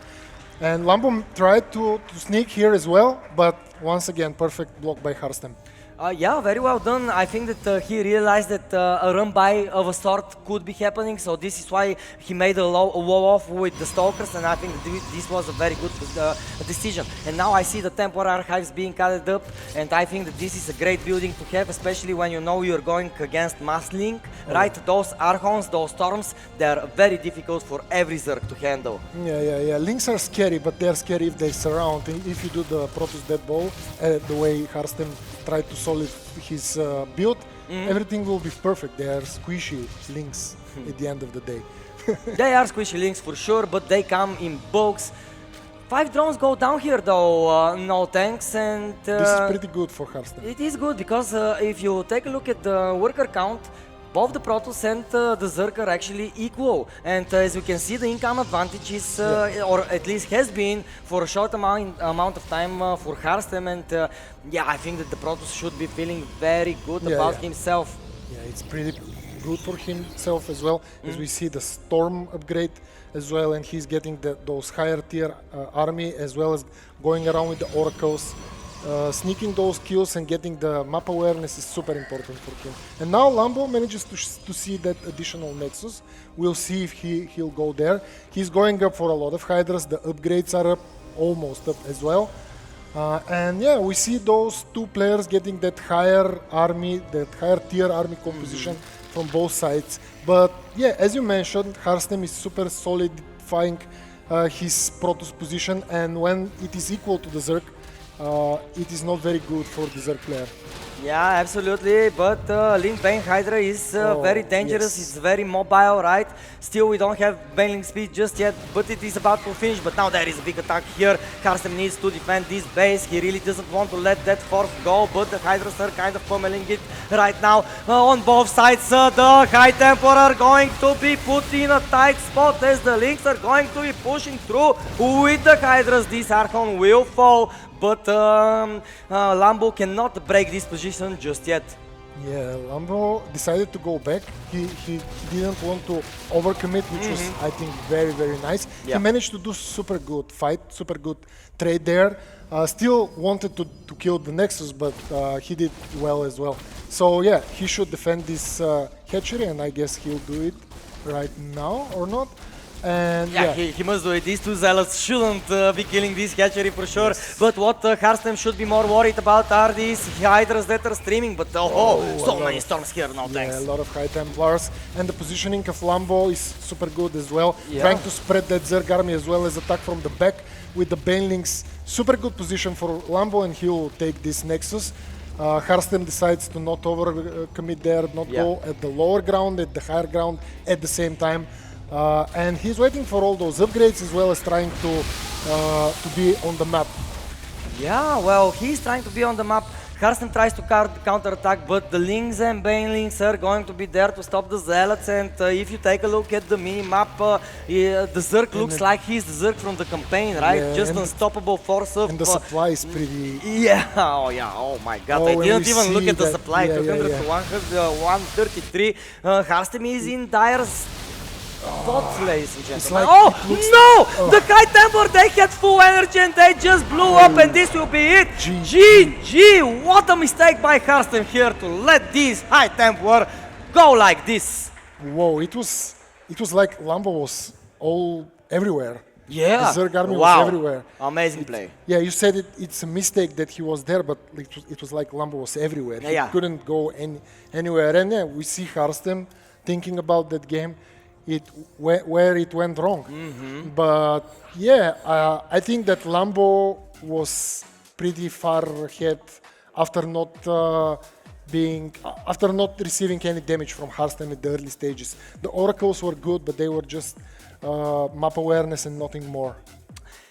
Yeah, and all the zealots, he tried to go on the hatcheries with the zealots, but still didn't manage to do some damage. Yeah, Lambo was truly everywhere. He didn't overcommit on the drones early on. He made a lot of links. This helped him achieve map control. And afterwards, when he felt safe, he actually went up to above 80 drones, and he was in a very good position from there. The Link Bane Hydra was pretty quick out of Lambo, and Harstem just was not able to defend all of this onslaught that Lambo threw at him. But of course, this was game number 1. The series is not over just yet. The map is pretty widespread, and once Lambo get that huge army, he was coming from all the places, and it was really hard for Harstem. Even if he had the lower supply, and it was really, really hard for him to stay in the game. But yeah, as you said, this was the first game. We still have at least one more game, maybe 2, if Harstem manages to get back into it. But yeah, both players doing pretty good. Let's see. Yeah, well, the one that did just a little bit better, ladies and gentlemen, here he is, hailing from Germany for Team Shopify Rebellion. This is Julian Brosik, Lambo! Man, the support is crazy, I love it. And here on the bottom right, his tournament life is on the line. He needs your support. He's the red Protoss player. Give it up for Harstem!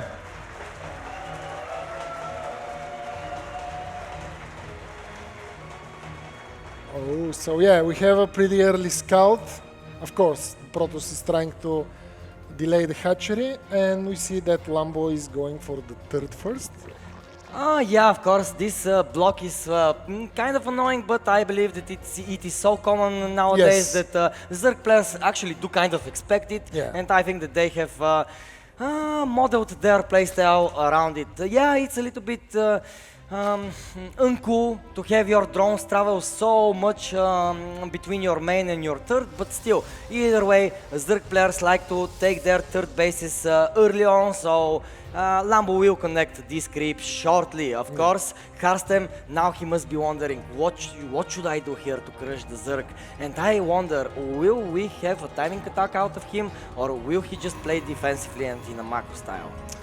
Well, the future will tell, but yeah, I think, as we said earlier, Harstem doesn't have any place, or at least for me, to try something squishy. I think solid play, maybe add some timing attack, some super solid timing attack should do the trick for him. He needs to steal one game so they can get to a final game, because once they get to the third game, it's all or nothing. So it will be a lot better for his mindset and for his general feeling. Yeah, for sure. And the tournament is becoming deeper and deeper, and you really don't want to stress yourself out too much. You want to win your matches cleanly. Of course, this isn't always a given, 1000%. But at least Lambo has made the first step towards that direction, and let's see what his strategy of choice will be in this game, because I really liked how aggressive he was in the previous one.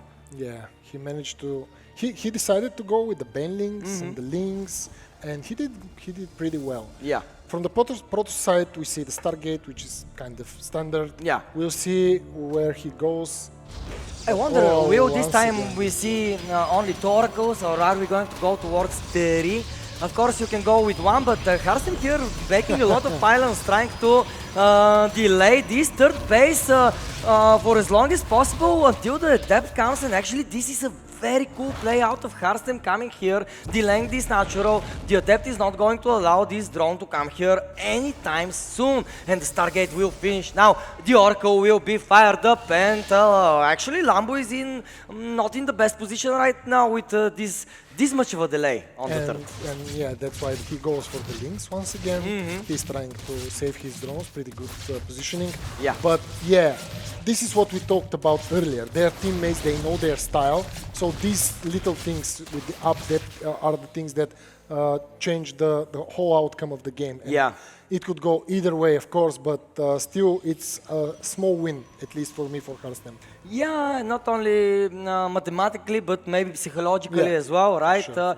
Already the first Oracle is here, though. It is sent straight away to the other side of the map. Lambo, though, he is coming here. He is trying to deny these Texas, and he actually will force a cancel here. Harstem is attacking 2 drones, will fall down, but oh my goodness, the Oracle just barely survives here. Yeah, the Oracle took some hits, and also he couldn't manage to defend this third base, so yeah, Lambo managed to force a cancel. The second Oracle was a bit slower, so he couldn't help as well. And now we see a Twilight. We'll probably go for Blink, or we'll see the Adept upgrade.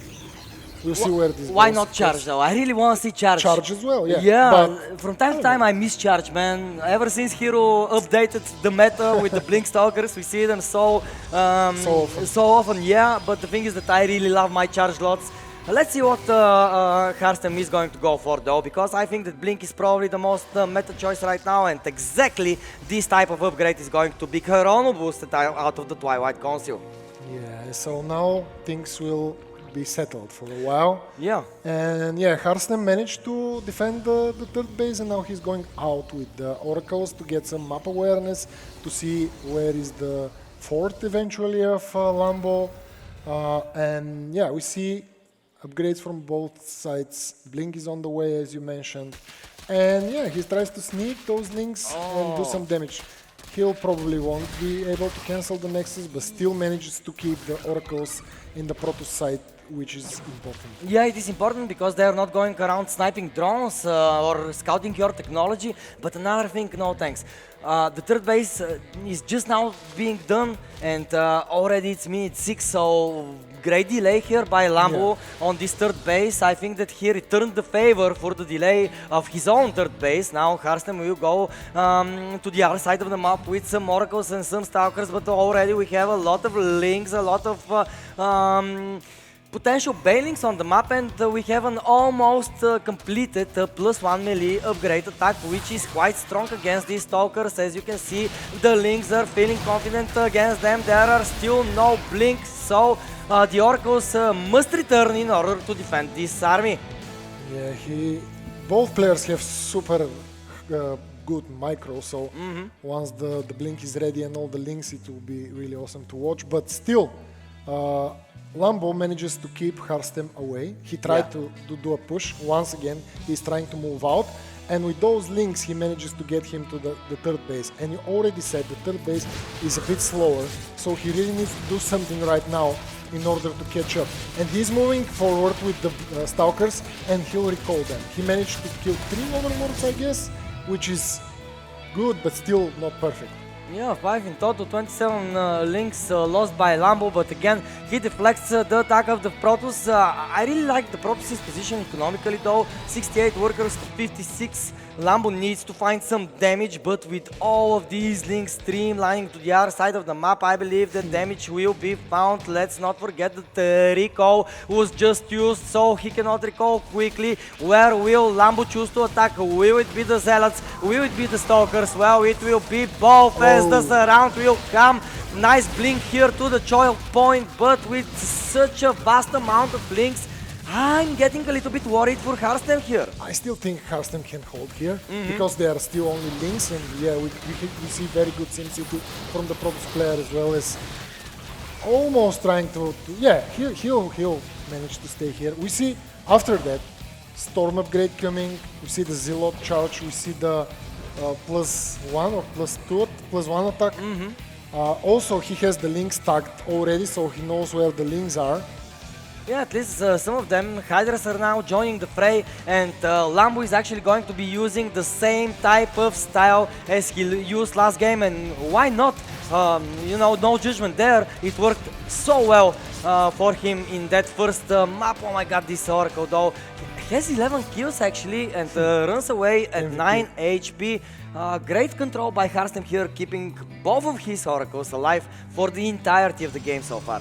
Yeah, and as you can see, both players are at pretty close supply, which wasn't the same the last game. So Harstem is doing a lot better than the last game. We saw that Lambo didn't manage to do all those damage with the links. So this is the plus side from Harstem. We'll see where he goes, of course. Once again, we saw those links, probably he'll force a cancel. Oh no! Oh no, this wasn't a cancel, it was a snipe! No thanks, 400 minerals down the drain here. Another great play by Lambo. Apparently, Harstem is feeling the jitters, he's feeling the nerves, and of course, this is a potential...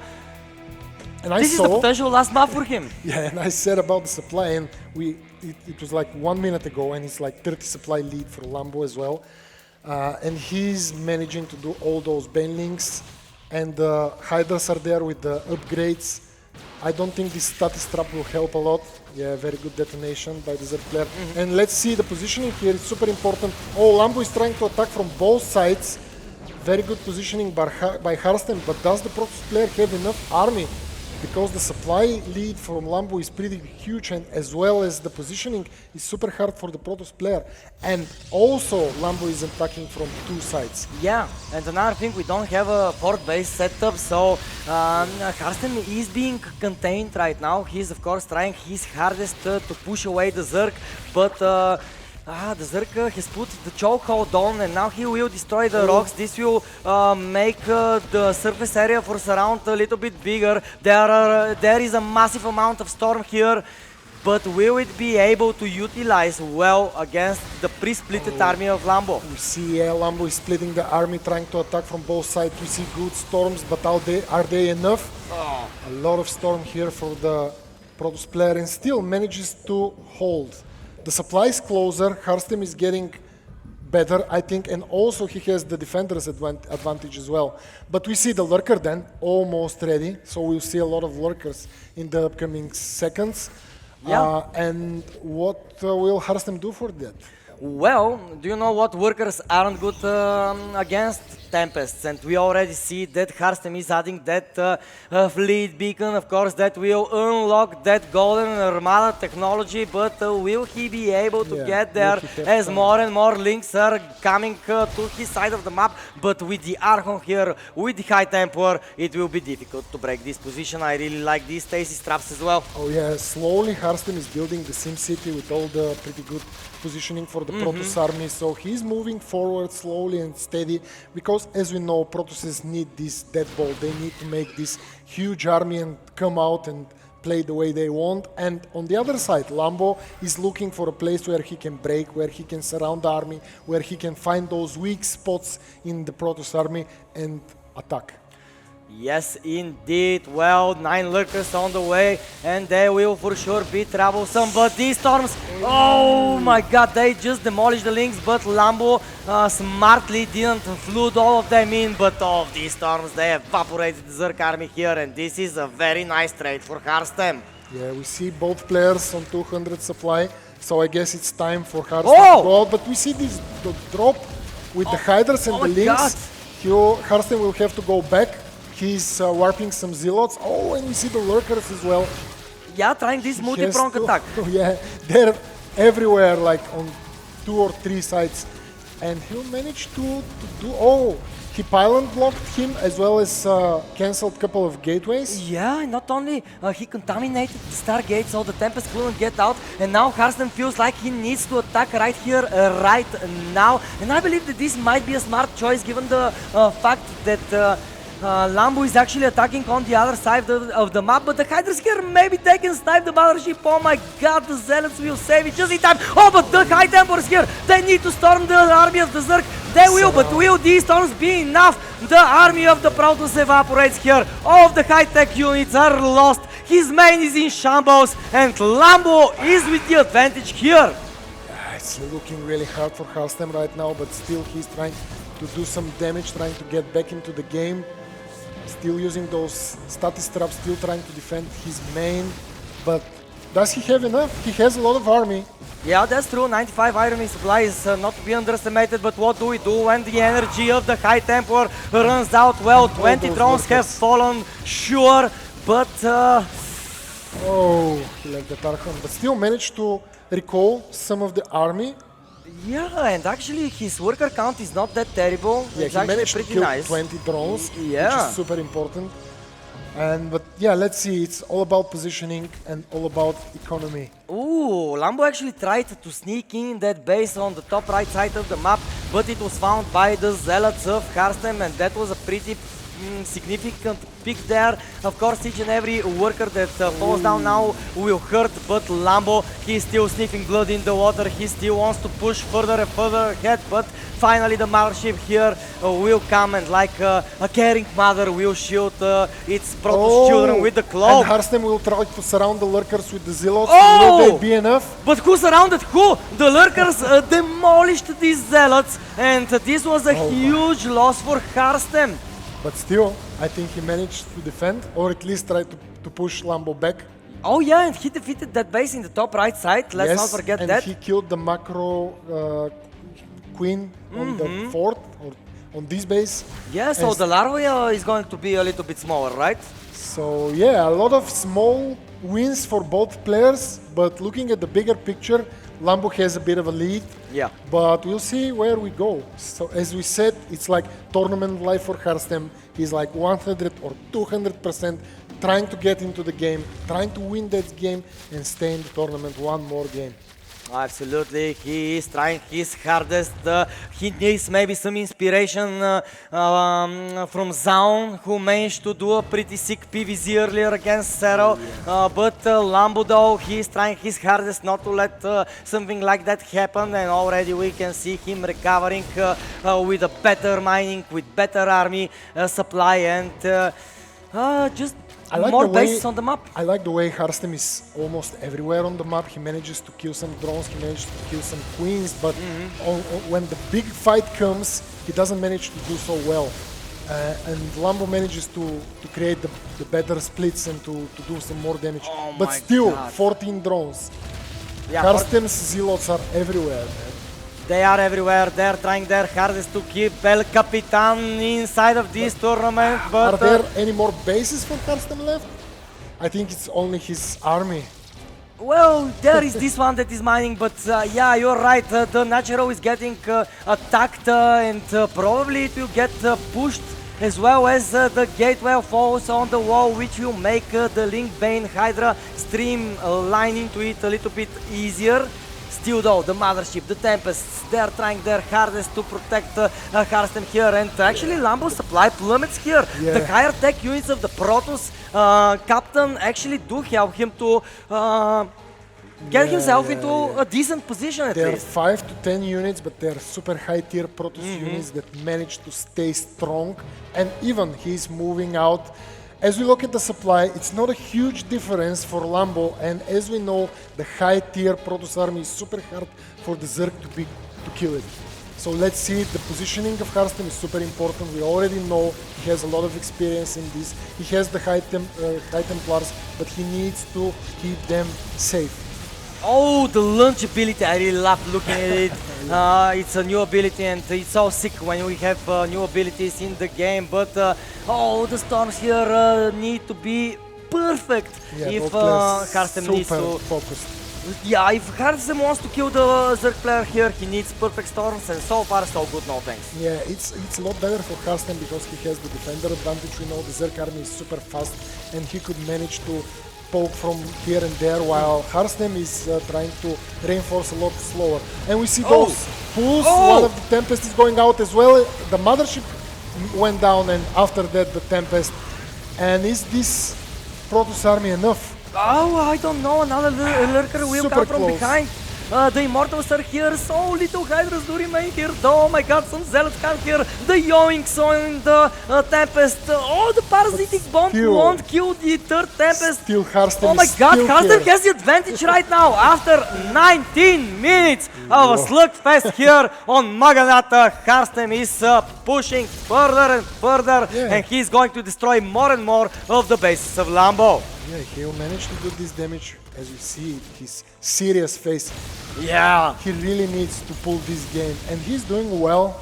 For the last minute or two, we see 30 supply advantage for the Protoss player. He's somehow crushing the Zerg. We saw 15 drones being killed. As I said, Harstem all the way through the game being everywhere with those Zealots. Last game, he wasn't able to do it, and we saw the outcome. This game, I think he'll be able to do it. Well, he certainly seems like it. No thanks, at least another hatchery will fall, if not anything else. But how will Lambo respond to these Tempests? These air units for the Protoss are basically what are keeping Lambo at bay right now, and what is worrying Lambo. The Observer will fall here, which is very important because you need detection for the lurkers, but of course we have an Orco in the sky, so this will help in that regard, but still, how will you... Oh, great feedbacks actually, now you cannot yoink the Tempests. Yes, and yeah, he's slowly poking the hatchery, the lurkers, and Harstem, he's reinforcing. We see the Immortals. The Hydras try to poke, but the Storms are there as well. And this is a fight for mentality because it's super hard to not overcommit. And we see 11 more drones, so Harstem is somewhere there with those Zealots while we watch this fight, and he's still doing damage, and he's still pulling more and more of this game onto his side.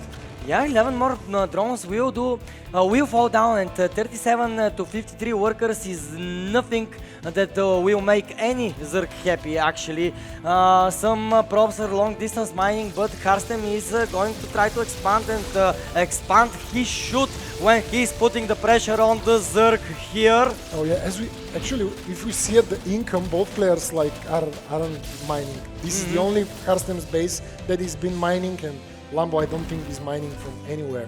Yeah. So yeah, it's this army. Well, and let's see. Oh, the storms on the Hydras is moving forward. The positioning is super important. Let's see. Oh, the storms are very good. He managed to pull one of the Tempests, but the Zerg army is almost dead. Yeah, one more Tempest down. Will those Zealots be enough? With the Immortals on the back, it's really hard for them. But the workers are here as well. And the worker numbers are going down. Very good micro by Harstem, managing to pull back and forth with the weaker units and trying to kill it. And that's GG! Harstem stays here in Stara Zagora, in Bellum cancel it. Give it up for this beautiful smile. Yeah!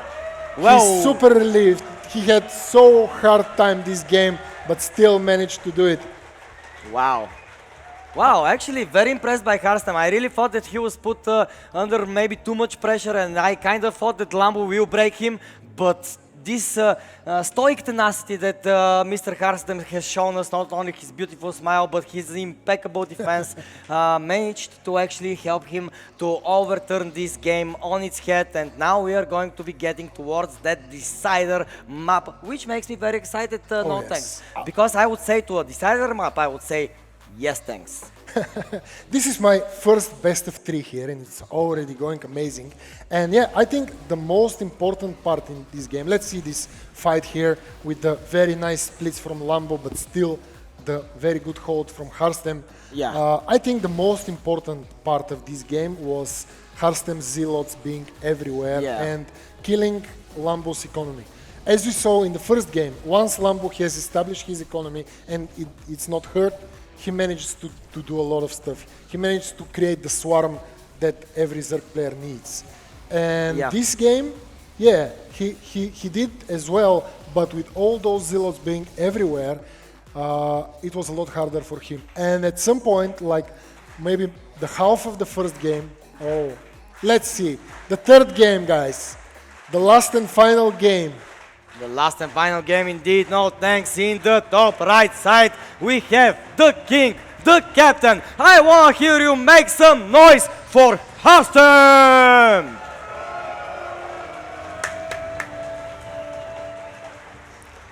And on the bottom left, his opponent, he was one game away and he's already there as well.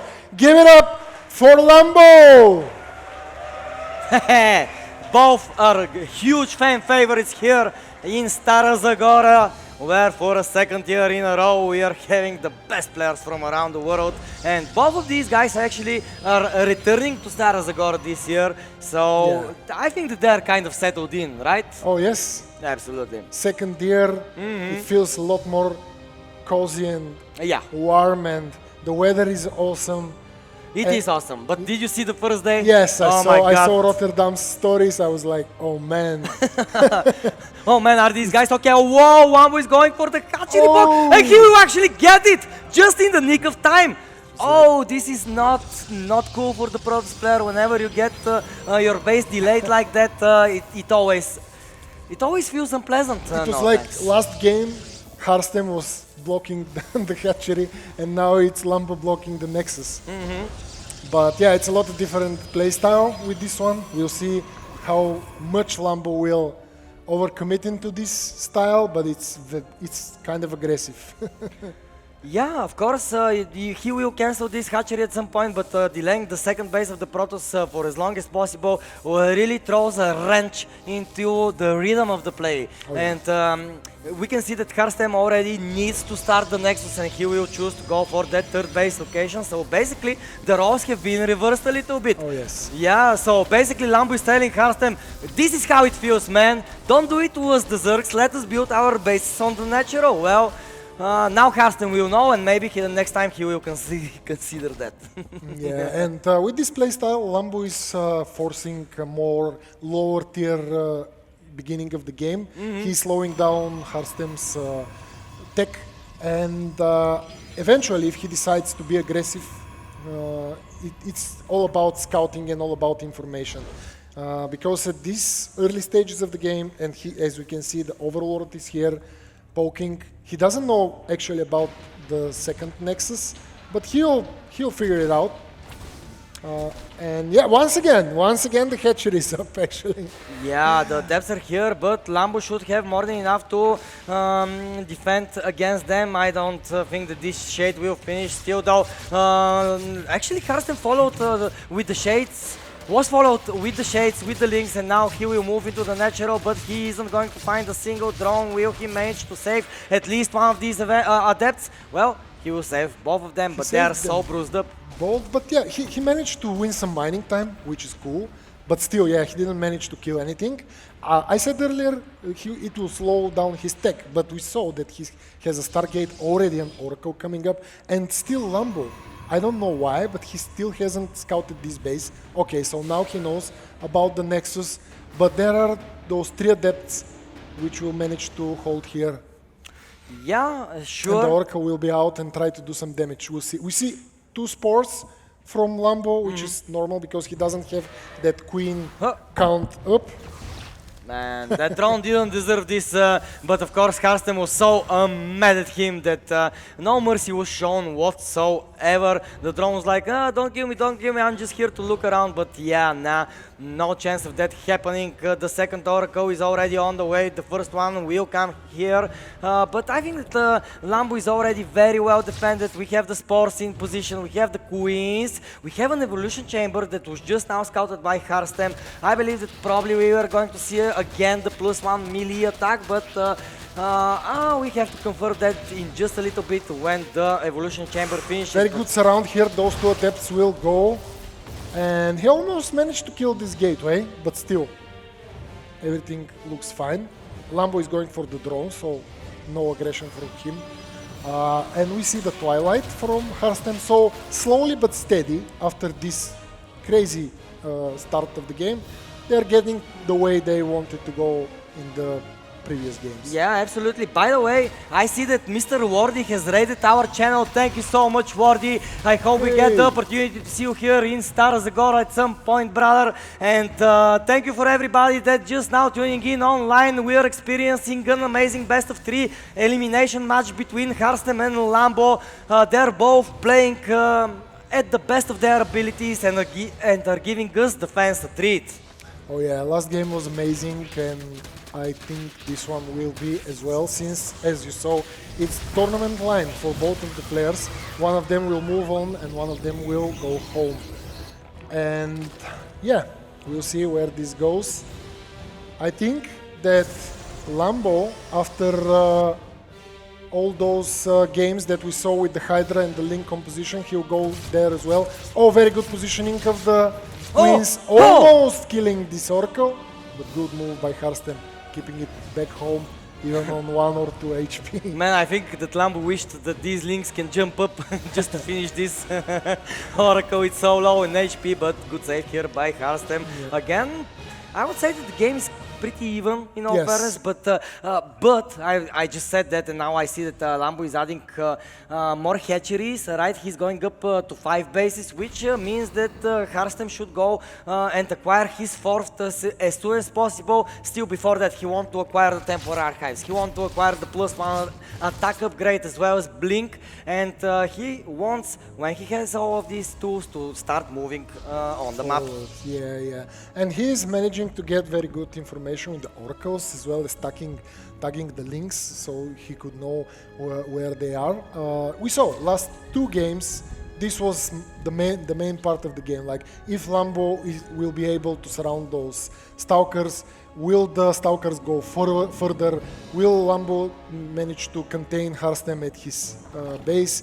And yeah, we'll see this one. Oh, we see a robotics now from Harstem, which is a bit different from the last 2 games. Well, he will need those Immortals, no thanks. He will need that Prism. He will need some sort of robo units in order to push out on the map, and of course try to pressure the Zerg as much as possible, because you cannot always rely on gateway units, of course.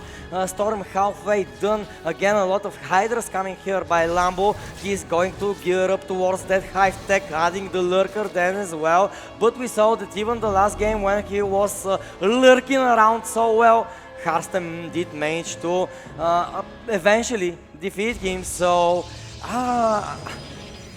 I don't know, even though Harstem is with a little bit less of a supply, I think that his position is super strong right now. Adding the fleet beacon, adding another base. I think the Prism shows us that he'll try to do some more aggression, or maybe try to do what he did last game, being everywhere with those zealots. With backstop move-outs, basically. Yeah, and the Lurker then is almost complete, so both of them will eventually meet somewhere on the map. Yeah, we see Lambo continuing with the links, with the Hydras, with the upgrades, and trying to maybe kill this gateway. Yeah. Lambo is defending it with the shield battery here. If that gateway did fall, then the links would have streamlined in. I think that Lambo cannot wait for this hive to finish in order to acquire that adrenal glands upgrade, which is super important in a matchup like that. Lambo tries to deny the fourth base, but he won't be able to do so. Great storm defensively by Harstem on both locations of the map. Harstem kind of storming his own army here, though. The Archon is being exposed and it will fall before it moves into that big blue ball of Zergling Eater. The Hydras are actually going to try to take out this Nexus, and if they will, that will be bad news for Harstem. Oh yeah, indeed, and it's like a lot of Zerg army here, and Harstem once again trying to do some damage with the Zealots, but there are two Queens here. And there is a lot of Zerg army on his base. Still very good SimCity, very good storms by the Protoss player. Will Lambo be able to push here? He has a lot of supply lead, a huge supply lead actually, but the Protoss needs some more time. His higher tier units will come out soon, and he just needs to buy some more time. And Lambo on the side trying to poke from this, from that side, and still killing those structures, killing those Protoss army, and managing to move forward and forward.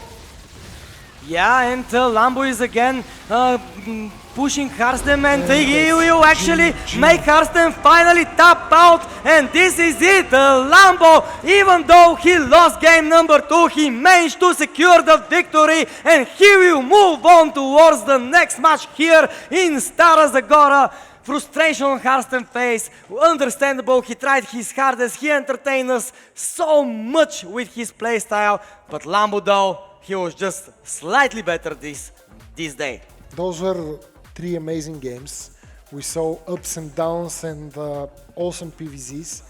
And yeah, I guess Lambo had the upper position. Yeah. But yeah, it was awesome seeing Harstem here in Stara Zagora. Hopefully we'll see him soon again, but he will be here, you know. Yeah, he's not going anywhere until he'll cast with us. Oh, hopefully, we actually were lucky enough to have him cast yesterday. Yeah, exactly. And I was actually lucky enough to be with him. It was so cool to just listen to such a deep dive of Protoss knowledge. You know, it's always so nice when these Grandmaster players come here and just tell us what they see, because you know the casters see what they see, but what players see, not everybody sees. Whole different game there. They're watching and playing and everything.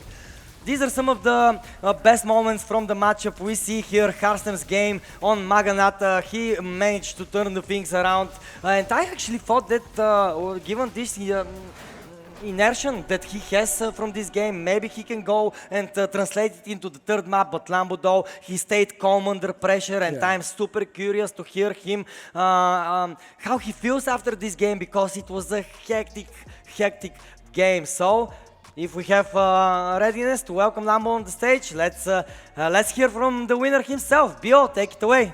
All right, what a great series that was. So let's hear more about it. Lambo, come on out of here.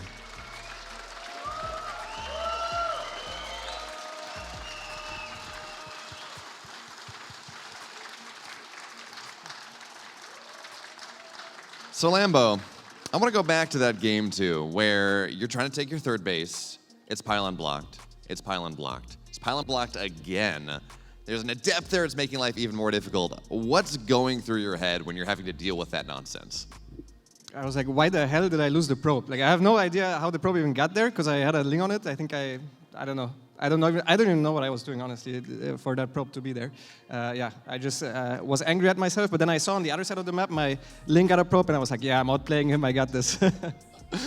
Fair enough. And then as that game went very late, got very low economy, and of course, Harstem eventually takes that game, but how do you navigate a game that's low eco, it's all over the place, it's not like most of the games that you're practicing? Actually, a lot of my games go like that. Low eco, scrappy games. So that's exactly what I like in PvZ. I don't like it when the pros can just do whatever they want and then it's like a normal late game.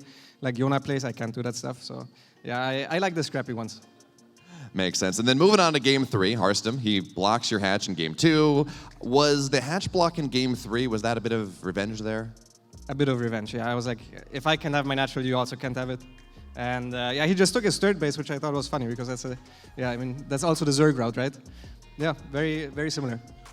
Yeah, fair enough. If I can be annoying, you can be annoying too. That's going to work out very well. But Lambo, you got another series to play here later today. How are you feeling about that one? Really good. I thought I played really well in the third game. I think it's the best game I've played so far. I just felt clean, didn't make many mistakes. I think if I can keep that going, I feel very good. Awesome. Well, we'll let you get ready for that one. But for now, congratulations, Lambo. We'll see you later.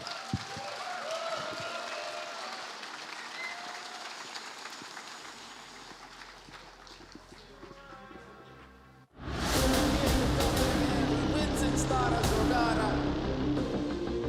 He's moving forward. Reynor needs to evacuate. Some moments are just too good to miss, and that's why there's Bullstream.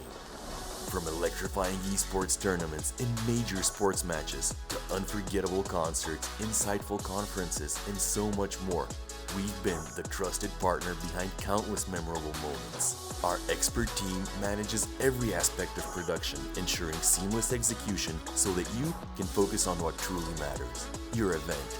And whether you're aiming to take your next one to another level or looking to join a team of professionals truly passionate about live entertainment, we'd love it if you'd come check us out at bullstream.com and see what we're all about. Bullstream, where every event becomes an experience.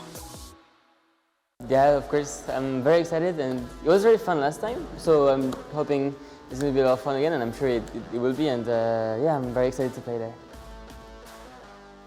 I've seen the new trophy, it looks really good, and it would fit nicely next to the other one. Just play well and do my best, and I'm sure if I play my best, I can do it. Yeah, well, it's not always easy to be as like the most motivated all the time. Like sometimes there's some ups, some downs in motivation, and I think that's pretty normal. But like taking breaks here and there helps, and otherwise, I'm just motivated because I like doing what I do and I want to keep doing it and I need to be good to do so. So I'm just motivated because I also like winning, of course, and losing feels awful. So motivation from not wanting to lose and also just yeah, wanting to win tournaments and liking what I do. So I want to keep doing it. Any highlights? Well, of course. I remember the winning moment when the people were like cheering. It was super nice to see, and everyone was like cheering really loud and being really supportive. So yeah, it was really cool. I would feel excited to play against Serral because the last time we played it was always really close, like 5-4, 4-3 kind of matches. So it would be fun to play him again and see how it goes. Well, I just thank you for coming. Anyone who's coming to watch the tournament, it's great having you here, and yeah, just thank you for coming, and hope you're gonna cheer for every player, and yes, thank you very much. Hello everyone, my name is Riccardo, also known as Reynor. Come from Italy, 22, and I happen to play StarCraft sometimes. The first time was amazing, and this second time it feels a bit different for me at least, because now it's like the practice moment, you know, where everyone is kind of locked in and the EWC is coming up. Obviously there's an EWC spot, even though I happen to be qualified already. So it feels pretty nice, but I'm still a bit more try-hard than last year, I think, in terms of mindset, so I'm excited to see how it goes. I think last year I didn't play that well, even though I got top 3, so I think I can do better. Well, it's pretty hard when you have to travel this much, but I like it. It's better than not traveling, and we didn't travel for a long time. And we had a big break after EWC last year. So I'm excited to be back. It's a lot of travel. It's not easy sometimes, but I love what I do, and I wouldn't trade it for anything, so just gotta keep going.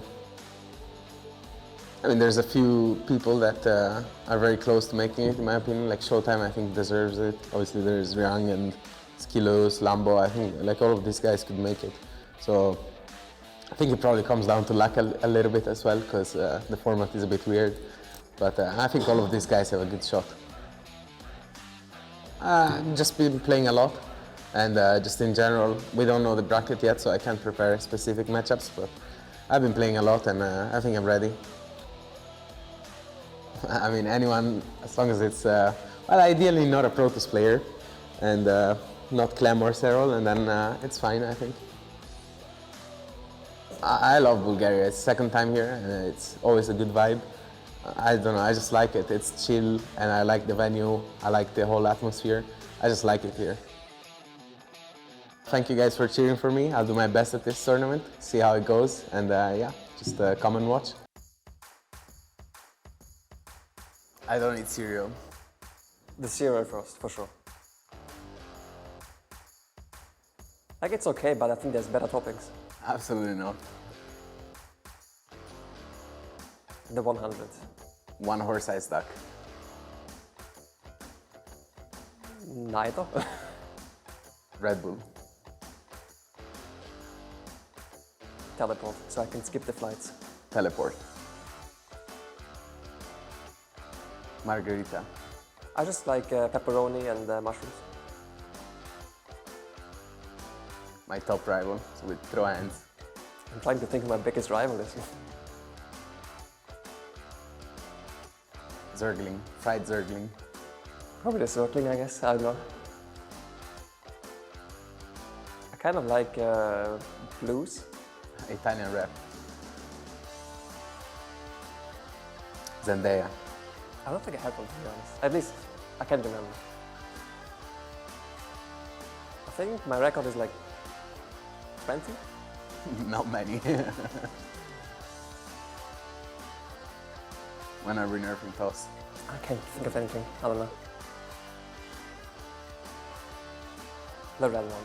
Red.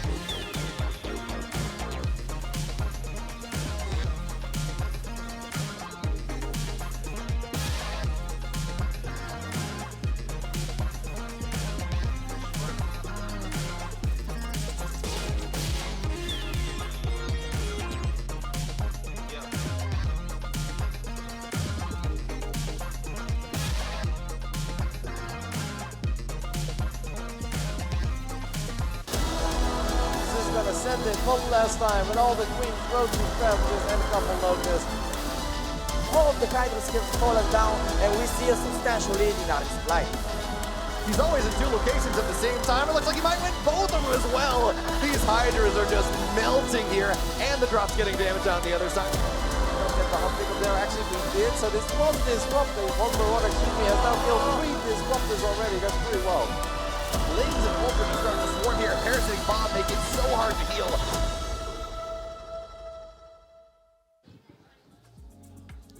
All right, guys, welcome back to Bellum Games Elite 2025. We have a legendary series coming up. Those two players have met on so many different stages, both of them ex-world champions. Let's not delay this anymore. Guys, welcome Clem and Reynor on the stage.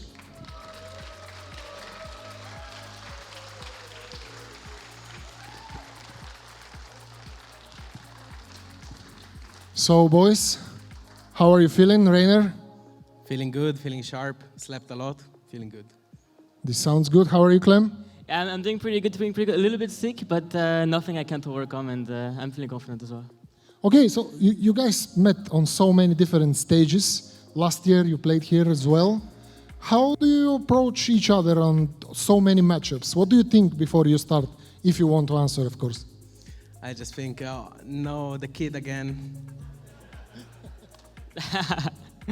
I mean, we've played so much at this point. Like, we both know we both can win, and it just really depends on who plays better that day. So, yeah, anything can happen, pretty much. Okay, but be honest. Who do you think of you has the edge in this matchup? Who has the edge? Yeah. Who of you two has the edge? Who do you think would eventually win?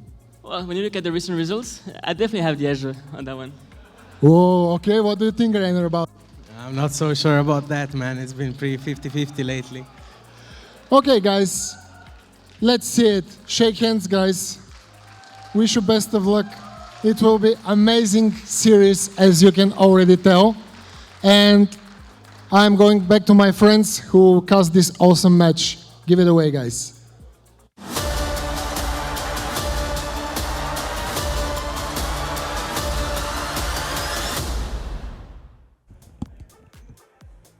With pleasure, no thanks. This is going to be a series for the ages in Rotterdam. I'm super happy that I get the chance to cast it with you. Your teammate Reynor is going up against the current world champion in Clem, and of course the defending Bellum Games Elite champion.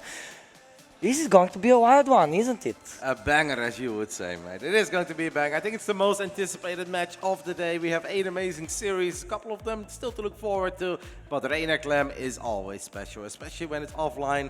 They do have a lot of history with each other, as No Thanks already pointed out. I didn't know it was so freaking close historically, as they've played 111 series against each other. The current score, 56 against 55. Come on. Yeah, seriously, Come on. Yeah, seriously. In favor of Clem, I may add, as he got the most recent victory. And it's funny as well to hear No Thanks as well. Who do you guys think have the edge? Clem says, oh, lately it's me. Reynor's like, I don't know about that. It's still slightly favored in favor of Clem. Yeah, by one series. Yeah, throughout the entire history. But even if you look at, like, let's say the last 10, but they don't play against each other very often. So it's not like it's 10 games in the last few months. Like, no, you have to go back a little bit. It is ever so slightly favored in Clem's favor, but Reynor obviously has been able to get a couple wins as well over the last few times they've met. Most importantly, perhaps those wins over in the WTL Code S, where Reynor helped his team win and crown themselves WTL Code S champion after Clem stopped us the season before. That's going to be fun, man. Watching these two go up against each other is always fun. Yeah. It is kid against kid, as they like to call it. At this point, I'm not sure if they're still kids. You know, that worked when they were both 16, 15. At this point, Clem already 23, Reynor turning 23 real soon. Yes. Because yes, Clem is actually the older one between these two, but they are separated by give or take 3 months. Yeah, that's true. Do you know they were actually the first two to come to Bulgaria this year, so they have had the most time to settle in, basically. And I am just super excited about this one. Zoun is already waiting in the upper bracket final, but his opponent is going to be made clear after these potential 3 maps.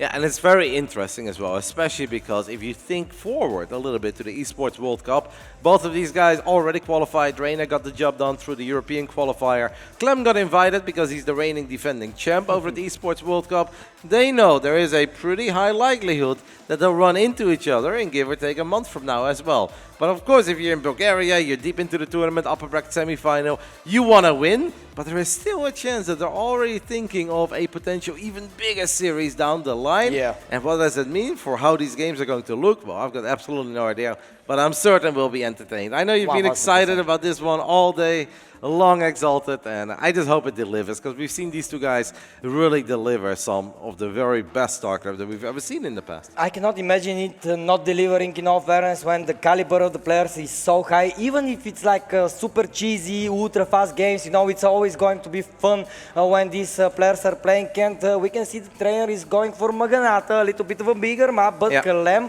ultra love.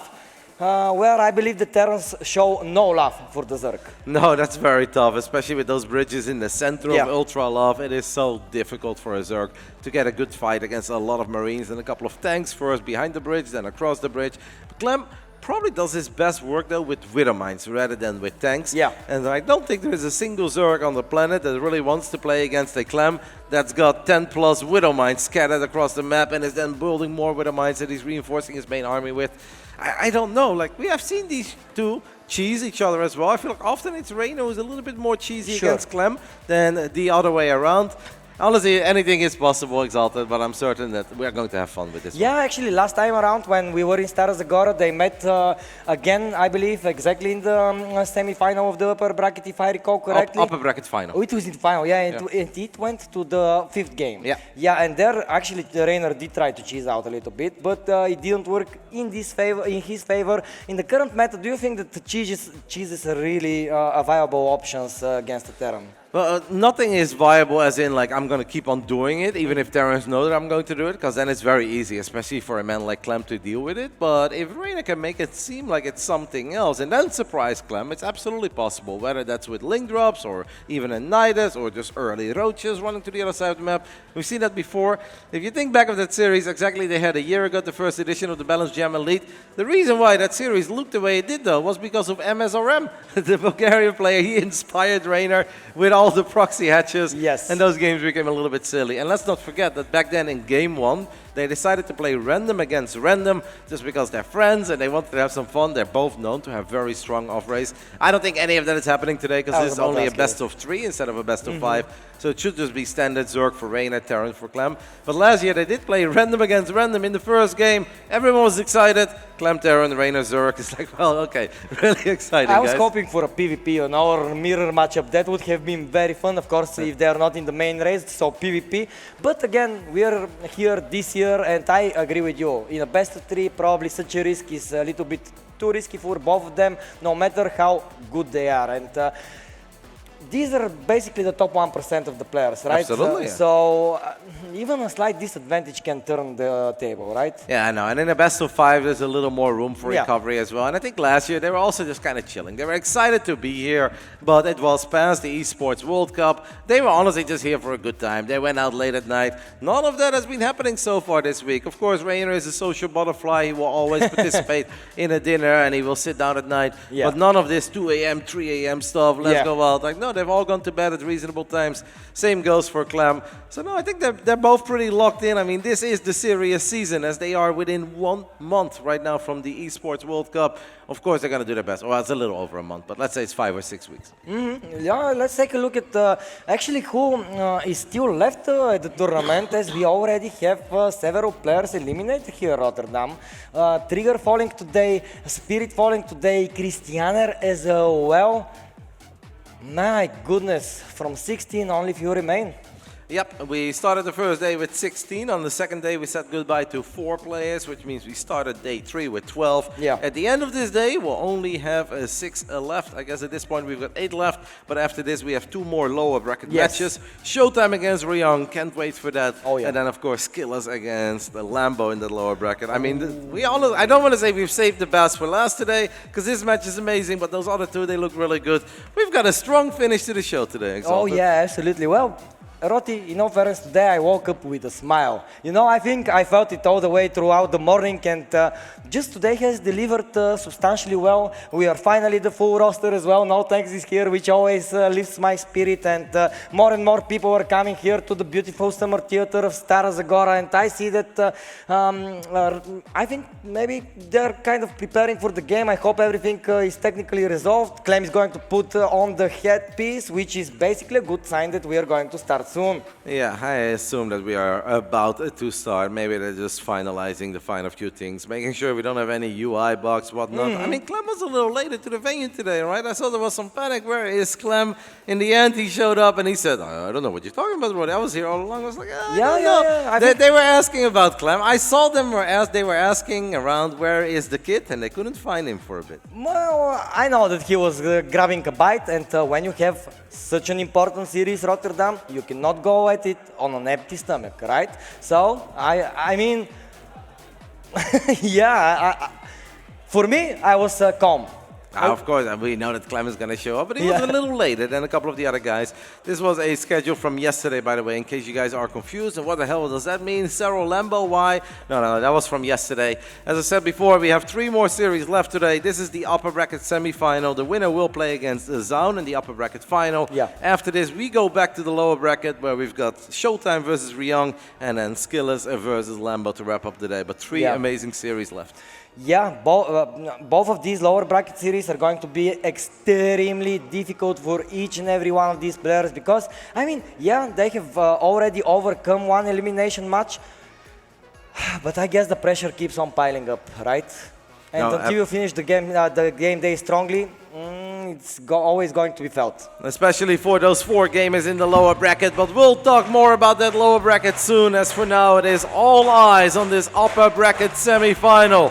In the bottom right side of Maganetha, we are looking at the main base of the Italian Zerg, representing Basilisk. It's Reynor.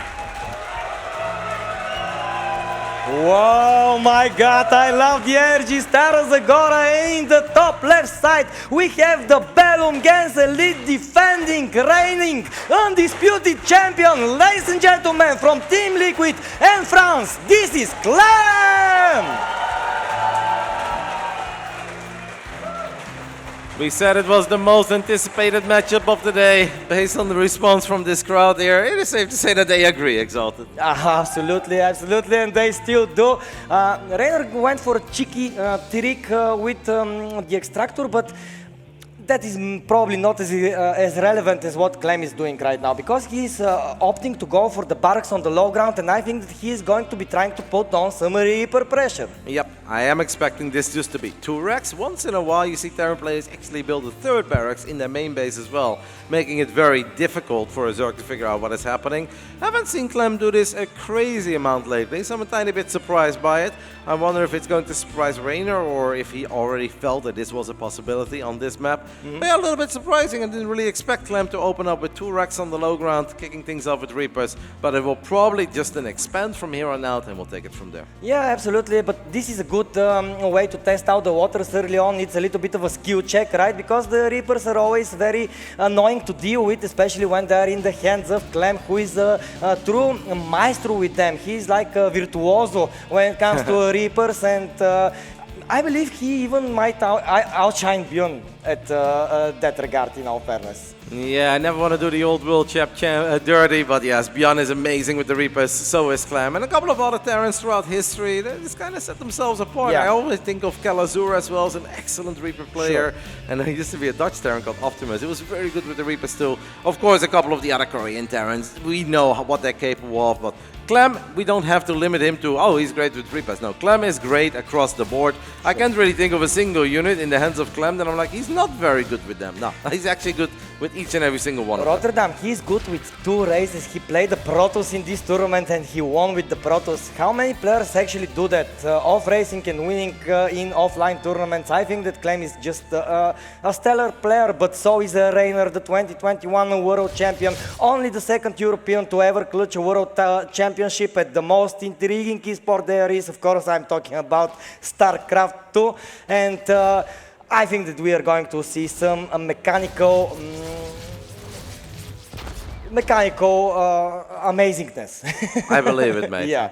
And I am certain that everybody else feels the same way. And we also know that they look at each other as in like, okay, I know that you're good across the board. Clem is not thinking like, oh, as long as I stabilize up to minute 7, this is going to be a free win. He knows that Reynor is dangerous from the beginning till the end. Reynor knows that the same thing goes for Clem. So far, I think this has all been pretty clean on the side of Reynor, as he really hasn't lost a lot. It's obviously annoying to keep track of those Reapers, making certain that your Queen's in the right spot, that they're not going too far forward, where a grenade could accidentally bounce them off script. But I think very solid defense so far by Reynor, but I also don't think that this is something that is Clem going to panic over. Clem would have loved to find more, but if he doesn't, as long as the Reapers are alive, he's got to follow up with the first few Hellions on the way. Yeah, absolutely, but having your buildings like that exposed, especially when the add-ons are on the other side of the wall, I think that this could be a potential problem for Clem later down the line, but let's see if Reynor is actually going to take advantage of that. Yeah, it could definitely become annoying, but right now it's not something you truly have to worry about yet, as Reynor doesn't have Roaches, Ravagers, or Hydras. You really don't want to click with your Zerglings on a tech lab right now, even though Reynor's making a lot of links at this point. This is no longer just a couple of links, so Reynor might be setting up for some sort of a run-by. We'll keep a close eye on how he decides to move these units around, or he's looking for an early surround. It could definitely come into play, but not too early on, because obviously Reynor knows that if he makes a lot of links, that's bad for his economy. And if he then clicks on a tech lab, even if he gets the tech lab, but if he loses 20 Zerglings, it is simply not worth it. Yeah, absolutely. A Liberator coming here by Clem, though. He is going to try to be as annoying as possible for that Zerg drone line, which of course is the backbone of any Zerg player. So we have to keep an eye on that Liberator and how many drones it will get killed, but still before that Reynor developing, Clem developing, and soon I'm expecting probably a move out of the Terran. Yeah, it's going to be very fun to keep track of this Liberator, because if you think Clem is good with Reapers, oh my goodness, his Liberators are so freaking annoying. He's already unsieging them before his opponent is even reacting, and he'll find a kneel spot. Reynor knows this as well. Single Queen is not going to win that fight, and the Reapers and the Hellions were thinking about making a dive for those drones. In the end, they decide against it, but this is where it becomes annoying for Reynor. Where are Reynor his Zerglings? We know he has plenty. He's just kind of looking for that surround so far, not able to find what he's looking for, and just making sure that the natural stays safe. Yeah, 2 evolution chambers being added here. The layer is almost done. I believe that we're going to get some of that old school Link Bane in the early stages of this game.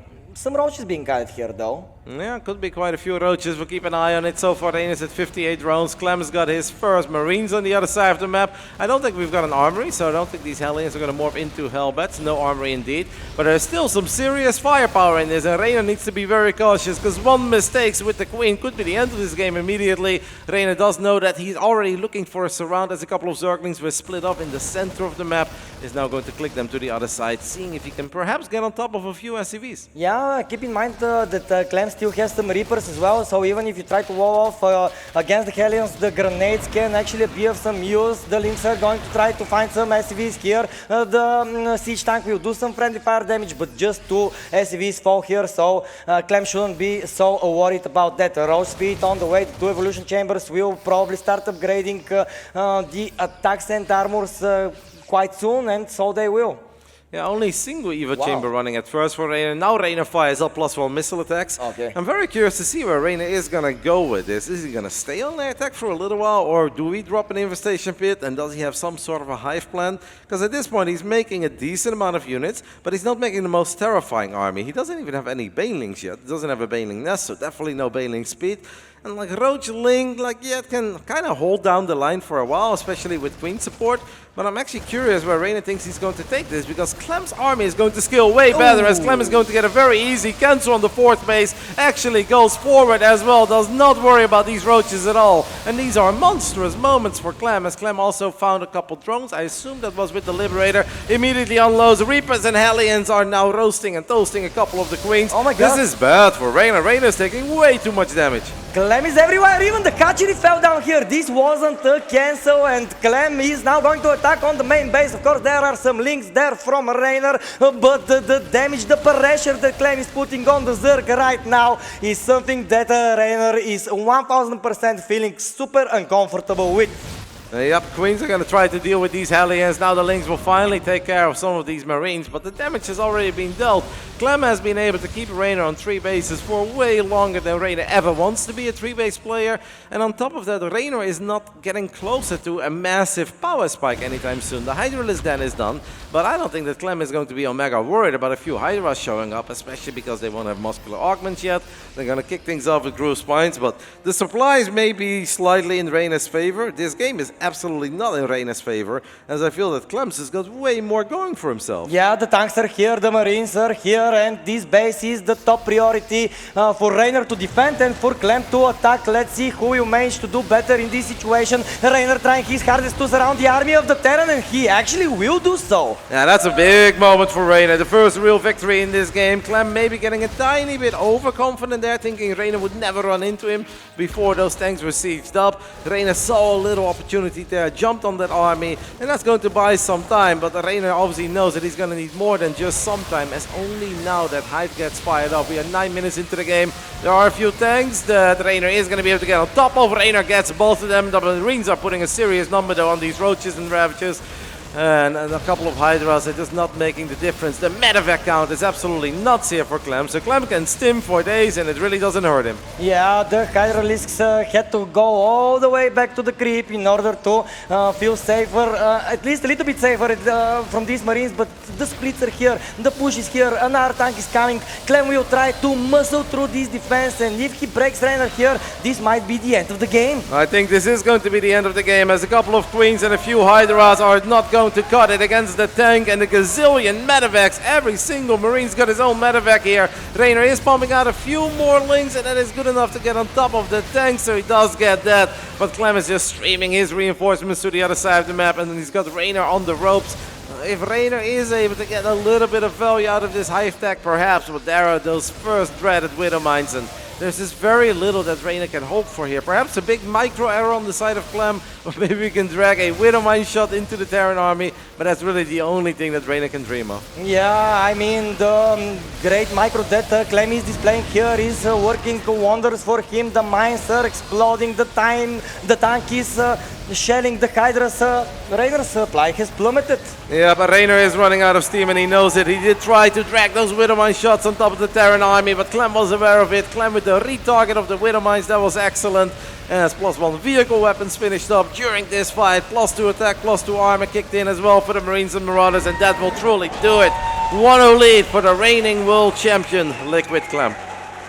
Wow, amazing game out of Clem. He was relentless start to finish. He put on the pressure and he didn't put off his foot from the gas pedal Rotterdam. Yeah, he's like you in Formula 1 simulators.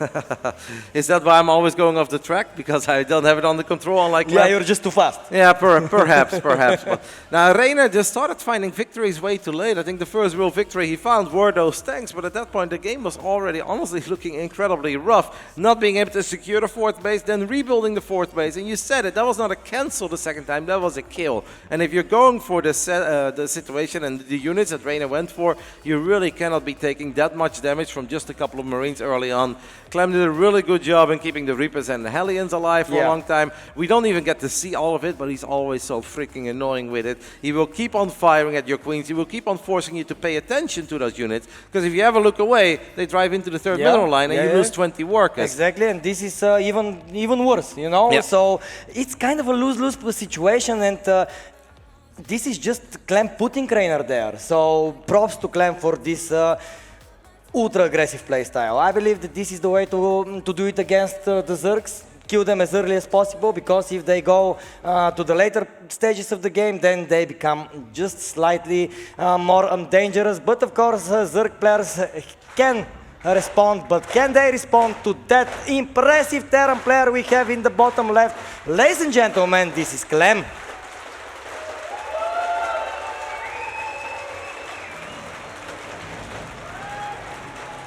And in the top right side of Ultra Love, we are looking at the main base of the man who made it to the upper bracket final in the BGE last year. He needs your love and support. It's the Italian stallion, Reynor. Love it, I love it. And frustrating first game, I think, because Reynor obviously, like, he is aware that he can always drop a map against Clem, he can lose a series against Clem. Yeah. That's going to happen to every single StarCraft 2 player on the planet.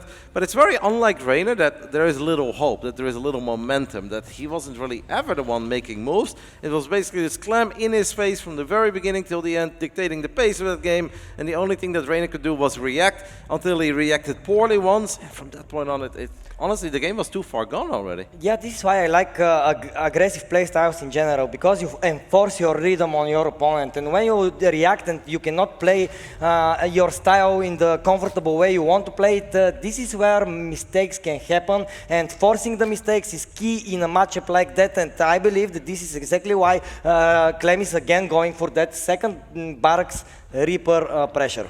Yep, Reynor is switching it up a little bit, as it is. Extractor is obviously quite late.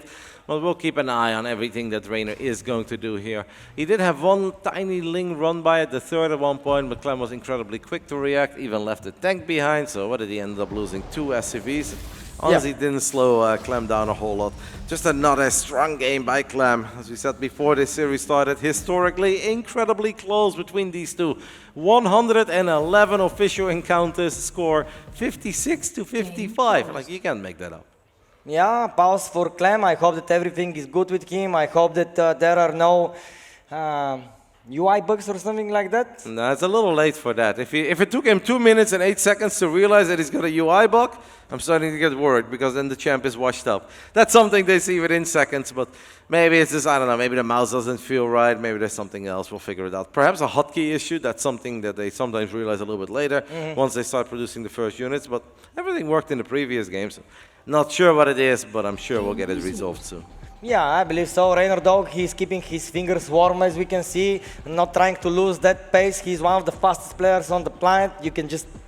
Man, I can look at his fingers all day, you know. It's beautiful to watch gamers click the keyboard like that. And finally, we are in game. Okay, so it was resolved super quickly. Yeah, no, that didn't take very long at all. I'm not sure what it was. Perhaps Clem wanted to switch songs. I don't know. We'll figure it out.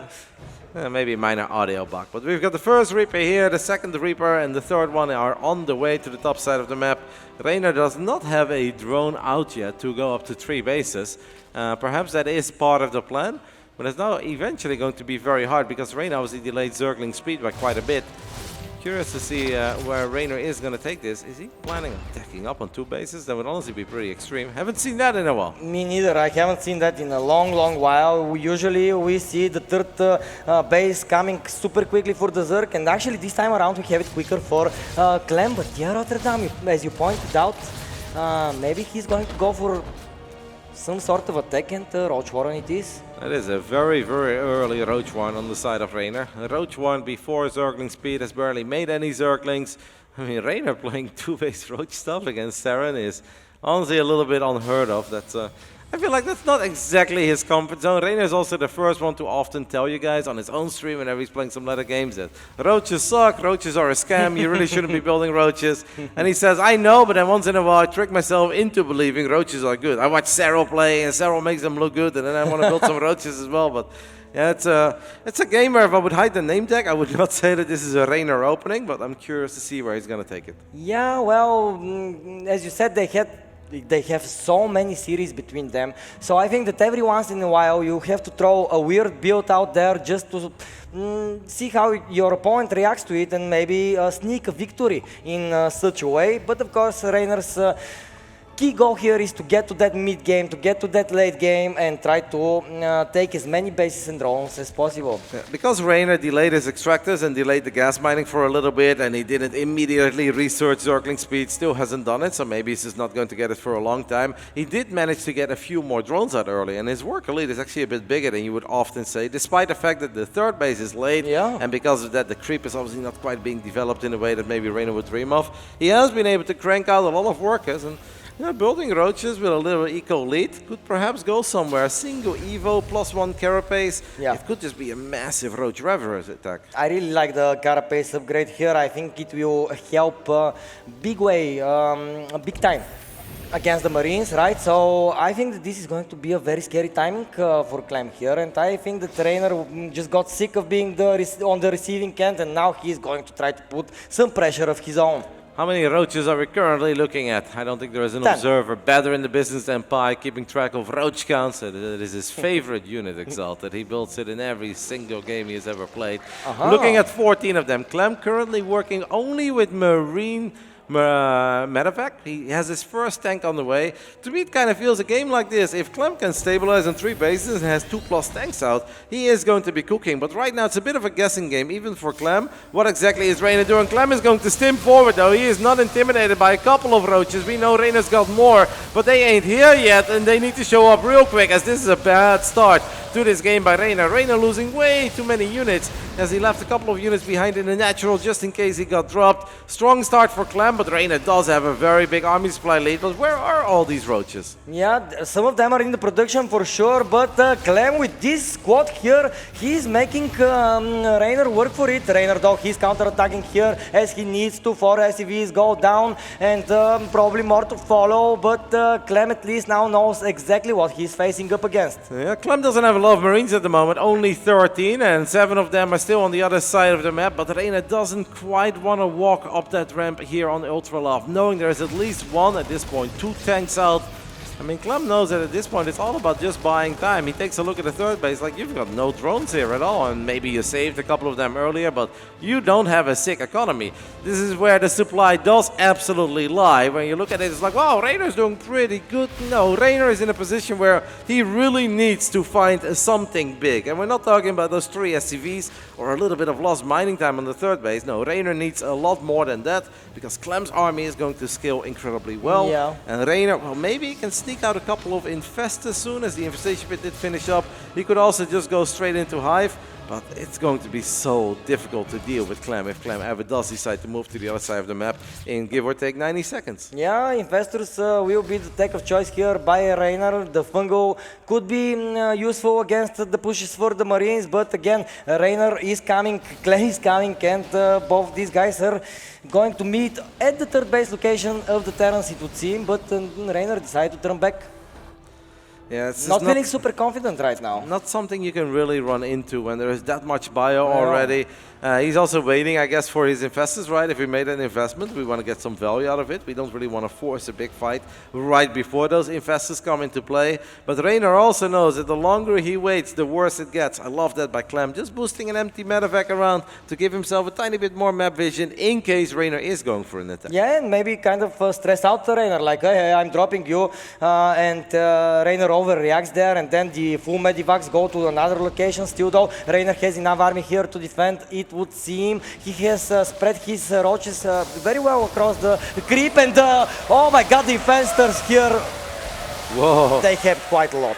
And the corrosive balls connect as well, so Reynor with picture-perfect defense there. Clem should now be aware of the fact that there are infestors out, as those fungos cover this entire army. That's big for Reynor. That's absolutely what Reynor needed to feel a little bit more confident to head into the next few minutes of this game. Well, yeah, sure, but again, Clem is coming here.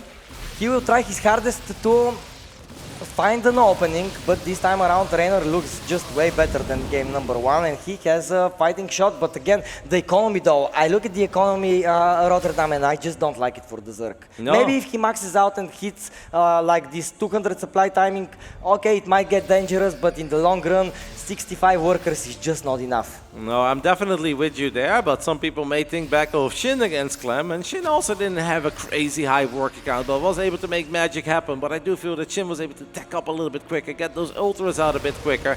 But Reynor is still in there. Like, Reynor's got 105 supplies, got +2 carapace this time, so it's not that he has to worry about being 2 upgrades down in the near future. There is a very good chance that Reynor will be able to get some ultras out with chitinous plating. He fires up Adrenal Glands immediately. I completely understand your concern about the work account, but it's a bit of a different approach to Zerg, where it doesn't always have to be 85 or 90 drones. Sometimes you just rely on getting some Hive-Tech units out very quick and then trying to make the difference with those, and that seems to be the game plan here for Reynor, even if I'm sure that, you know, deep down inside, Reynor wants to stay true to being that big old macro Zerg.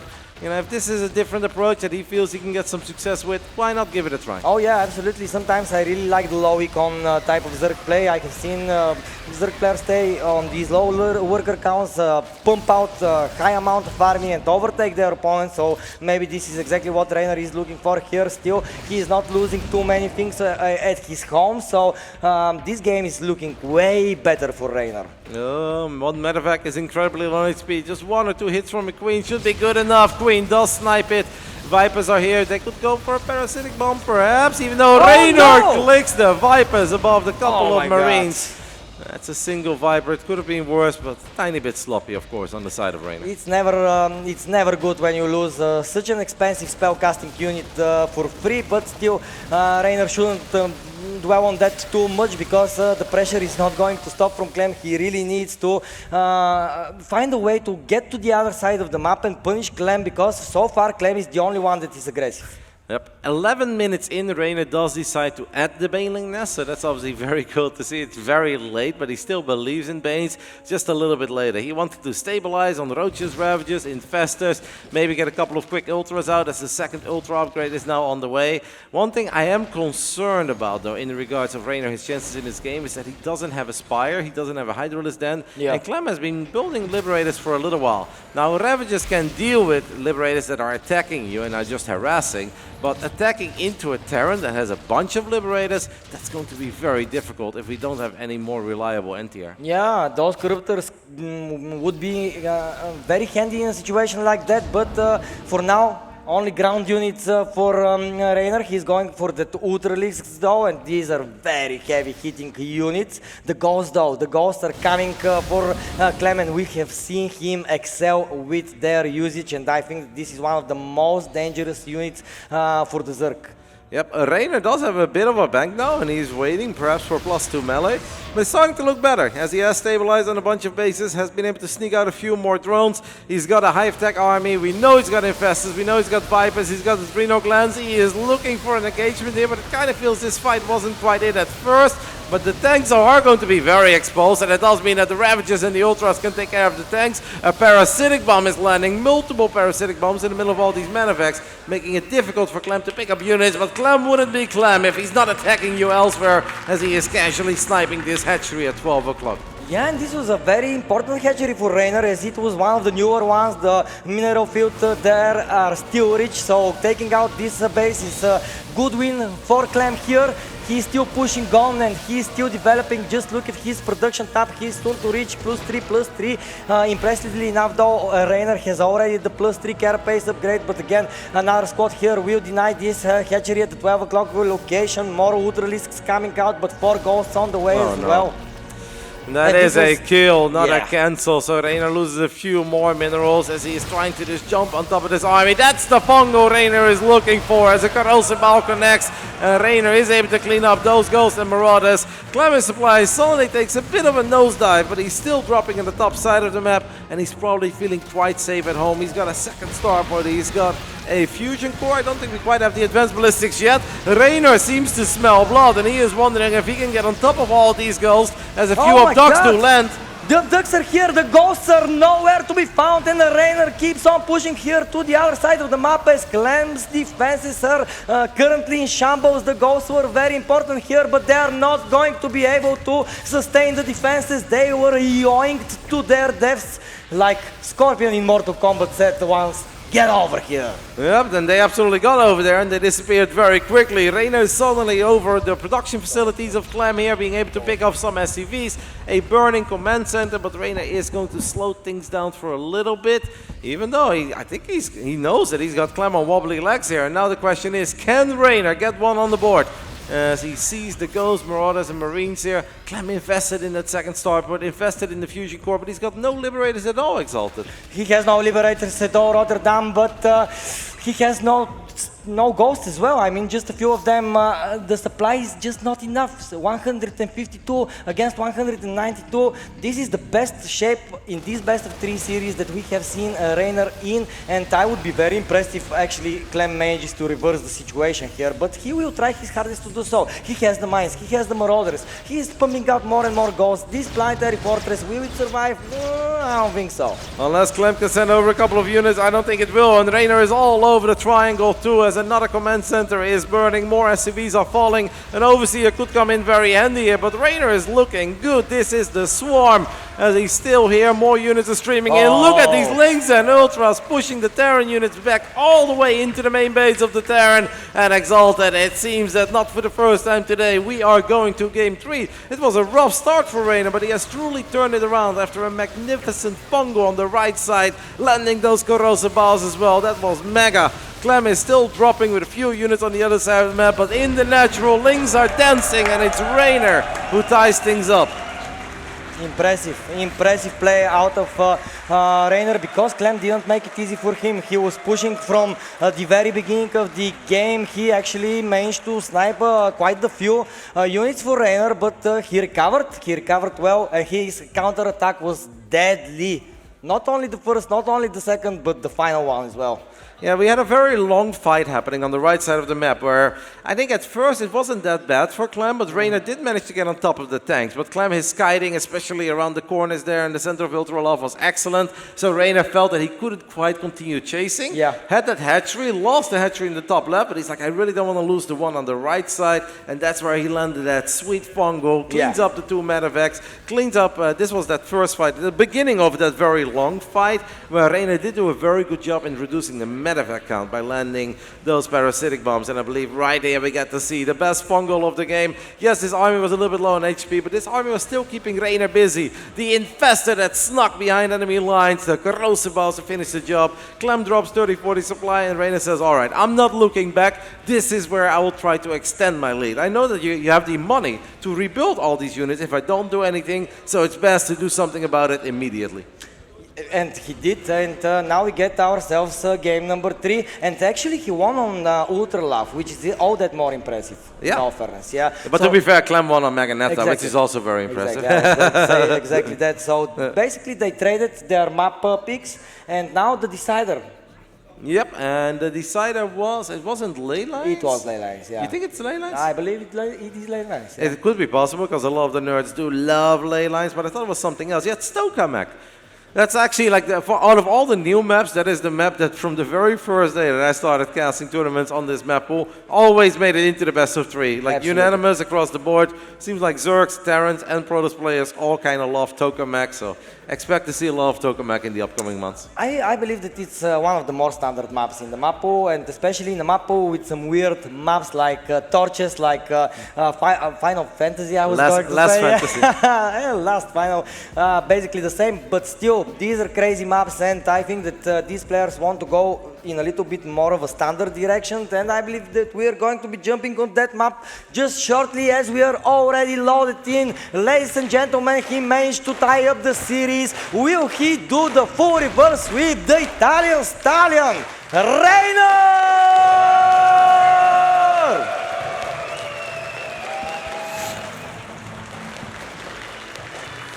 And this man took the 1-0 lead, had a strong and promising start to game 2, but was not able to capitalize on it. But he's still the reigning defending champ of StarCraft 2. And of course of the BGE as well. Make some noise for Liquid Clem.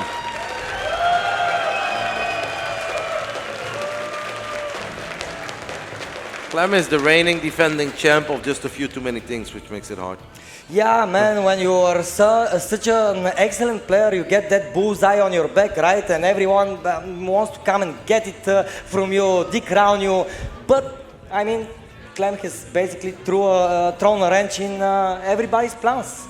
Up until now, at least. Still incredibly difficult to defeat, but Reynor did manage to take a map. I believe that's the first map Clem has lost so far, right? In this event, because he had back-to-back 2-0s. Looked pretty good. I wouldn't say he didn't break a sweat. He was in trouble against Harstem in game 1 for sure. I really think that Harstem could have made something of that game.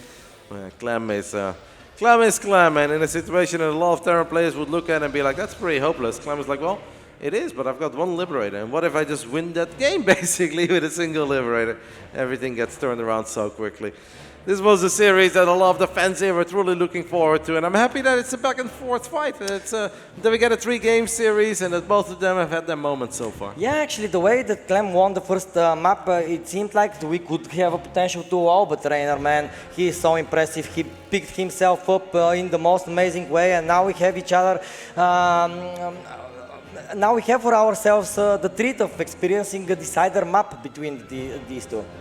Yep, and this is the first time that Clem is not going for the double barracks opening. There is an SCV, Reynor is just going to take the triangle. It's just a single Reaper opening with a couple of Hellions probably as the follow-up. Then the question is how many Hellions will it be? Well, we'll keep an eye on it. Reynor does have Zergling speed on the way.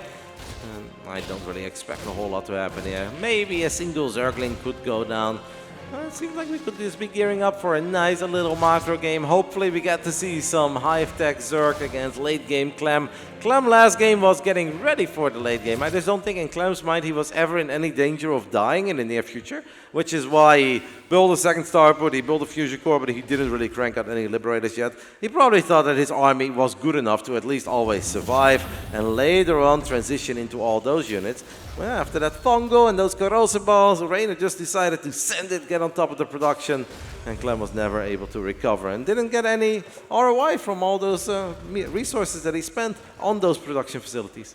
Yeah, that's true. I wonder what type of aggression will he opt for, and will Reynor choose to go for that roaches yet again. Really curious. I believe that Tokamak is a little bit of a wider map, right? So maybe Linkbane here is a little bit more viable? Absolutely. I do believe that this is a good map for some Link run-bys, Baneling run-bys. We'll keep an eye on it. It is obviously scary to make Banelings too early on. Reynor has recently said, I feel like I don't remember the last time that Banelings connected with Clem's units, unless you've got like something like Infested support.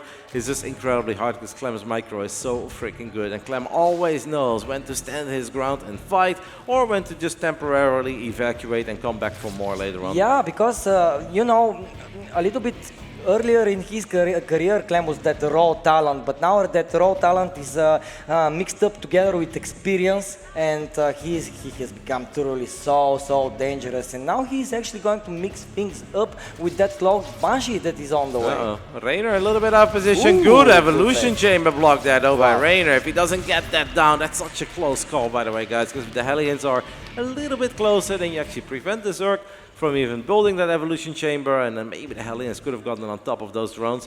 So I don't feel like Reynor had a lot of links nearby and didn't have a lot of links overall out on the map. So that honestly could have been pretty gnarly, but Reynor gets away with it. Excellent defense. Again, a fast evolution chamber pumping up the +1 carapace upgrade. Reynor apparently realized that he's going to go up against the Banshees. He saw it. Now he's building the Spore Crawlers. He really will need them, as these Banshees are going to obtain Cloak just shortly, basically. Steam Pack on the way, so Bio again by Clem.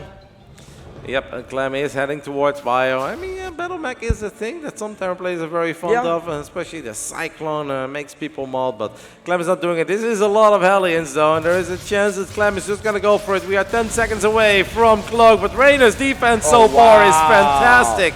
Beautiful positioning on those Zerglings. Zerglings now looking for another wraparound. Reynor could not have done this any better. And that is 8 Hellions going down on the side of Clem. But Clem does still have his Banshees. Now I want to see. I mean, that is as good as it will ever be on the side of a Zerg. 16 Zerglings for 8 Hellions. 0 drones going down. Yes, it was on creep, but still incredibly beautiful defense by Reynor. Well, I believe that Reynor was like, oh, okay, you think that Clem splits the Marines? Well, just look at what I'm doing with the Links, and the Links are going to be flooding on that third base location here. They will destroy 3 of these SCVs, and they will annoy Clem as much as possible, even forcing the Banshees to return. Yeah, and this is the problem when you lose all those Hellions this early on. Now the Banshees can't even be poking those middle lines, because the Banshees kind of need to provide some support for the Marines at home. Obviously, as a Terran, you don't have that many battle units early on. It just takes a little while before your production truly gets going. And until you've got Stim, which is right now, you really don't want to be battling Zerglings with Marines anyway, especially now those Marines are exposed. So Reynor getting a monstrous victory, and obviously getting as much value out of that victory as possible. Yeah, putting down the Hydralisk, then putting down the Infestation Pit and going up to 76 workers Rotterdam. I believe that we're going to be going for that hive tech pretty soon, as already +2 armor is going down, as well as the +1 missile upgrade for both those Hydras and the Roaches, of course, if Reynor decides to use them at some point. But for now, Hydras and Lurkers are probably going to be the range tech of choice. Yep, Hive Tech is very quick though, compared to the other game where it was like 9 minutes and something. This is a 7-minute Hive, but Reynor probably feeling really confident about it, as his Queen count is high, his Zerglings do at least have +1 carapace, and especially as long as there's a little bit of creep to work with, Reynor should be fine. You always have to be very careful taking these kinds of fights against Clem, because nobody does it better than Clem. He knows exactly when to stick around or when to just pick up and then pick up and drop those units elsewhere. Reynor is aware of it though, keeping track of these medevacs, and excellent defensive link movement will allow Reynor to not take any further damage. Reynor looks inspired, Rotterdam. Yes, he had to tap out in game number 1, but game number 2 and game number 3 he's actually looking very good. He didn't let Clem do any sort of damage to his economy, and this is why we see the 88 workers that he is having, and I believe that finally he has reached that macro point that he really was looking for. Yeah, because he hasn't been bleeding out any queens either. His queen count is really high, and they've got a lot of energy too. And it's going to be easier to deal with these medevacs bouncing all over the place when you've got a couple Hydras as well and you have this many queens. Clem decides to go for it, does manage to snipe one of these queens with a lot of energy, so a tiny victory there for Clem. But it does feel that this is going to be very difficult for Clem, because as you said, Reynor's economy has gone completely untouched, and there is a good chance that the Reynor is going to be able to show up with a bunch of lurkers, while Clem, I think at best he's going to have a few tanks, and that's kind of it. Now Clem will obviously always be able to capitalize on any little opening that Reynor might give to him if he's moving those lurkers forward and they ain't burrowed, but it's really hard to fight lurkers with just bio. Especially I think you're absolutely right, but the thing here is that how does Clem acquire another base? He really needs to move out on the map and put the pressure on the Zerg, otherwise I don't see Reynor giving him that opportunity, and this is exactly what Clem is doing actually. He's going on the map, he's trying to put pressure on the Zerg, but the Zerg is almost at 200 supply, and his upgrades are starting to look better and better. Lurkers are finally going to join the fray, and I think we are going to have an amazing battle here in the middle ground. Yeah, it's double lurker then, right, on the side of Reynor, because he has seismic spines on the way. Exactly. The second lurker then finishes up, so he can start firing up those adaptive talents immediately, as well as that Widowmine did connect with a couple of the links. Yeah, for a split second there, I felt like maybe there was something possible for Clem, because Reynor was waiting for a lot of these Hive Tech investments to pay off. But the lurkers are here now, and I think just a few Marines and Marauders are not going to cut it. Clem knows that, but Clem also knows that if he just goes back, those lurkers are going to run to the other side of the map. So now he kind of needs to pretend that he wants to be aggressive, but not really be aggressive, and just crank out a few ghosts. Yeah, crank out a few ghosts and secure that fourth base location, but again, I believe the trainer isn't going to allow that breathing room for Clem, and this is why Clem needs to acquire that breathing room. This is why he needs to stay active on the map, and if there is a Terran player that can do that, this is the world champion, ladies and gentlemen, and he is the one to do so.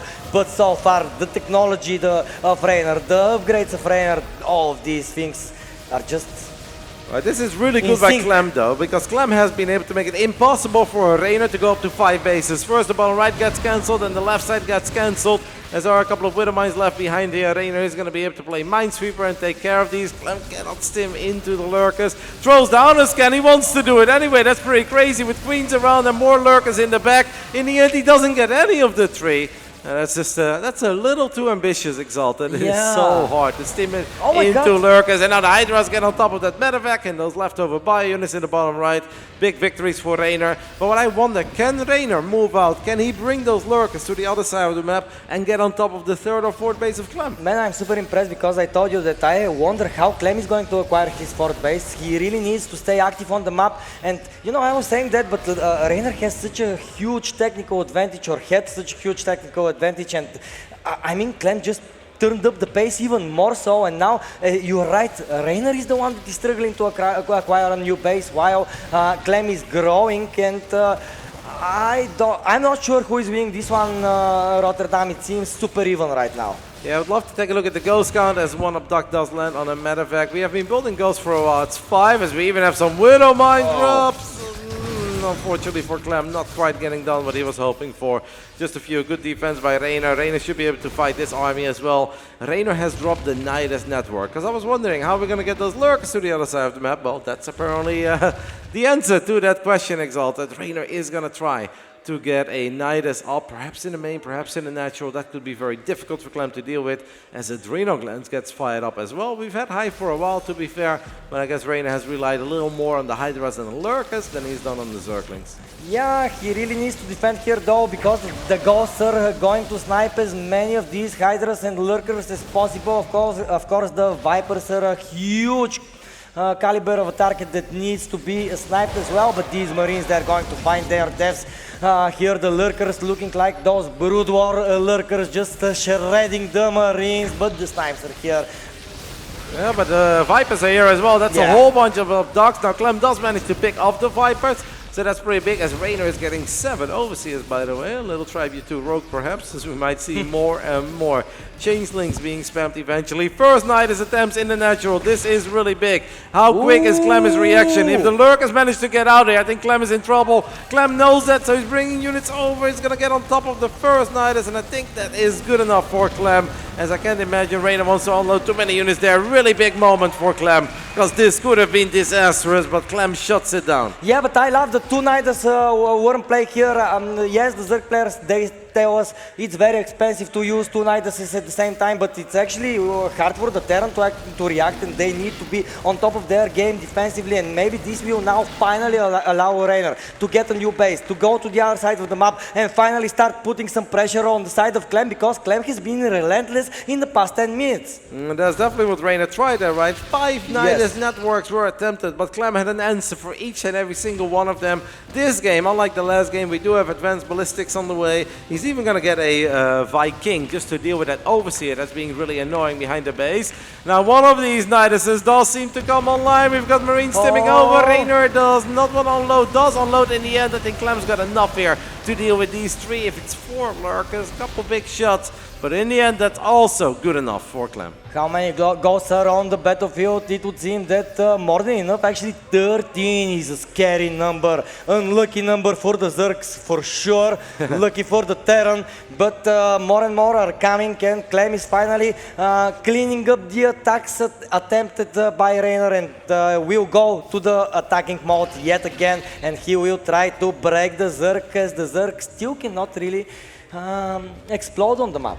No, but you made a very good point. Like, Reynor had a hard time securing a 5th base. He was on 4 bases for a while, but he had a hard time securing his 5th. By spamming all these Nidus networks, as we've got an attack, by the way, in the bottom side of the map, I'd like to take a look if Reynor has an answer for that. Yes, Clem does manage to get a cancel on the hatchery on the left side, but these Nidus networks have really kept Clem busy, as Lurker shots are able to connect with a lot of the Marines and Marauders there, and it has allowed Reynor to no longer be hard stuck on 4 bases, but be a 5-base Zerg comfortably, and going up to 6, if not even 7, while still spamming non-stop Nidus networks on the other side of the map. I mean, this is gonna be hell for the Terran. Yeah, absolutely, but of course Clem will need to do his best in order to defend that, but exactly that bought some space for Reynor to finally go to the other side of the map. The Planetary Fortress isn't done here just yet, so this base could be in potential disastrous position. Yep, the Lurker shots are decent, as Lings and Hydras are leading the charge. Few big up docks there on the side of Reynor. Clem's supply is still holding strong, but Ghosts are expensive. Clem knows that, especially if he's not able to mine up this 5th base. And Ghost will shine, but it's not something that Clem can keep up forever. We took a little look at the units lost resource tab. By the looks of it, Reynor has lost around 2,500 more, but that's honestly completely acceptable for a Zerg that has been mining quite a bit more. Good defense though in the end by Clem, but it's just not stopping Exalted, and He's not a Nidus attack. Yeah, but very smartly Clem has positioned some squads here and there just to react to those Niduses, but again, this is unlocking the map for Reynor. He's now finally starting to mine from that gold mineral base, and the creep spread is getting bigger and bigger, so again, a very even game, but Reynor looking better. Yeah, but Clem definitely has a powerful army at this point, right? We've got Liberators with advanced ballistics. We've got 3-3 Bio, we've got +2 air armor. So Clem's got the kind of army that he can absolutely work with as long as he doesn't make a mistake. A lot of these lurker shots are connecting. Maybe Clem underestimating the amount of lurkers that Reynor had there for a bit. Clem is even thinking about stimming forward up this ramp. Has landed snipes as one of the Niduses has gone up in the main base. Finally. But a Liberator was left behind. Both of them killing a lot and losing a lot at the same time. But the main base of Clem is in serious shambles. This is a brawl, ladies and gentlemen. Who will get the knockout here on game number 3 on Tokamak? This Nidus network finally came online at the Terrans production, and we all know that Terrans just hate it when they have things attacking their production. And yeah, these Liberators are here for sure. They will help out, but these are 3 Niduses here in Rotterdam. Oh, a single Viper here would be massive. We do have a Viper with a parasitic bomb, but not quite able to land on a duct or land able to enough damage, at least on these medevacs, because those goals were very exposed. And if Clem ends up losing those 10 goals, that could very well be the end immediately. Somehow, the Frenchman, the reigning world champ, has kept it together while attacking and defending with a bunch of lurkers and Niduses in his main base coming online 24/7. Incredibly impressive, but Reynor had a larger bank to work with. And if they're both destroying everything they have at one another, that often favors the slightly richer player. And the richer player has definitely been Reynor for the majority of this game. Yeah, so it has been, and it will continue to be so if Clem doesn't unlock the Zerg defenses in some way. He's going to try with Liberators, Ghosts, and a lot of Medivacs. 15 Ghosts on the battlefield right now, and 8 Liberators. Are they going to liberate Clem from the pressure that the Zerg swarm is throwing at him? The Italian Stallion coming here with a huge army trying to pressure this very important location for Clem actually. But the Liberators are here. They are very scary. The Lurkers need to respect them. The Hydras need to respect them. They have the advanced ballistics, and they are going to keep Reynor at least outside of range. Yeah, Clem's life becomes so much easier when he's able to rely on a couple of these Liberators. It's still difficult, but the Ghosts are now getting in range, landing a few snipes. Reynor could absolutely use a few Vipers. He seems to be aware of it. That's why he fired up 4 of them really quick. The moment he saw all these circles, he fired up 4 Vipers. He's still gonna try to run in range. He gets 2, he gets 3 Liberators rather quickly. It's impossible to run into all those mines and those additional lips. Yeah, maybe that was just a little bit of a throw there, but again, he's keeping the pressure on Clem and he's not receiving damage at his home, so that means that he can expand even more. And soon enough, Rotterdam, he's actually going to start mining probably from the bases that are on Clem's side of the map. Yeah, we're still a little whiles off as this game is just kind of wild, right? Like, yes, we've got some circles on the map. Yes, Reynor has a lot of creep, but you can't say that both of them are locked in, fortified, and it's impossible for the other player to make some moves happen. There's been so much action, and these two, once again, like so many times throughout StarCraft 2 history, are pushing each other incredibly hard. And those games become scrappy, messy, and will definitely allow for a lot of crazy things to happen. 20 minutes in, I truly believe this is anybody's game. It could be Reynor's game with one great lurker attack, one great parasitic bomb getting a bunch of the Ghosts, and that could be good enough. It could also be Clem. If those Liberators continue to increase in numbers and they spread some freedom and the Ghosts stay protected, it could absolutely go Clem's way as well. It's just an awesome game of StarCraft Exalted. It is an awesome game of StarCraft, and this is exactly what we were expecting, right? Game number 3, 21 minutes on Tokamak. This is just incredible TVZ, and this is why this is one of my favorite matchups, the humans versus the bugs, and now there are a lot of bugs on the main base location of Clem. Clem though, bringing the Liberators here. They are going to defend the position yet again, but again with the 2 Nidus multi-pronged attack, and while he is exploding with the Niduses in the middle, he is going to throw the swarm. That's beautiful. Nidus in the top right, Nidus in the top left, and Reynor also looking for an opportunity in the center. Spams a bunch of parasitic bombs, and a lot of these medevacs incredibly low on HP, most of them even falling. And now Lurkers are managed to hop out of the Nidus. The SCVs are taking the wrong direction as they get absolutely blasted by those spikes. Reynor with back-to-back victories, might even get the base there too. Things are starting to look dire fire for Clem, who still has a terrifying army, no pun intended, but 140 army supply, but it's just chaos. Reynor is everywhere. Reynor said earlier today or yesterday, he's like, I don't know why everybody's so surprised that I'm locked in. Of course I'm locked in. We're getting closer to the World Championship. Of course I'm good, and of course I'm going to play my A game. But this is definitely, it's so nice to see Reynor play this kind of StarCraft.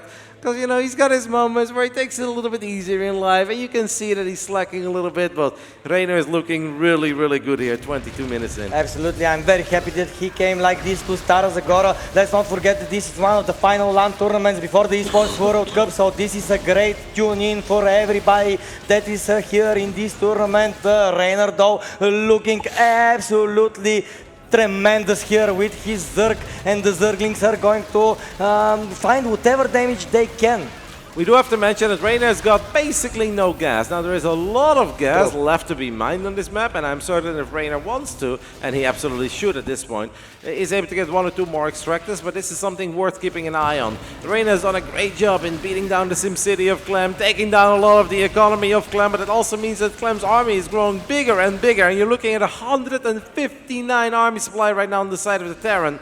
Reynor needs to be a little bit cautious and make sure that at least he's able to rebuild some gas units. As I saw him take an extractor early, and he's going to take 2 more now. These Lings are feisty. They've got +2 melee, they've got adrenal glands, they've got +3 armor, but he needs to make sure that he continues to mine some gas. Yes, he needs to, but oh my God. Rotterdam, I'm looking at this game, I'm looking at the clock, and I just cannot believe it. This has been a slugfest from mid 1 to mid 20, 30. The Liberators here are just protecting as much as possible, but another Nidus, okay, won't pop up here. The Ghosts and Marines were returning in time, but Reynor just keeps on coming. Yep, and it's so nice for Reynor he's been able to spam those changelings for a while. It's difficult for Clem, as one of the winner mines does indeed get a good connection. I mean, Clem has a lot of mines, and honestly I would have expected a few more big connections up to this point, but it's, you know, winner mines are very good against a lot of units, but Hydras and Lurkers are not really one of them. Yeah, that's true, especially the Lurkers for sure, but Liberators trying to be as annoying as possible here, even for the mineral lines of Reynor, but Reynor deflecting them, Reynor not allowing Clem to mine, Reynor becoming more and more ahead, but look at the army supply of Clem. Rotterdam, 169. One. Excuse me. Yeah, he could increase it to 169, that would be very nice for Clem, but he's not quite there yet, as that is a big winner mine connection. Reynor needs to be careful, still only has 400 gas, current lurker count. I'd love to take a look at that pie if that's possible, because I know he's been spamming Zerglings for a while. How many lurkers does Reynor currently have out on the map? We are only 5. Not enough. No, Reynor's army at this point is not that terrifying. I mean, you can say it's not enough, but that's probably on purpose, because Clem, his ghost count is incredibly high. And Reynor will not believe in spamming too many lurkers against a man like Ghost. Against Ghost, he wants to get fast units like Zerglings to get on top of them, but then we need to make sure that we have a way to shut down these medevacs. Oh, get over here yet again. The yoink was perfect, but somehow, some way, the brave medevac will escort these Ghosts to safety. Yep, that is a great save by Clem and a very important one. Reynor needs to make sure, if he wants to play this very Ling Hydra heavy style, that he has a way to kill the medevacs. So if you get that surround, that's so difficult to get, you actually get rewarded for having the surround. Because if we're just working with Lings and there is no way to grab the medevacs or kill the medevacs, Clem's just going to pick up and unload somewhere else where the Liberators are chilling. And despite the fact that Reynor has done a lot of things right, we have to applaud Clem's effort of just hanging in there, now somehow securing a 6 base in the top left side. And at this point, Clem is the one who's honestly looking a little bit stronger, and I'm not certain how Reynor is supposed to get his dream fight. We're gonna need some fungals, we're gonna need some parabombs, maybe that Sharking Infestor that went between enemy lines is a tiny Nidus. This is it, Exalted, this is a big moment for Reynor, he needs to land the fungals. Oh my God, it's so close, it's so close. Will he be able to do so? Will he put the trigger right here, right now? He's standing just under the army of Clem. Oh my God. Clem is not realizing that, and this is just outside of the scan's vision, and now probably the fungal will be there, and he will fungal the Ghosts, and this is trouble for Clem. He will try to evacuate the medevacs, but he will not be able to do so, as most of them fall. That's a big moment. Love the Parabomb as well. Love the Hydra launch immediately to get right on top of that army. But somehow Clem still managed to save a couple of the units. Clem does still have Liberators for days. Is mining from this center base. He's even throwing down a scan on the right side. Maybe just making sure that Reynor is not taking that base. But he will be. Yeah, Reynor will be. But I'm sure Clem will be eventually as well. Liberator is going to fly over a couple of queens. I think most of the battle units right now are positioned in the top left side. As Reynor is going to try to do something about this top left, this Liberator is going to be very annoying. But if Reynor can get the planetary, he's going to be able to survive that Liberator damage. Unfortunately for the Italian Stallion, he ain't getting that planetary. So it's honestly Clem who gets a better trade here. In the end, the Sport will take care of the Lib. But that worked out well for Clem. Most importantly, Clem keeps the planetary alive.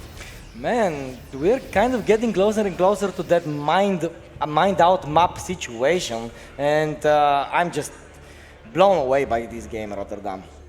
Yeah. We haven't had the chance to have a breather during it. It's just non-stop action after non-stop action. 10 Vipers going down. 40 Ghosts? My goodness, I rarely see those numbers. Yeah, I mean, especially in a Clem game, right? If Clem normally has 40 Ghosts, the game is already over. So you don't get to see that very often.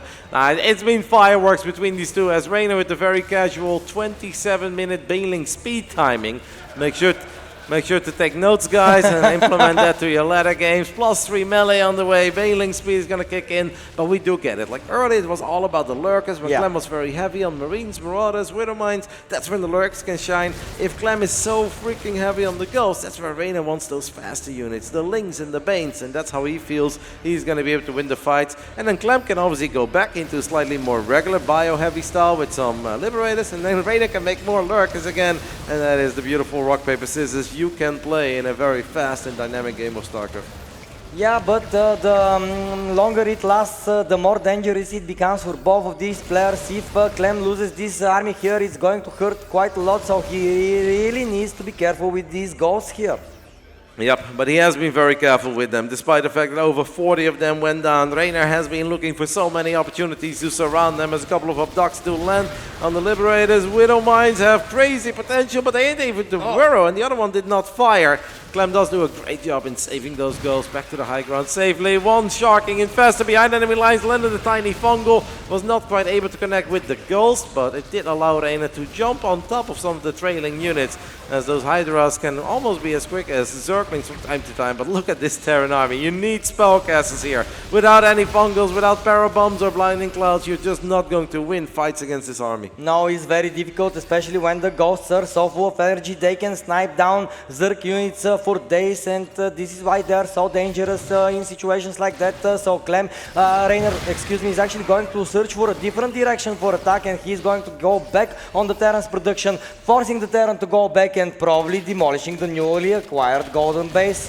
Yep, finds a ghost there as well. A couple of the Widow Mines are able to burrow. Reynor somehow still splitting Zerglings. 30 minutes in. Clem just needs to make sure that he doesn't lose too many important buildings. Vipers could land. Fungal does connect again with a whole bunch of the ghosts. And this time, I'm afraid, not even Liquid Clem can save these ghosts. Reynor finds an absolutely amazing victory, and this is all possible because Reynor sets up this Ling run by, because Reynor is distracting Clem. That's why he's able to land those fungals. Masterful decision here to go distract Clem, make him turn back, and just intercepting him with that fungal. This was crazy, and now this puts Clem in a very difficult position because he has only 50 gas, but he has 174 army supply, man. Are we going to see the feast of Clem? Yeah, well, we're starting to see it. It's been developing for a little while, so we're getting very close to it. But this is where Clem is forced to go back into Marines and Marauders. And that's going to do well against some of the Lings and the Hydras and the Banes. But later on, once Reynor has killed a few more of the Ghosts and the Lips, that's when he can start adding in more Lurkers again, or maybe even some Ultras. And it's going to be tough. You make a great point. Earlier, it was Reynor who desperately needed to get his hands on a bit more gas, as we casually have 3 Queens attacking a base. Widow Mine fires, a Liberator. Oh no, Queens off creep in a Liberator circle. That's what Nightmares are made out of, Exalted, but this is what a Terra Nightmare is made out of, as Lings, Banes and Hydras kill the planetary. Reynor with another big victory. Yeah, 16 SVs remaining here. The basically the last super well mining base of Clem was just destroyed, and now he will need to acquire a new one or find a way to return the damage. So he will at least try to do that. He will destroy this hatchery. Well, it was very difficult for Reynor to kill the top left. Apparently it's easy for Clem, as without any medevac support, it's just a couple of Marines, Marauders and Ghosts casually sniping that hatchery. There is one medevac that's going to save the expensive units, but that's really big for Clem, where Reynor lost a lot of units to gun down that planetary. Clem just split off some buy units and he gets the job done. Yeah, that's true. He's almost sniping. He sniped it. Okay, I didn't see it on the screen, but nice trade here by the Ghost of Clem, but still. Whoa. I mean, Roti, I cannot say that Reynor looks better, but I cannot say that Clem is out of the game just yet with 173 armies. Not at all. Clem may not have too many units, but Clem did have a planetary and a liberator. He's going to end losing up that one too, though, so that's unfortunate. At this point, it just comes down to who gets the dream fight. Yeah. Reynor knows that if he wants to win this game, it's going to have to come off the back of a couple of great fungals, ideally combined with a parabomb on the medevacs and just a fantastic engagement. Clem is probably okay with slowing this game down just a tiny bit. Make sure that he gets more energy on those medevacs, on those Ghosts, and that he won't see himself in a position where the Ghosts are exposed. But it is ridiculously insane how Clem has been able to just always hang in there. No matter what Reynor threw at him, Clem was able to secure another base, still find damage on the other side of the map, and make sure that he's got the right balance of units. And yeah, 19 SCVs, that looks bad. 181 army supply with Liberators and Ghosts and Marines and Marauders, that looks pretty good. That looks very, very good. Will Reynor actually have the bank to contest with that?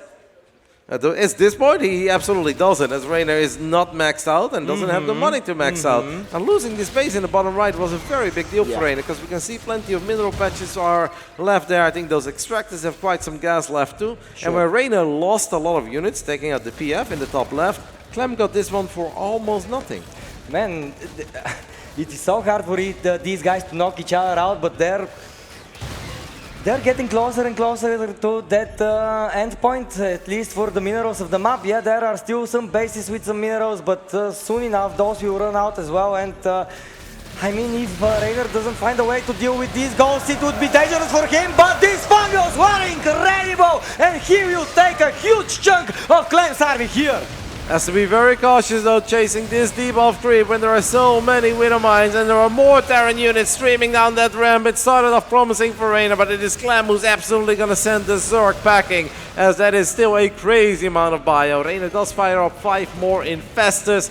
I mean, Reynor needed this base so bad. He just doesn't have any money anymore. Clem, meanwhile, is still pretty rich. Seems like there was one leftover unit there, a couple of the Changelings getting picked off. But I kind of feel like Reynor is completely running out of steam. Yeah. Reynor threw everything he had at Clem forever, but Clem found a way to hang in there, never really lost track of the greater picture, was able to just weather storm after storm. And here we are, 35 minutes in. And it does feel that Clem is the one who's in the driver's seat, and he's perhaps one good fight away from getting it done. But Reynor is looking to turn things around one last time, this time with 7 lurkers, hoping that he can land a Fung on the goals and that the lurks can make the difference. Yeah, so one of these Infestors remained hidden. The Fungals will land, but will that be enough? 70 supply against 140 in army sizes. Clem seems like he's pushing through. Clem seems like he's tasting victory, and so he will. GG for Mr. Clement de Planche. What a game, once more showing us why he is the reigning world champion of StarCraft 2, why he's the defending champion of the Bellum's Gem Elite. It felt that he was on wobbly legs, it felt like he was in trouble, but he in there like the champion that he is, and after 35 minutes was able to turn things around and get a 2-1 victory over his friend, but also his rival Reynor. Just a really fun series, Exalted. Amazing, amazing series. I cannot wait to hear how he feels and how this series went through his eyes, because my goodness, not many people on this planet Rotterdam can stay so relaxed under so much pressure? No, I think there are very few people on this planet, actually. He's one of them, but I think even Clem, most of the time, when they have such a crazy back and forth and chaotic game 3, even pro gamers sometimes forget about what happened in game 1 and game 2. So if you put him on the spot, he's like, I don't even know what happened anymore, because that last game, even for Clem, that is a very draining game. Like, there's this roller coaster of emotions, there is so much happening, you have to be worried over so many different things at any given moment. Just an amazing performance. Means Clem advances into the upper bracket final, where he will be playing a TVP against Zoun tomorrow. I think this is going to be a great matchup. Zoun looks into to be into amazing shape. Yeah. Clem is in amazing shape, and I think we are going to be having an amazing best of 5 between them. But yeah, I mean, from this series, how can you choose the replay? So many situations, so many significant battles, but in the end, Liquid's Clem got the W.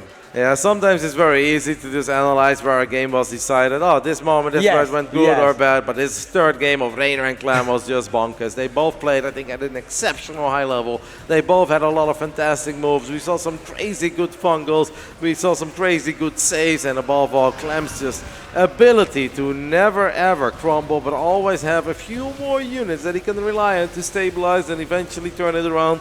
One base at a time. Just a beautiful game, honestly, by both.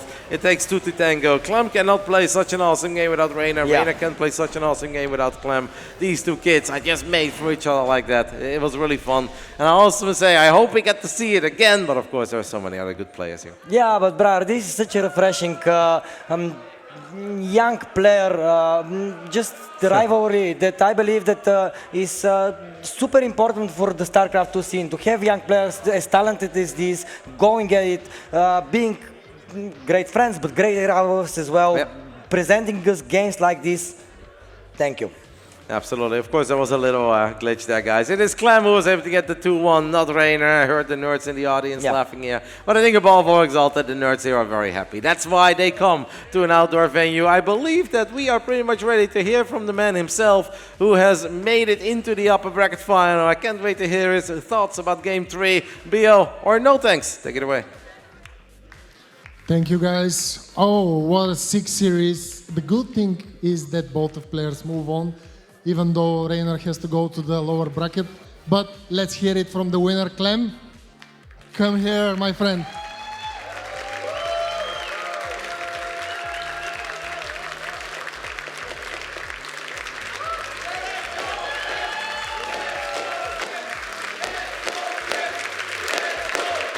Looks like it will still be Stara Clemora. What do you think about it?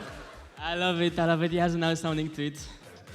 Okay, so sick 3 games. What happened in the second game that you lost? What do you think? Yeah, the second game, I was very shocked I lost it because it felt like it was going really good for me, but I didn't realize how bad the trades were like going on for me the entire game. And yeah, until the very end, I thought I was winning, or at least in the winning spot. And yeah, I was very shocked to lose that one. But I guess one fungal on his side of the map that was really big, and then the counter attack, I just couldn't have quite enough to defend. And I also made a lot of CCs, which is a really big investment that didn't really pay off. So yeah, I was very surprised I lost that one. Yeah, crazy games. What about the third game? There was a lot of ups and downs. Were there moments when you thought that you were losing it? The third game? Yeah, I thought I was losing it already after the first Hellions. When the Hellions came in, they got surrounded by the Lings, at least some of them did. And I didn't quite found the damage that I was hoping for. And the game definitely felt like it was starting pretty bad for me until my big push on his external bases that made me take some good trades. And then at that point, it was very close, I guess, but maybe I was in a slight lead. All right. What about tomorrow? You're facing Zoun. How do you think about it? How do you feel about Protoss against Zoun? What do you think? Yeah, Zoun is a very scary pro to play against, and I've had some struggles against him in the past and even recently. So it's gonna be a tough one, but yeah, I think I can do it. Okay, Clem, we wish you best of luck. Thank you very much. All right, guys, some more StarCraft 2 action coming up here in Bellum against Elite Stara Zagora 2025. But first, we'll have a small break. Don't go anywhere.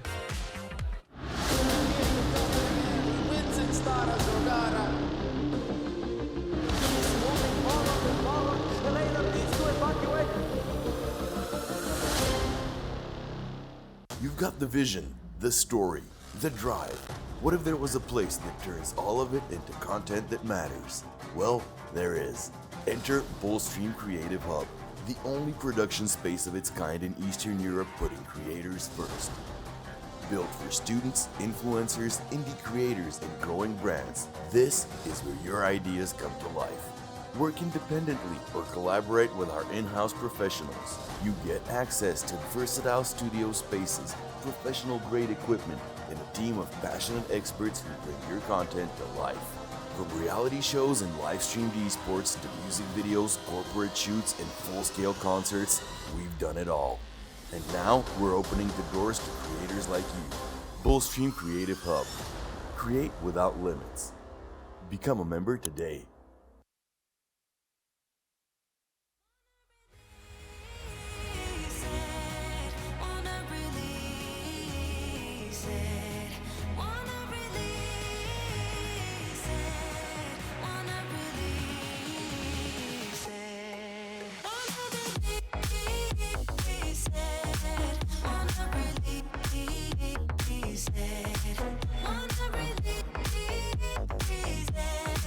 Wanna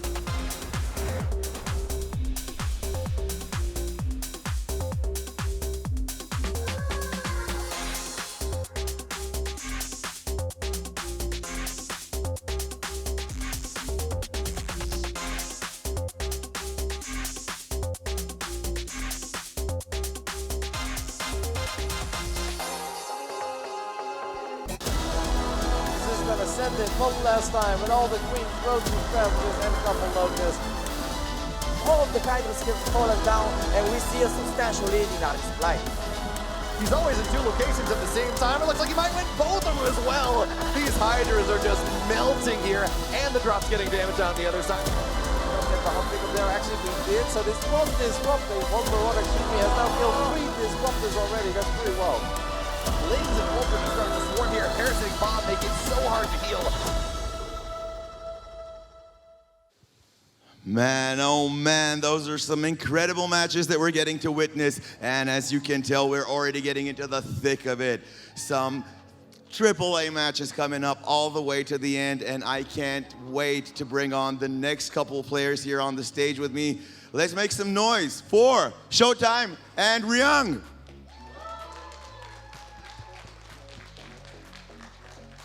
Welcome, welcome on stage, gentlemen. How are you feeling? I'm feeling pretty good. Confident about your upcoming match? Absolutely.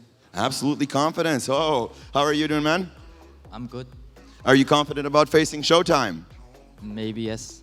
All right, crowd. What do you guys think? Can I hear some noise for Europe over here? And how about the great Korea over here? Oh man, they're both stacked. Used to be all Korea. Europe's getting so hot right now. I can't wait to see this turn out. Do you have anything planned? Anything special, man? Always, you know me. Oh yeah, I know you told me, but are you gonna tell them? Hell no. Oh, again. Oh, now it's gonna be the reverse double triple flip, right? Oh man, just make sure you have your guard up, man. And how about you? Are you gonna do the triple Korean thing? Maybe. No. No. Okay, so don't. Okay. All right, guys. Let's make some noise and let's wish these 2 gentlemen some luck because this is gonna be a good one. Let's see it, guys. Good luck to both of you. All right. Let's see it.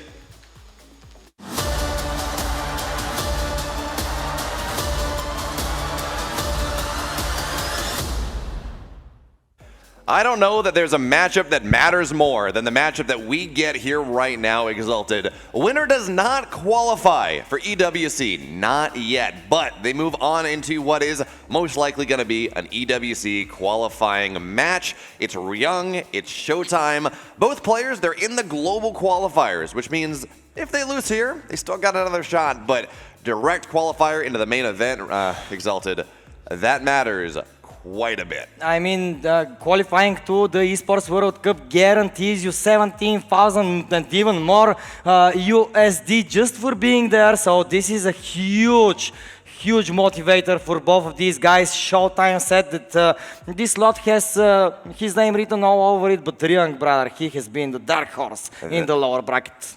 That he has. We talked to him after he won his last series and said, look, you know, I don't really feel good about TVP, but if you put a bunch of boys together, you run them across the map, all of a sudden it can work out pretty nicely. But I want to take a look at this bracket for just a second because it's been a little confusing figuring out what's going to happen with these EWC slots. It becomes very simple, or at least simpler. So quarterfinals on the lower bracket, those are going to happen tomorrow. Serral versus the winner of SKillous Lambo, and of course we saw Reynor falling down faces the winner of this series. If only one player that is not qualified in, so if say ShoWTimE or Lambo, if only one of those players wins tomorrow and the other one loses, they're in. They're in EWC, it's their slot. If both of them win, if say ShoWTimE and Lambo both move on to the next round, that matchup is going to be the qualifying slot. If both lose, Serral and Reynor both win, and then we're going to have an extra best of 5 tomorrow. It's bonus StarCraft, and I'm never going to root for someone to lose, Exalted, but bonus best of 5? Yeah, I will root for that as well, but still, ShoWTimE and Ryung is the concurrent matchup here, and oh my goodness, this is going to be a very tough one. Yeah, I like the stylistic matchup here as well. ShoWTimE has looked so clean in the early game, playing with his adepts, playing with, well, not necessarily in this matchup, but playing and making sure that he does not die to all of the crazy Terran aggression. Even when he took damage from Spirit, he was able to stabilize, was able to get himself into the mid-game, looked very good. Ryung is not playing with early gas. He's not doing what Spirit was doing, what we saw Clem doing earlier. He's just saying, I'm going to build 5 barracks, I'm going to run them across the map, I'm going to pull 20 SCVs, I'm going to shove into your natural. It's going to be a very difficult defense. Good luck, ShoWTimE. You're going to need it. Yeah, 1000%. Ryung has been tremendous, and finally we are going to see the Torches map 100%. There we go. Yeah, I heard some cheers from the public as well. This is a very fun map. Ryung picked it. I think it's a good map for Terrans when they play against Protoss, as the rush distance is not so big, I would say. Yeah, it's like 33, 34 seconds or something, and there might even actually be 32. It's short, is the point. Yeah. And given the Terran meta right now, I mean, it's very clear from what we've seen in TVP, Terran players do not want to play that mid game. Once you start to get Storm on the map and you get Zealots and it's like 5 bases, yeah, they don't want to do that one. That's not fun. So any way they can find to eke out some advantage in the early game, well, they're going to be very happy about that one. And the shorter the map is, the much easier it is to make that happen. Yeah, absolutely. But still, I like that you said that you enjoyed this matchup stylistically, because ShoWTimE has been displaying a very specific style exactly in the PvT, relying a lot on Zealots, relying a lot on those gateway units. Do you think that he will continue to do so, or do you believe that he will go a little bit more standard here? No, I think absolutely. I was actually talking to some Protoss players behind the scenes. I'm not going to name names because, you know what, we don't want to spoil things too much. But they were saying it's like, well, okay. Yeah, well, actually, in this case, I was talking to some Terrans, but they're like, okay, you know, I don't want to go for the SCV pull thing because so many Zergs are getting that quick Storm, going Zealot charge into Storm, and it's so good against these tank pushes, these SCV pulls, because the SCV pulls, they just die to the Storm immediately. But we're now ready to go in this lower bracket match. In the bottom right, in the red, his name is ShoWTimE. And his opponent in the top left side with the blue from Team Vitality. Ladies and gentlemen, make some noise for Ryung! All right, Exalted. I think it's important, before we properly get into this game, the audience is aware of your incredible bias in this matchup. Because, well, yeah, y'all don't know this. I don't know that you saw this. But the Vitality boys, when they showed up here from Korea, they brought Exalted the thing that I'm so jealous of this. But they got him a jersey. It's signed by Maru. It's signed by Ryung. It's signed by Zoun. So if people hear you saying Ryung is a good player, if they hear him saying that he's going to win a game, it's probably true. But also, you know, just put the bias out there. You know, it's fine. Yeah, I'm like with my imposter outfit right now, right? Oh, but still though, how can you not admire the team that Vitality has put together? Maru, Ryung and Zoun are incredible. Their manager as well, Crank, super cool guy. So I think that they're onto something there. Maru winning Dallas, of course. Zoun defeating Serral today. Cool. And Ryung already in this deeper parts of the tournament bracket. Yeah, Zoun looks super impressive. Really, they all do. So, also, you know, Vitality would love to be one of these teams that has all 3 of their members qualified for Esports World Cup. But before we also get a little bit further on, I saw the signs in the crowd. Big shout out to Pi and our observing team for making sure that we catch everything that's happening this weekend. That's right, guys. Pi was mentioned. There we go. Yeah, Marino as well, Psycho Green, of course, his second in command. Both of them are just amazing. They were so working. big love, big hearts. Thank you guys for doing what you are doing. But now we need to focus on that PvT. ShoWTimE already chrono boosting some adepts, a second one at that. Yeah, he's been very active with these adepts in the last couple games. Not just trying to go and catch the Reaper, although that is very nice, but now you can run across the map, maybe delay the command center just a little bit, cause some issues, and stay at home, maybe defensively. But for now, the Reaper's gonna show up. Next is just about done, and ShoWTimE looks like his adept is gonna get in just in the nick of time onto the other side to delay this command center. Ooh, and this is so annoying for Ryung here. It's like 99%.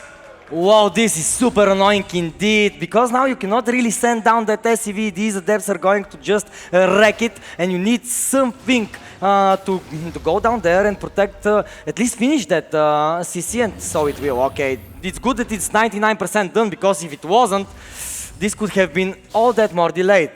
Still though, mines coming out of this factory, and not only that, I think that ShoWTimE realizes that as he was seeing the reactor on the factory. Yeah, I'm not going to lie, I'm a little surprised to see him go out there and run back with the Adept because he got a lot of damage done. It worked out very nicely, but he also saw, I think that there was a tech lab building on the barracks, which means, okay, you see a reactor getting built on the factory, tech lab on the barracks. There is unlikely to be something that really deals with these Adepts. You can delay the natural just a little bit longer.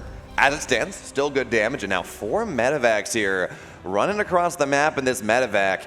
Generally, you only see 2, and then you swap the reactor over to a tech lab, get some tanks down. Ryung, he doesn't need to get a ton of damage here, but a couple more Widow Mines, it is a little bit more of a commitment. It is indeed, but let's see it now. The mines are always dangerous, even when they are going up against a great defensive Protoss like ShoWTimE. Of course, ShoWTimE being the great defensive Protoss he is already in position, but now Ryung will drop the mines. Evacuation for the probes commencing, and what is going to be the damage? Actually, insignificant, just 2 probes. 2 probes for 4 Widow Mines. I think it got an Adept or 2 as well, but you're totally fine with that one. 2 probes go down, 4 Widow Mines should eventually fall if ShoWTimE's going to be able to get them, I think. Yeah, he's going to be able to find them on the north side. So Widow Mines, they burrow up, but it really doesn't matter because there is no armory on the field. Well, actually, no drilling claws on the field anymore. Of course, Ryung, this is the first barrel of his attack. He's got Banshees on the way. He's got tanks built on out here. And because this is a 4 Widow Mine drop, because this was commitment, he got ShoWTimE back home a little bit. The Blink Stalkers are done, but we don't have any Prism on the map. ShoWTimE, he has some things to use, but he doesn't really want to get aggressive right now. He'd much rather get a 3rd base, get his Forge up, start to macro up a little bit into this one. But we should point out, Blink is done, Charge is not on the way. At least yet, and yeah, it's going to be actually a Robotics Bay. He's going to go for that Colossi, a little bit more of a classic approach here by ShoWTimE. I really love the Colossi in this matchup. The Blink Stalkers are here. They're going to pick up 2 SCVs, get a shell shock from the tank, but nothing too significant there. Good scout by ShoWTimE, though, seeing this Banshee. Absolutely. Keeping those observers on the side is so important here. And not only is it, oh, ShoWTimE, you could have had that one, man. He's going to try to chase it down. No, even still not going to find what he needs. He thought he had it. He thought it was dead. I pulls thought it away. he had it. Well, you know, that makes liars of both of us here exalted. Oh my god, but the Robotics Bay will finish soon enough, and these Colossi are going to come in the map quite quickly. There are still no Vikings in the sky, and we all know that those are the best counter to it. That's true, but for now, even still, another good counter is you pull the SCVs, because if you have a bunch of workers on the front line, they're soaking all the Colossus shots, and sure, you know, they're going to die, but their job is to just soak that damage so the Bio can kill off all the gateway units and get on top of the Colossus and cause some problems. Now, this timing from Ryung is not as fast as what he was playing earlier on today against, against Trigger, where he was hitting like a 6:30 timing, something like that. This is a far more classic 5 racks, 7:30 timing. +1 stim, combat shields, they're all done in the next 45 seconds. And the question then becomes, is this 7:30, you get your 3rd base, you move out, that is the very classic style from a couple years ago, or does he pull the boys with this one? Well, this is actually a good question, and I still don't know, but knowing Ryung and seeing his playstyle so far, I would say that pulling the boys is a viable option for him. That Raven almost fell down. Do we have the upgrade for the Raven that, no, the interference matrix is not yet researched? Yeah, I'm a little surprised about that one. If Me you're going too, to go for a push like this. Of course, there we go. There the boys come, and it's a good scout from ShoWTimE that he's going to see what's happening here. But even still, you drop an anti-armor missile on top of the Zealots that are trying to defend, and you can really do a lot of damage. So that's what the Raven's going to be for. It's not for the auto turret. It is strictly for that anti-armor missile. And because the Adept shaded back home, there was a little bit of a hiccup in the attack from Ryung. His entire army wasn't quite there together. And if you look at the army supply, by the way, just take a good look. ShoWTimE is up in army supply on 3 bases against this 2 base all in. Now the only question is whether he can hold it off here. Anti-armor missile goes down on top of everything. Force fields are doing a great job of buying time, but with these Colossus, -2 armor on top of them, with the tanks as they are, they have to be so careful. Just a couple tank shots, and these great big powerful siege units that are meant to buttress the defense, they just fall over. Yeah, absolutely. Still though, I feel like Ryung is in a little bit of a timer because ShoWTimE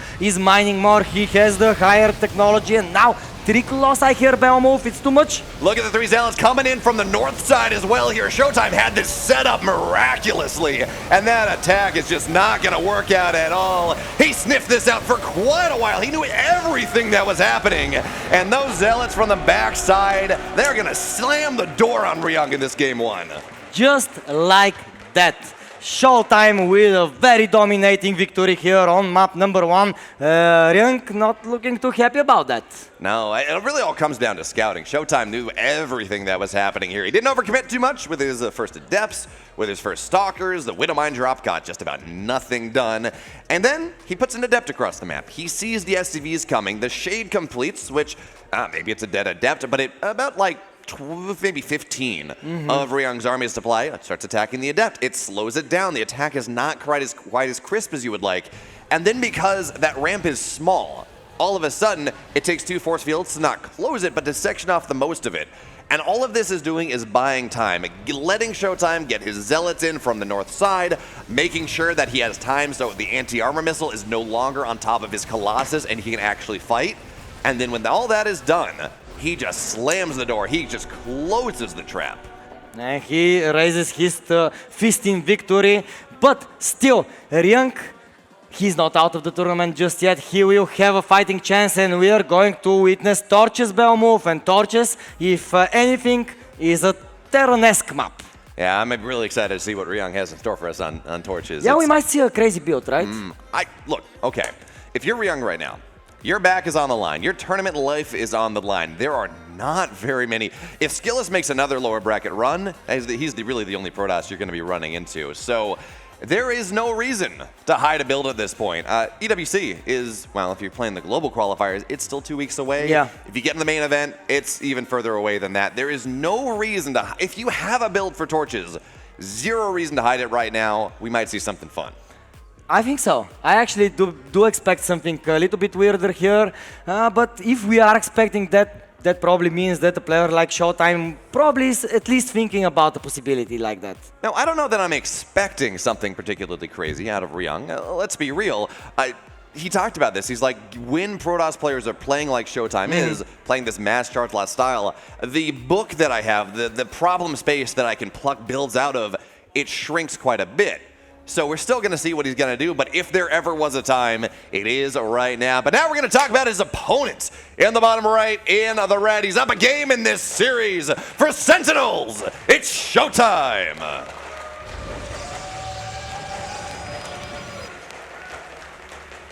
In his last life here, can he tie up the score? I want to hear some noise for the South Korean Team Vitality representative, Ryung!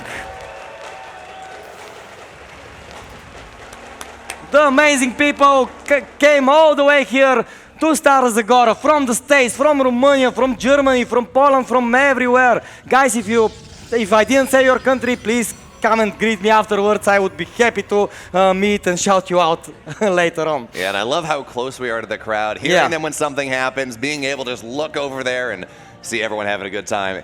That's really what makes LANs, well, a lot of things make LAN special, including just how good the games can get. I mean, again, that Reynor Clem game just a bit earlier on was one of my top games of the year, I think, and now we're hoping that Ryung and ShoWTimE, they're going to have something similar. So for now, Ryung, he opens up with gas first into that barracks. You talked about this the other day, about how that leads into a little bit more aggression, maybe a Widowmine drop or something like that. ShoWTimE's going to get the scout. He's going to see what's happening. Well, I thought he was going to run to the main base. Instead, he's just going to get the timing on the barracks. Sees the command center is a little bit slower, and that's enough for him. He knows it's likely, certainly he's going to see this now, that it's not some sort of one base shenanigans. It's not going to be some sort of barracks double gas factory type of idea. It's not going to be some sort of, Hellion drop. It doesn't tell him everything, but it tells him what he needs to be afraid of. Yeah, that's true, but I wonder if ShoWTimE managed to deny the SCV building the lower ground CC in the previous game on a map like that with the shorter rush distance. I believe that this is another danger that Ryung should be worried about. Absolutely. Unfortunately, ShoWTimE wasn't really able to delay the natural going down with his probe all that much. yeah, the SCV was chasing, but there wasn't enough minerals to build the base anyways. So now it's all about the rush distance. Can the Adept find its way onto the other side of the map? Will the Reaper annoy it and delay it a little bit? Because we saw in the last game, this timing is close. If you want to be able to make sure you take it down, you just got to beeline across. And for now, Reaper in the main base, but Ryung not interested in diving in the mineral line. He sees with the chrono on that gateway that there will be an Adept soon. He's like, I'd rather have the scout. I'd rather see what's happening than some perspective damage. God. And it's happening again, guys. Oh, this natural. It's just a little bit slower now. Wow, 2 games in a row denying the CC like that. That must stink Bellum for Ryung here.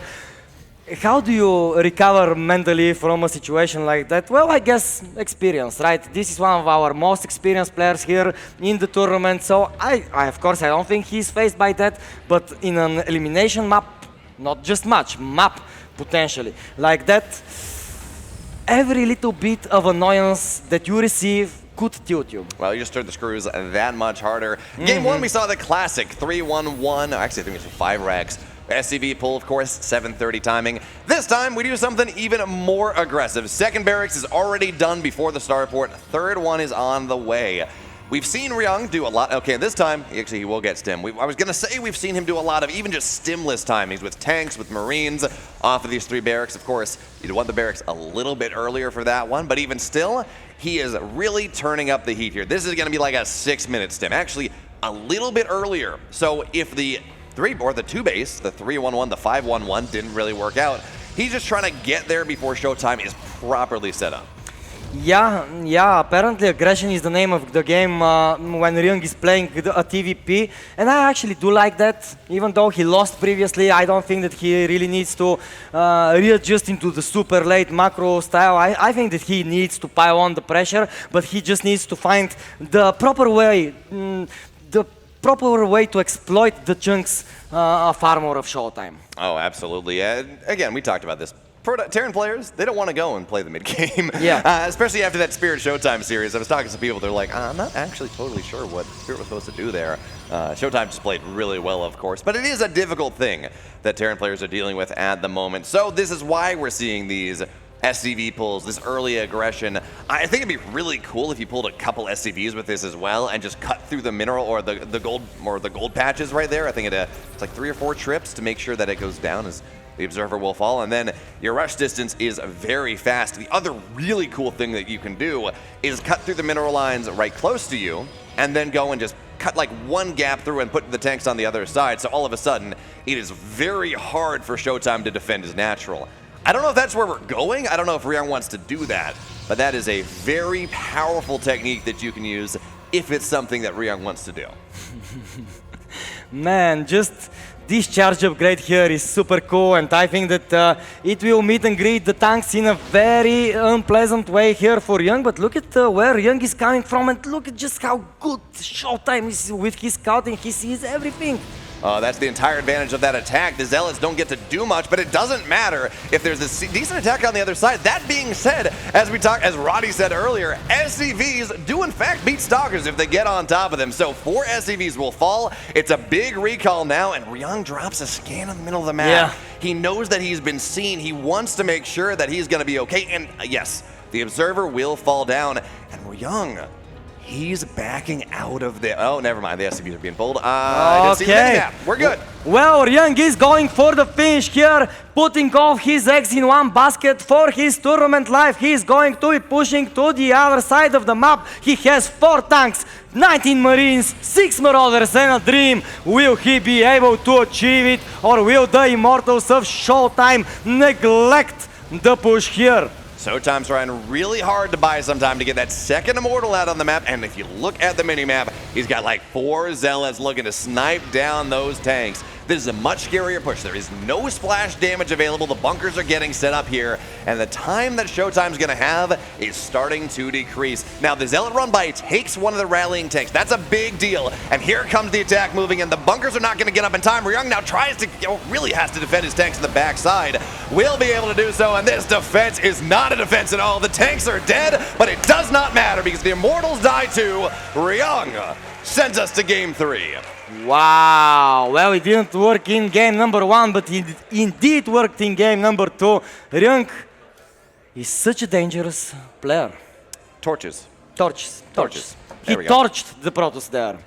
That he did. Again, this is the benefit of having a bit shorter of a map here, and I really like what Ryung did, where he was moving on the right side, he cut the gold wall, the gold mineral wall with the first couple SCVs, realizes that he's been seen, and actually that attack from ShoWTimE really was what told him that everything was happening, because that crazy attack into the natural, ShoWTimE had to know that his army was on the map. So he scans, gets rid of the observers, and then immediately takes a different attack angle. He tried to go and jump on top of where he thinks ShoWTimE's army is gonna be, rather than where ShoWTimE is really trying to get set up defensively. And now he doesn't quite do that, but he's still able to get all 4 of his tanks set up on the natural ramp and try and put himself in a really good situation. Yeah, and he did. So now what will ShoWTimE do? Again, maybe go standard, or? If Ryung's going to keep doing this tank push idea, which worked out very well for him in this series, worked fantastically in the Trigger series as well, I kind of want to see that charge first idea. Hero's been doing it like strictly against these tank pushes, where you go charge first, you get a quick Templar Archives, and then you get Storm. And Storm, historically, you go back to like Wings of Liberty, SCV pull was all about hitting there before Colossus plus Storm. Of course, this is just a little bit faster, but hold that thought, because we are into game number 3. In the upper left, in the red, his name is ShoWTimE.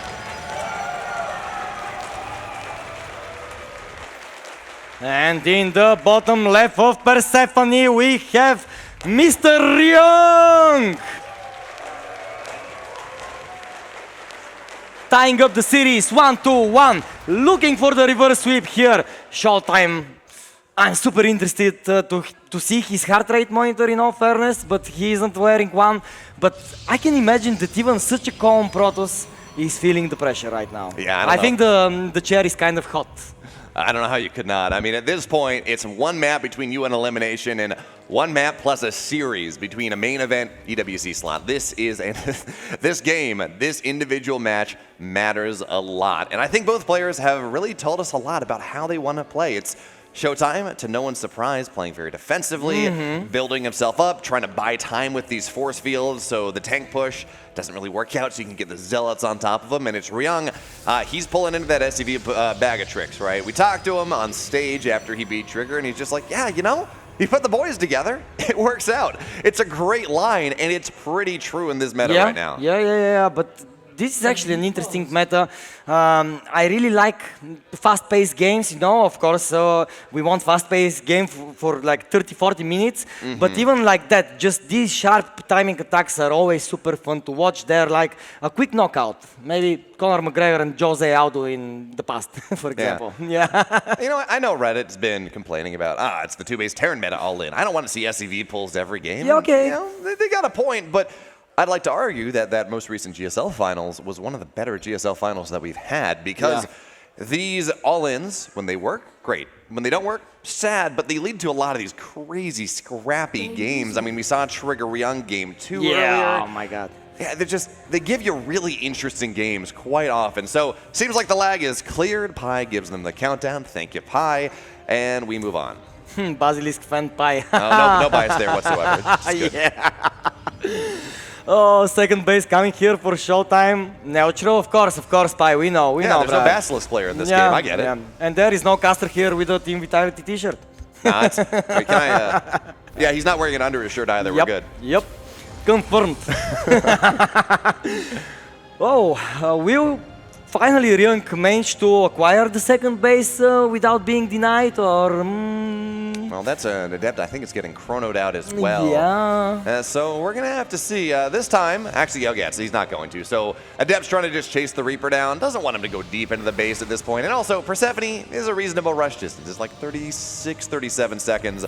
But actually, wait a minute here. He made a Zealot. So, yeah, the Adept's not going to go and delay the natural. But a Zealot absolutely will. Oh, no. Not again, Ryung. 3 games in a row. Your CC to be denied like that. Well, even if Ryung has the intention of going to a longer game, now I think that he's just going to be annoyed. He would like to respond as quickly as possible. You really are. Now there's the Adept running out of the other side of the map as well. I don't know how that Zealot got by the Reaper. I didn't see the path that it took, but he gets the Zealot across, delays the natural, and it almost felt, and I'm a little surprised again that ShoWTimE runs back here, that we were going to have to wait until the Cyclone was out. And that's another 15 seconds. And in games like this, every second matters. You need your natural done so you can get your orbital faster and get that first round of mules, start building 2 SCVs at a time, and any delay in that means that the Protoss player, their economy is going to start to outstrip where you want yours to be, which means that that eventual defense that we're talking about for ShoWTimE becomes that much easier. Yeah, that's true, but we aren't going to see the charge that you were talking about blink into Robo. So ShoWTimE basically, for this potentially final game for either him or Ryung, he's trying with a very vanilla build, so to say. Yeah, certainly, but Ryung's not going for a vanilla build. Of Are you course, kidding me? He's got a Cycle and a Widow Mine in this drop, which Yep. I do like these concepts. We see sometimes like 2 Widow Mines for Marines, 2 Widow Mines, 3 Marines, where you'd put something in there that can kill the probe that pulls off into the main base that just says, I don't want to go soak the shot. Well, the SCV, or in this case, the Cyclone's going to kill off that probe, and all of a sudden the mining time is delayed that much more. So Ryung into the mineral line pretty quickly here, and just unburrow. Stalkers get a lot of damage, though. Reburrow, it's going to be 1 probe this time. I guess 2. Okay, the Cyclone got 1 as well, and now you just beeline right back home. It's not the damage that Ryung wanted, but it is something. We have a Raven, just again. So, are we going to see another push and move out with the anti-armor missile, or are we going to finally see that interference matrix? Because given the fact that we have a robotics facility, I would expect ShoWTimE to go for the robotics bay, and those Colossi, they're annoying, so interference matrix may be good. Yeah, we're going to have to see. I think that ShoWTimE, I think in general, spending that 50 gas, you'd rather maybe spend it somewhere else, maybe combat shields. And also, ShoWTimE is not really going for that robo ban, right? He's got charge on the way here. That's where his next round of gas is going. And in general, I really do like these charges plus a ton of gateway styles against Terran aggression.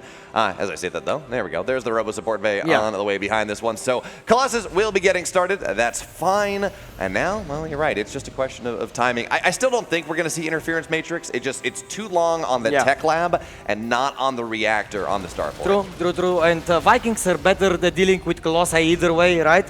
They destroy them completely and definitively, and the Interference Matrix runs out. So, yeah, I think that Vikings are just the better solution here, and of course the reactor is being added to the starport, but of course ShoWTimE on 3 bases. Yeah, he's been on 3 bases for a little bit. And of course, talk about that starport, really it's about the medevacs, right? The ability to heal there. So it's just going to be a bit of a harass from Ryung. It's not even going to be the anti-armor missile this time, but if you can get a Raven behind the mineral line, kind of in that dead airspace between the main and the natural and the third, behind the main base, and just start to pick away at the economy of ShoWTimE. Because ShoWTimE has invested into this. He does have a 3rd base. He's on 59 probes, and he wants every single iota of his income to make sure that he has what he needs to defend against whatever Ryung is going to want to do. So for now, a couple auto turrets are going to go down. Stalkers blink on top, but that's going to be a probe. And again, realistically here, as long as the Raven doesn't take damage, the damage that it gets is good.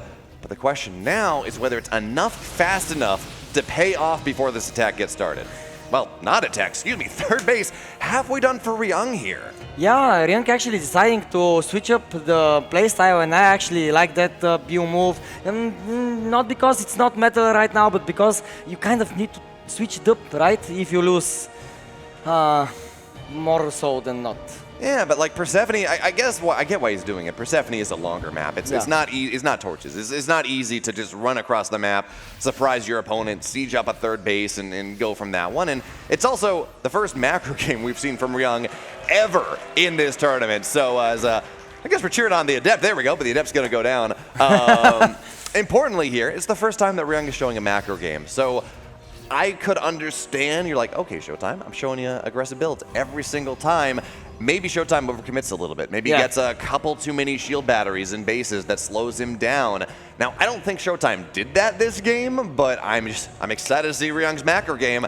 We have not seen it in this tournament. Well, I'm happy he resolves that on map number 3 in his potential last match of the not only they, but the tournament as well. So when tournament life is on the line, he's going for that macro. But now he's going to actually attack, and he has 3 Ds, 3 Medivacs, and now ShoWTimE needs to make a decision which part of his base is he going to defend. These are a lot of Widow Mines here, there are a lot of Marauders, a lot of Marines, but this is not the full force of Ryung. The full force of Ryung is going to hit the 3rd base location of ShoWTimE. Yeah, it's a little bit slow though. Ryung in the main base gets a decent trade, but now he's going to try to attack in the 3rd, where there is more than enough there right now. 2 shield batteries, a bunch of charge slots. I think if Ryung attacks into the 3rd pretty much the same time he attacks into the main base, maybe there's some damage there. But as it stands, ShoWTimE can send his full undivided attention into the main base to kill off that Raven on the backside. And then by the time Ryung shows on the 3rd, he's already there. He's ready to go. He's even spent an extra warp-in round, I think. And there's just really not a lot of damage that Ryung can find. Absolutely beautiful move, and ShoWTimE feeling confident in his ability, going to fire up that Warp Prism, and I think that he is going to test the waters on the other side of the map. It's very important for Ryung that he gets a couple missile turrets in the main base on this map in particular. The dead airspace on the left side, or just how close the main base is to the main base, is very important. But big recall onto the right side because the pylon of ShoWTimE saw this potential run by of Ryung, and realistically here, Exalted, 4 bases to 3, not the end of the world. The Terran is pretty comfortable there. But when ShoWTimE starts to get his 5th base, his 6th base, starts to really get that map control, that's when life becomes a little bit more complicated. So for now, he's teching up. He's at 1-1 versus just the +1 upgrade of ShoWTimE, but his armory is a little bit slow. So, ShoWTimE is going to be able to get himself up to 2-1, reach upgrade parity, get even a bit further ahead. And then, well, this is where the fun starts here, Exalted. This is where the fun starts indeed. Disruptors are coming into the play as well. But I love Persephone because on the eastern side of it, we have that speed highway. I wonder, will Ryung take advantage of that, or? I love this so much. Hero started to do this about a year ago, I think, at this point, and other players have taken the bait where hallucination costs the same, whether it's a Phoenix or whether it's a Colossus or whether it's 4 probes. And if you get 4 probes with that, it means you can just get a lot of vision on the map. So ShoWTimE, he hallucinates a couple probes, they get taken down, but it is a very useful scout. Now, Exalted, we're just about maxed out here. We're 2-2s on the way, +1 flyer attacks on the way for Ryung. Yeah. The mid game, of course, has been a tricky issue for Terran, but the late game a little bit nicer. Once you get mass liberators, how does Ryung make sure he gets his 4th base? But how does Ryung get there? Yeah, that's a good question. Well, I guess he already has the tools necessary, right? There are the ghosts. There is the big chunk of bio army, a lot of medivacs, a lot of marauders. The marauders are very important in this matchup. They're tanky, they hit hard, and they can take care of the Colossi as well. But just now, Ryung needs to be trading as efficiently as possible in order to overcome the production of ShoWTimE, which is exploding more and more. Look at these 6 bases. Yeah, again, this is where it gets scary. He's on like 14 gateways, I think, at this point, as more gateways get added in. And we talked about how important the missile turret is. Well, it's a speed prism here, and just gets straight on by. Widowmine doesn't get anything either. Vikings are going to find this one, so probably not a... Well, I said there we go. Okay, they got it down. You can land if you want to. Looks like the rally is going to handle that for the most part. But Ryung, not only does he need a 4th base at this point, and that is finally going down, but I'd love to see him posture a little bit more aggressively. He does need a little... He needs that economy starting to build up. I like what you point out there, Exalted, standing next to me here. We got a fleet... Not a fleet beacon. We have the tools that... Fusion core, there we go. The tools that we need to get ranged liberators on the field. And if you can get up to like 10 liberators with range... Scary. It gets very difficult for ShoWTimE. Yeah, then he kind of needs to transition himself, you know, and this is why I really like to call PvT an arms race matchup. But now we have battle here commencing at the 3rd base location of Ryung. Ryung needs to be extremely careful because there are Colossi, because there are disruptors here. Ryung wasting a little bit of DPS, trying to get those rocks down as the Zealots run in. And you really think Ryung, he could have at least taken some of those off. Now, a couple supply depots are going to burn down. Doesn't matter, he has supply blocks. But that wall that protects his mineral line is going to get taken down that much more. And reinforcements a little bit more difficult. Widow Mines and EMPs are really good. But look at this army of Ryung on the right side. He feels very confident that he's going to be able to defend this 3rd base. And he says, okay, ShoWTimE, if you're here, you're not on the other side of the map. He EMPs the base. That means it should fall down, no recall available. Oh, yeah. But he has to give up his third base in exchange. And these Stalkers, they have +3. He's going to lose an orbital. And yeah, sure, the Vikings are shelling away at these Colossus, but they're not going to get him down just yet. Importantly, though, that economy is bad. Disruptors are going to be okay. But now Ryung, opportunity maybe, wants to chase this down, but the Disruptors, those just staggered shots, make it so hard for him to actually chase. Absolutely, Bio move, and yes, we are having the range for the Liberators, but we don't still have Liberators on the map, so I think that Ryung is going to need to be extra careful here in this engagement. There is a lot of splash damage. Look at this flank coming in from ShoWTimE on the right side as well. There are so many gateways. When you're maxed out Protoss, you're not a maxed out Protoss. You got like 30 supply in the float. But for now, we're going to see this last Colossus staying alive so incredibly long. The Vikings are dead now, and you gotta run here if you're Ryung. EMPs are good, but ShoWTimE, a flanking Colossus on the right side as well. And this is just not a situation that Ryung wants to find himself in. This extra base he was trying to get, it's gotta lift, it's gotta run away. These SCVs tail between their legs. Not a bad idea to chase, to be totally honest here, Exalted. Absolutely. But a little bit too far. Ooh, 2 robotics facilities pumping, 3 robotics facilities pumping out the Colossi at the time. Oh my goodness. We're going up to 5 Colossus here, and wow. Dude, 18 gateways. Every warp-in is 36 supply. And he has the economy for it. Look at the bases. Well, look at his bank, though. Yes, he does have the economy. He's mining a ton, but he is not maxed out here. His bank does not, well, he doesn't have a bank just yet. Again, Ryung's still only on 3 bases. His economy, he doesn't have an economy. Is the long and short of it. He's on like a base and a half here with the main and the natural mining out. So ShoWTimE is just going to be looking to trade as much as possible with his heavy upgrades, +3 armor done soon. SCVs, they're running away, but it's all about this fight right here, right now. Running back into the bunker, trying to buy some time. But with 4 Colossus in this army, you need Vikings. And without them, you can't, there's a 5th. You just can't touch it. No, you cannot. 3 Vikings against 5 Colossi. Oh my goodness, brother. This is spelling doom right now for Ryung. Ryung needs, I think, a miraculous hold here to withstand the might of the Protoss that ShoWTimE is controlling right now. It's pretty dicey. Luckily, Ryung, he's going to try to take that extra base on the right side because ShoWTimE not really aware of that or not attacking into that right now. 3-3 is done. He does have a little bit more energy regen on these medevacs, so at least his army, when it stims, you get a little bit more. Now SCVs are going to get pulled into this one. This is Ryung's attempt to make this game at least survive a little bit longer, but there's no way these Colossus are going to go down. Not anymore. 25 SCVs will fall. Ryung has nothing left. Not anymore, and ShoWTimE should survive to move on to tomorrow. That EWC slot, Exalted, you said it was gonna be his. He said it was gonna be his, and Ryung seems to be just one more stepping stone, one more idea that he's just gonna have to run straight on through. Well, I think that Ryung is going to have nightmares from this Colossi, which keep on pushing, and this is it. GG, ShoWTimE will eliminate Ryung, and will move on to the potential esports World Cup qualifying match. Oh, what a game we just had. Honestly, Exalted, that was so good. Yeah, we've had some 2-0s in this tournament thus far. Actually, we've had a lot of them. But that last series, Clem, Reynor. This series, we had everything we could possibly want. Attacks, early attacks, good defenses. A great macro late game where I think Ryung, if he maybe backs up a second after he gets a good trade. I think he certainly had some very good opportunities to build advantages in that mid game, but ShoWTimE, I mean, yes, he did lose to Serral in the upper bracket, but he looks so good right now. Incredible, incredible. The Mauer is just in tremendous form. It's a miracle that he hasn't qualified for the Esports World Cup just yet, but this just might be the tournament to do it from. Well, have you taken a look at who is in Europe right now that he's to qualify over? Yeah.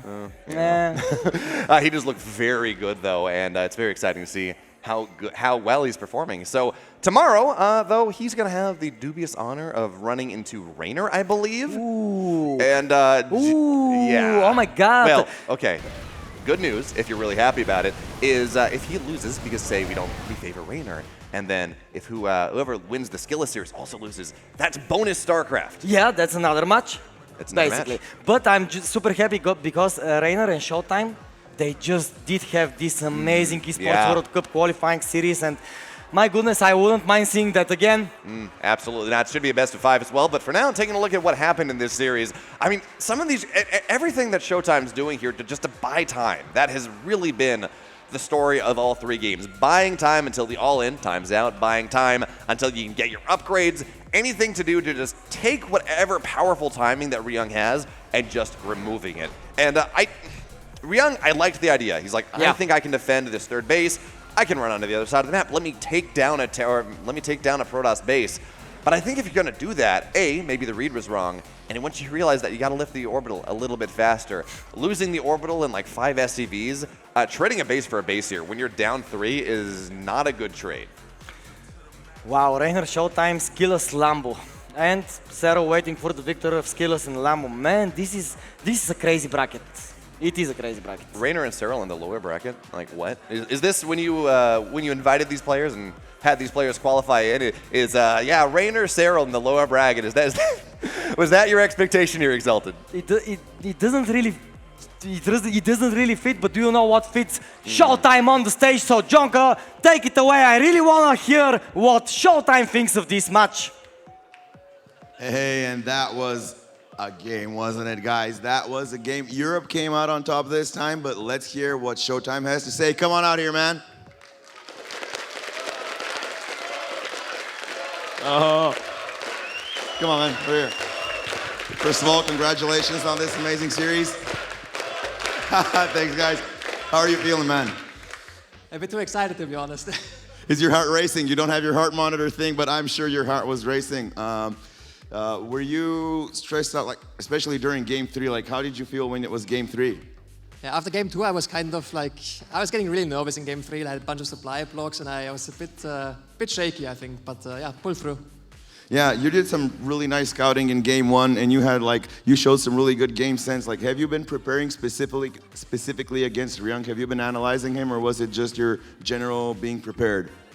I watched his games that he played earlier against Trigger, and yeah, I mean, he doesn't play anything too special. I wasn't playing anything too special. It's more like standard stuff, you know.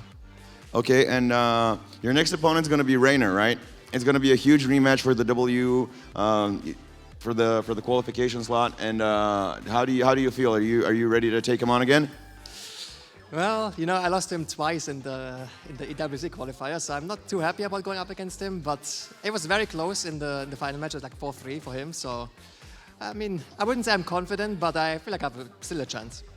All right, and whoa. All right, give it up, give it up, give it up, give it up. And what do you want to tell these beautiful people over here and the thousands of people in Twitch chat? By the way, Twitch chat, we see you, we read everything. Big shout out to Twitch chat. Just spam those emotes right now for me. And yeah, I can hear Twitch chat. So what do you want to tell these beautiful fans here and the beautiful fans in the Purple Giant? You guys are amazing. I hope you're having a good time, good matches, and yeah, just enjoy. All right, good luck on your next one, sir. And to you guys, hope you're having a great time. We've got one more coming up tonight, and after that, it's gonna be tomorrow, and tomorrow you guys know what's up. Tomorrow's gonna be crazy, but first, let's hop into this break, and then we'll be right back.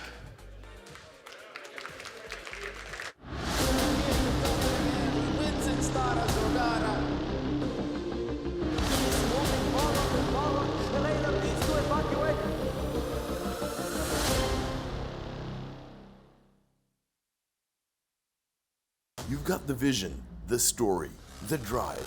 What if there was a place that turns all of it into content that matters? Well, there is. Enter Bullstream Creative Hub, the only production space of its kind in Eastern Europe putting creators first.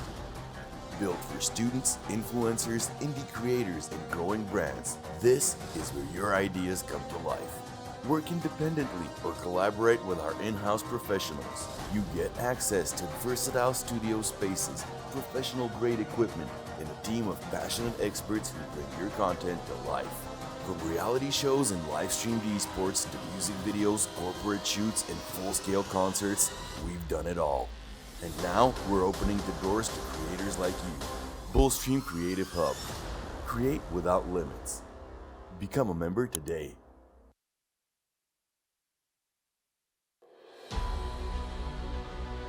So the main reason why I went for StarCraft 2 is because I came from Warcraft 3 and the natural progression was just to go into another RTS in my mind at least. I did try Dota, I even tried Heroes of New Earth when it came out, but I just didn't like them as much. I preferred the solo aspect over the team aspect. I prefer StarCraft over other games because it's a 1v1 strategy game, and I really like RTS games. I grew up playing them, and that's why I keep playing StarCraft.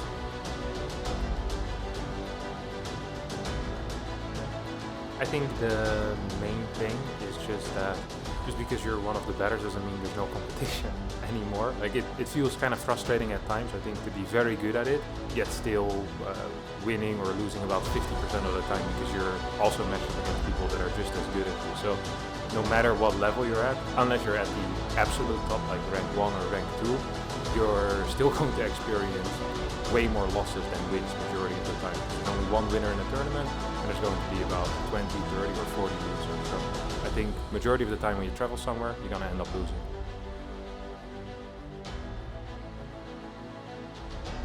Even if you're top 20 in StarCraft, it still feels not enough, at least for me. Like I want to be the best always, and this creates a lot of pressure for myself. And I really dream that one day I'll be able to be the best player.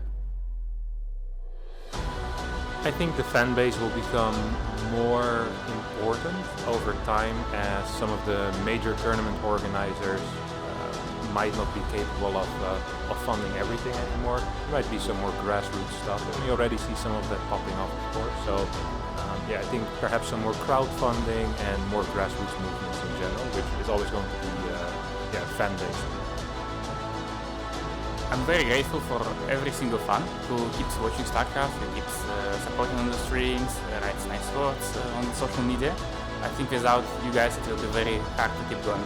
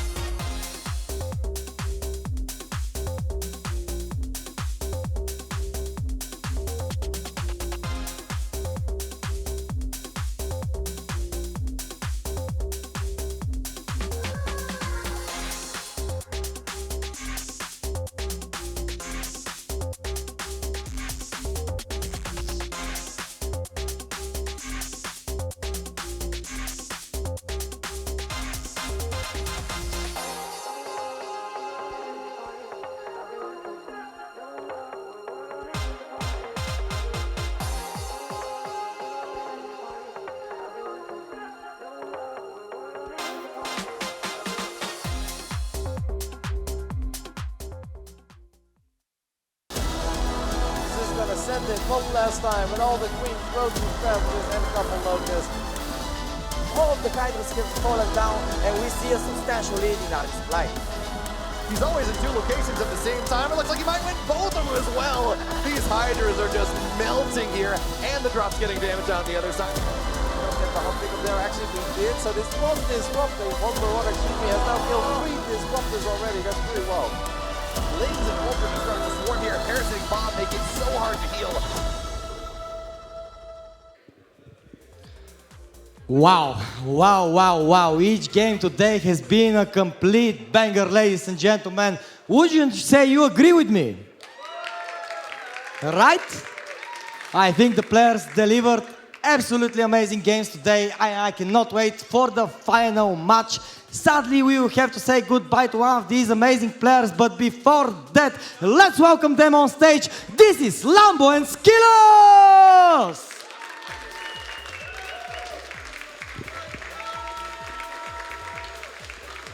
Yeah, nice. I love your energy, Stara Zagora. Thank you so much.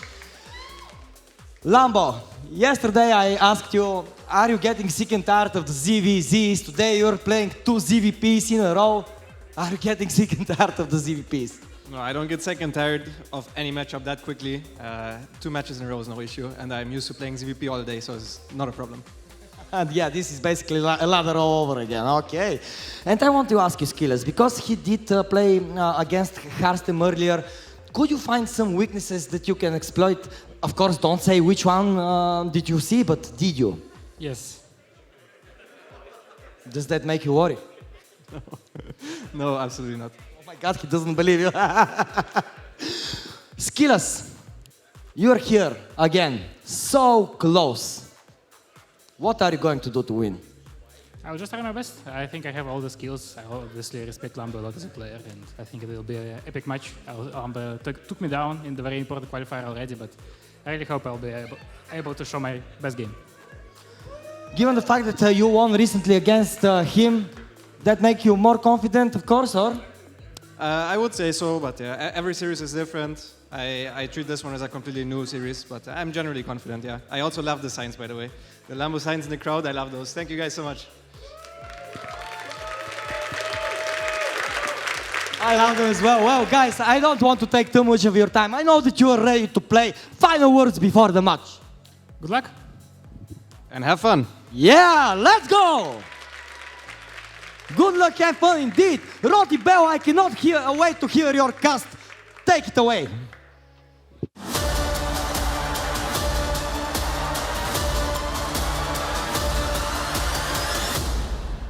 You know, Roddy, Exalted said that he didn't want to take too much of their time, but I am very happy if these players take way too much of our time, because this is the final series of the day. We talked about it earlier on.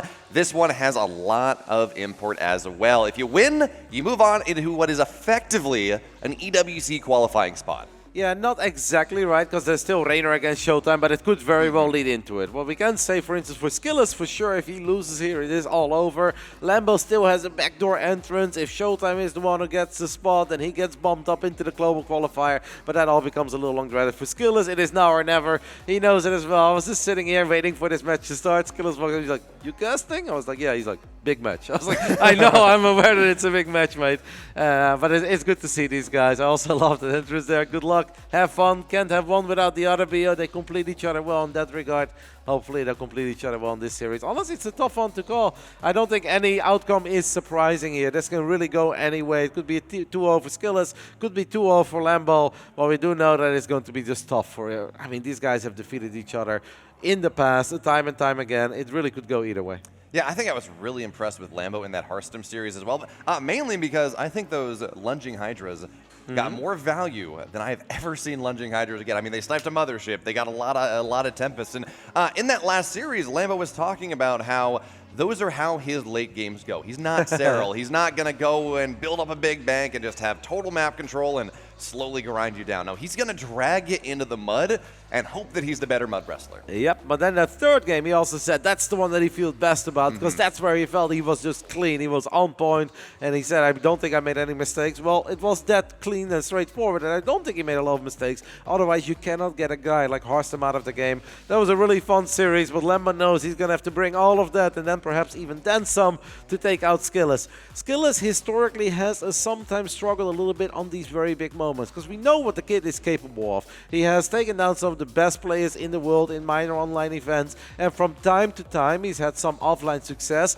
but this is the one that truly matters. This is for all the marbles, and this is where it's so important for SKillous that he now shows that all that experience that he has gathered over the years, that he can put it to good use, and he can bring his A game here. And then even then there's no guarantee that it's good enough to defeat Lambo, as Lambo is so freaking good too, but SKillous does know that this is the moment that it's all been leading up to. This is where he truly needs to shine. Yeah, and you know, Roddy, I'm looking at this map pool that they just showed up here, and if I'm a Zerg player, I'm not super happy with how this went. In Corporeal is map 2, I don't really like that once the game gets late versus for Zerg. You don't have the gas in the middle. The Zelnaga Tower actually can be very difficult for the Zerg late game army to deal with. And then we move on to Torches for game 3. That's a very short map. It's weird. Yeah. And these players, you know, you don't have a ton of practice on a map like that. That'll literally be the first time we get to see Torches. Second? We saw it we saw it just in the last series. Game 2 of Ryung ShoWTimE. Close enough. Close enough. Still, 3 days in, Torches, very, very rarely played. No, it's going to be fun. But Lambo obviously is not necessarily a late game player, so we can think all about like the complicated late game scenarios. If it is a split map scenario, Lambo can also get the job done early with some of those road ravager timings or queens to the other side of the map. There is no Zerg out there that's better when it comes to getting a queens to the other side of the map than Lambo. No, there really is not. We talk about the Professor Zerg, and that is absolutely what he has in store for us. Now, of course, if you are really enjoying this broadcast here today, and I certainly am, Roddy, there are a bunch of different ways to support the channel, so, you know, go do all that down the channel or in the links down below. But we should have our series getting ready here rather soon. If I was going to have to put you on the spot here, Roddy, and I know I'm going to do the caster thing, how is this going to go? 2-1, 2-0, 1-2? It's really tough. I stand by what I originally said, that I truly think no outcome is surprising here, but if I really have to pick one, I'd probably go 2-1 Lambo. 2-1 Lambo. That's just the one that feels most natural to me, but nothing would surprise me. It could be 2-0 Lambo, could be 2-0 SKillous. These guys are capable of defeating one another. It just comes down to who brings it when the lights shine the brightest and the stakes are the highest, and historically that has been Lambo a little more often, but who's going to count this man out? Not me, Bio. Not at all. So in the bottom left here on ley lines for Team Liquid, it's SKillous. That's a good shot. That is a very good shot. In the top right side, we're looking at the main base of the man who had to take out his teammate earlier. Said he's feeling confident, but knows it's going to be hard. Representing the Shopify Rebellion, it's Lambo.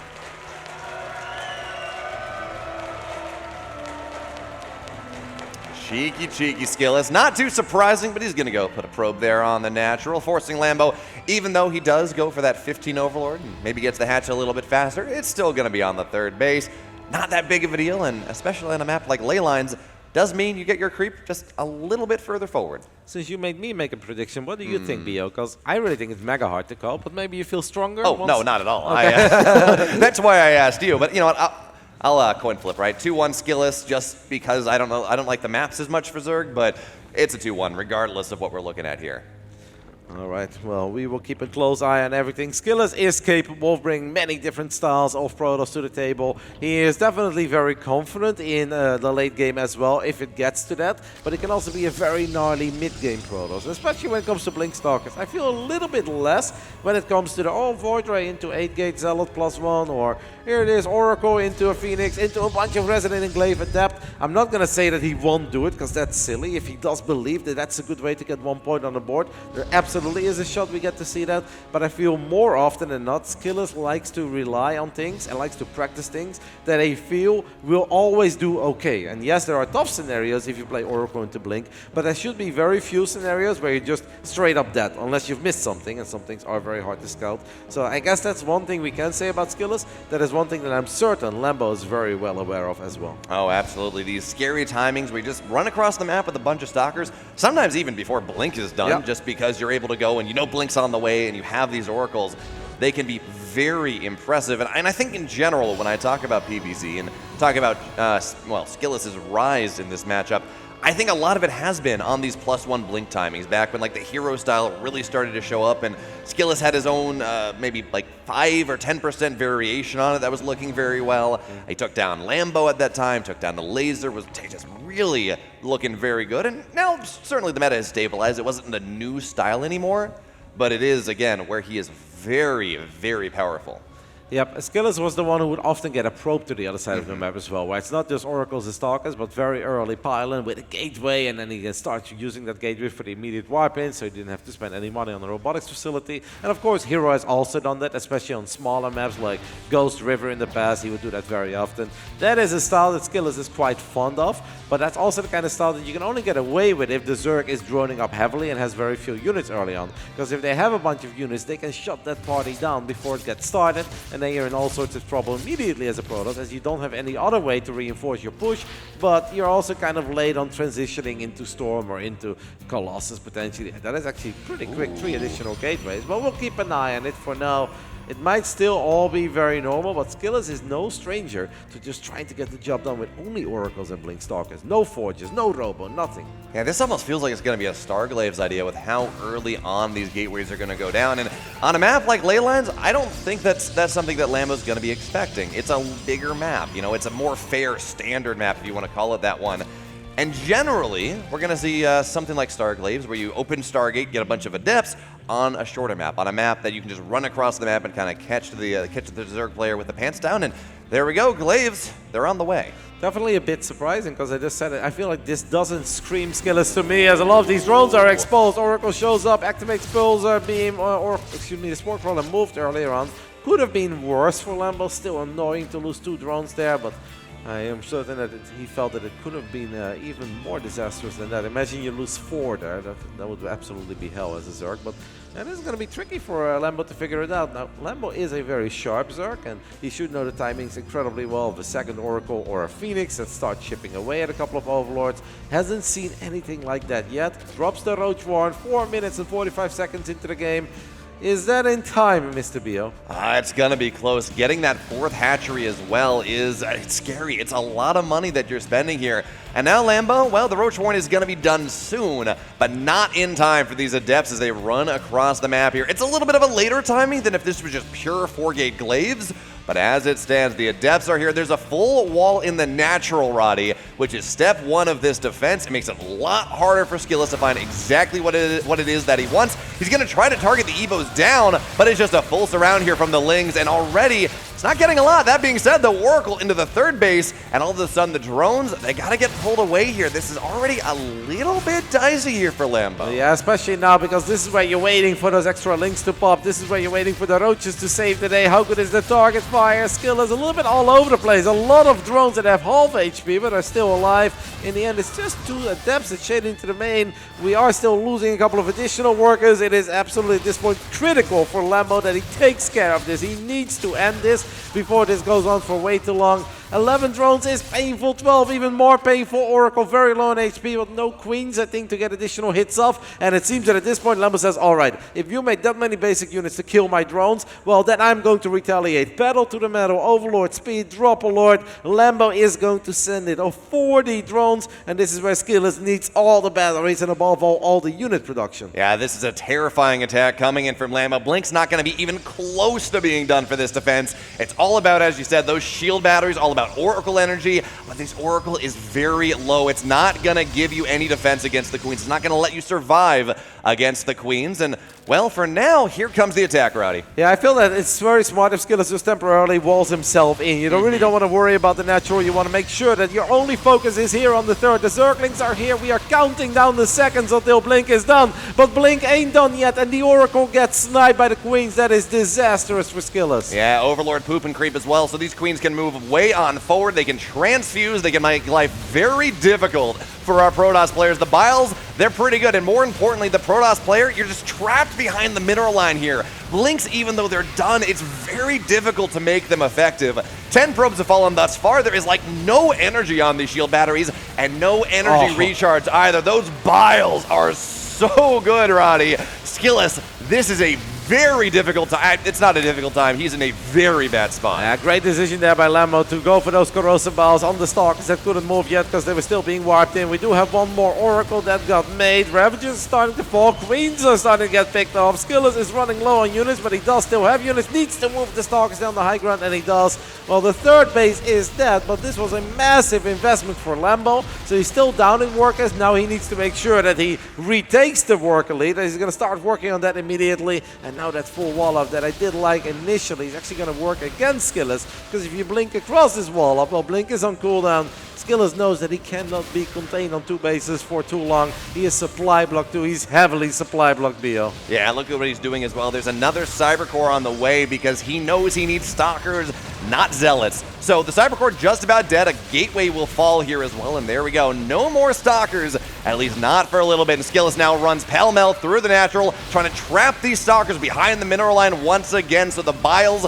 can be very, very good. But look at this Warp Band of Zealots right on top. Oh, never mind. That doesn't matter. The Biles are going to take them down, but it looks like ever so slowly, ever so quietly, SKillous is starting to force this back. It's not enough just yet, but this army is getting a little bit smaller. Now Lambo is just loving every second that this battle prolongs because he knows he's got a far superior economy at home. Corrosive Balls almost connecting with all the workers there. SKillous will hold, but he is hard stuck on two bases. He does not have a Forge, he does not have a Robo. The only thing he has are 10 Stalkers with Blink and 1 Oracle. And I'm afraid that that's not enough to truly stick around on the other side of the map, deep into a sea of creep. But he is going to try because he probably feels that his hand is forced. He might think, okay, Lambo just lost everything. Can I punish him here? But I think defender's advantage should reign supreme. But Lambo still needs to make sure that he doesn't mess up here. You really don't want to lose one unit at a time because then this could still snowball. It absolutely can. Unfortunately, not easy to reinforce. There's a pylon on the way, but for now,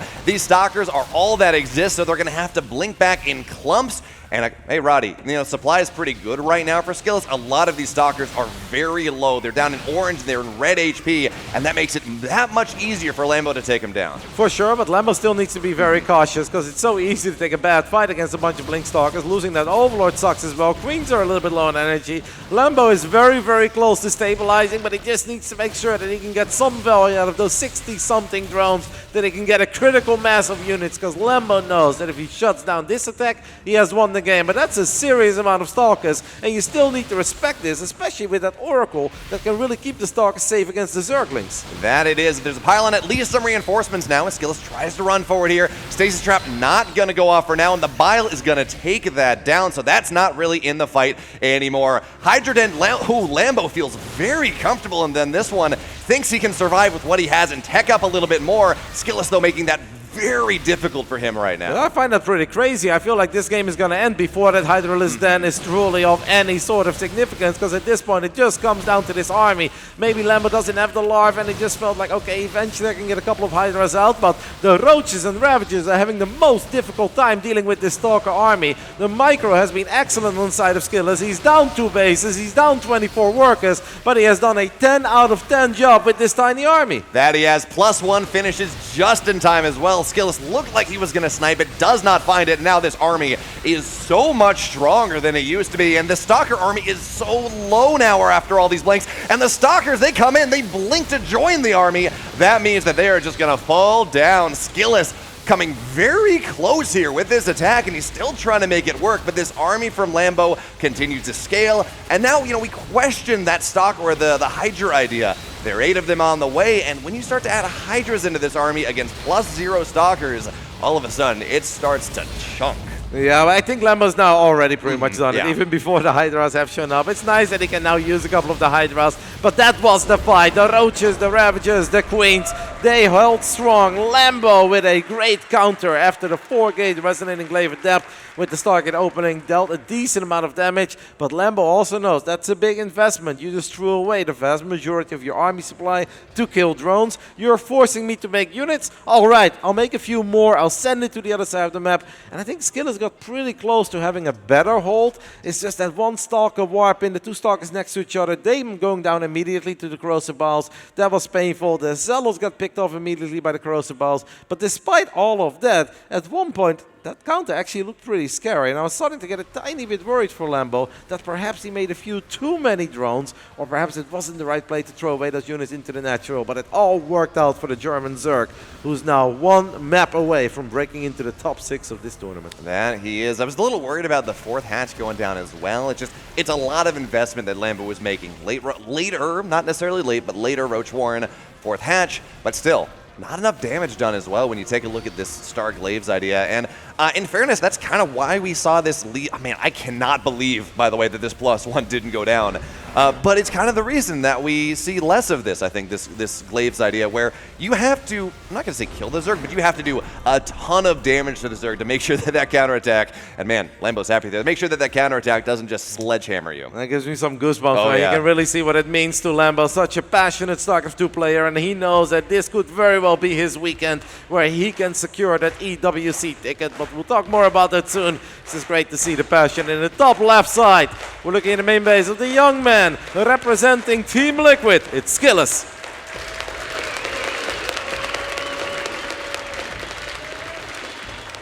And the bottom right in the blue, excuse me, you love to see the passion that he's got on display today. For Shopify Rebellion up 1, it's Lambo.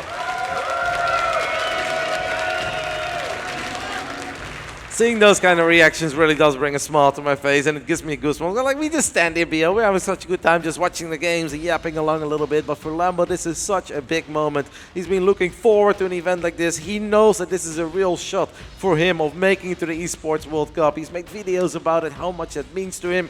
He's even used the words, I believe, where he said he feels like he owes it to himself to at least perform one more time on the biggest stage of the year, and to see him get closer and seeing what that means to him. I just think it's awesome. Oh, I mean, and he certainly is skilled enough. He's certainly talented enough. He certainly works hard enough to earn that stage. I mean, even with some maybe lackluster results more recently, he has been one of these players that pushes the Zerg meta forward over and over again. So it's so nice now to see just the level that he's playing at. But we are now moving on to map 2 here, Roddy. This isn't Corporeal. We're starting to get into the section of our best of 3 map pool that I like a little bit less for our Zerg player.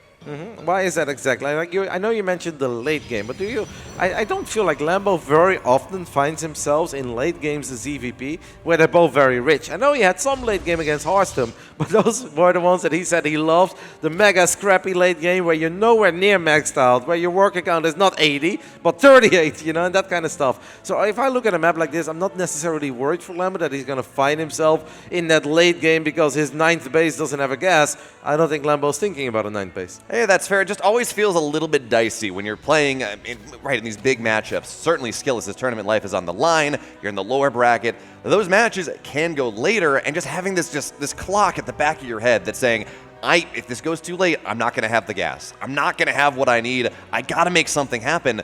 And you don't want to be in those situations. You want to make sure that you always have control over, I'm happy where I am. I'm not being forced into something based on how the map is working. Yeah. We also know Lambo as a Zerg who always prepares, puts a lot of thought. Like, yes, he plays a lot, but I think he spends even more time just thinking about the game and believing in certain timings. If he lets a map like this go through in such an important best of 3, you bet your bottom dollar that he's got a plan. He's got a reason for it. This is not like, oh, I just hope it doesn't get there. No, he's got a reason why he wants to play this map. Yeah, I wouldn't be surprised to see a Baneley Nest go down, go for some sort of like Hydroling Bane bust on the 4th base, because the 3rd base on this map is pretty defensible. There's a ramp right there. It's relatively close to the natural. But that 4th base, it's on the low ground, it's wide open, you can come in from like 3 different angles, and we actually saw Serral do that quite often in this tournament already. It is a very good map for those timings, and you're right, Lambo, he's the guy that preps. He's certainly got that in the back of his head. Solid start there, by the way, for SKillous, as that first adept had a shade, but it actually he let it finish very close by the natural of Lambo, so he was able to turn around and actually get a drone. It's not much, but it's honest work, and every single drone matters at the highest level. So far, everything that SKillous is showing us is actually very similar to what we saw in that previous game.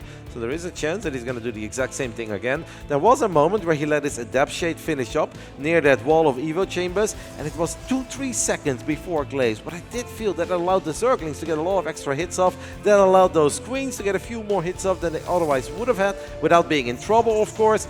And maybe SKillous is like, you know what, I didn't lose previous game, I didn't lose game 1 because my strategy wasn't good enough. I lost because I believe I messed up in the execution, and I think I can do it better. And that's not one of those things where you say, okay, SKillous should just canceled and gone in later. It's just you just send the Adept Shade like 3 seconds later, and then you're fine. So SKillous is doing the same thing once again, and I continue to be surprised. These are not the pylons.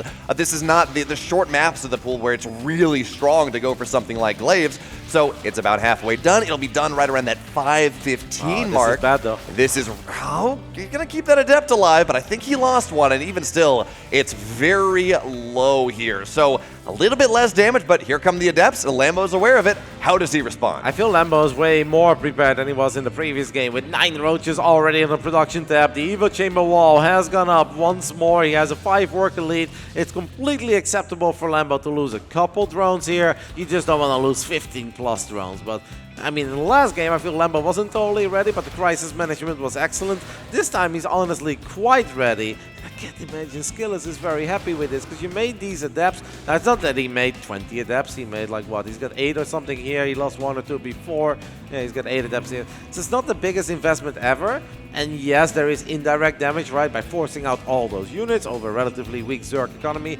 Lambo, by the way, is supply blocked. Oh no, that's a big one, Bio. That's a really, really big one on the side of Lambo. 700 minerals and still no overlords. Oh, that hurts. Actually, 99 out of 98 as well, because he does cancel that Evo. But man, you got to get 3 overlords. Not enough here. And now Adepts are going to try to shade in as well on a bit of a different timing. Roaches are there. They're not going to go for that.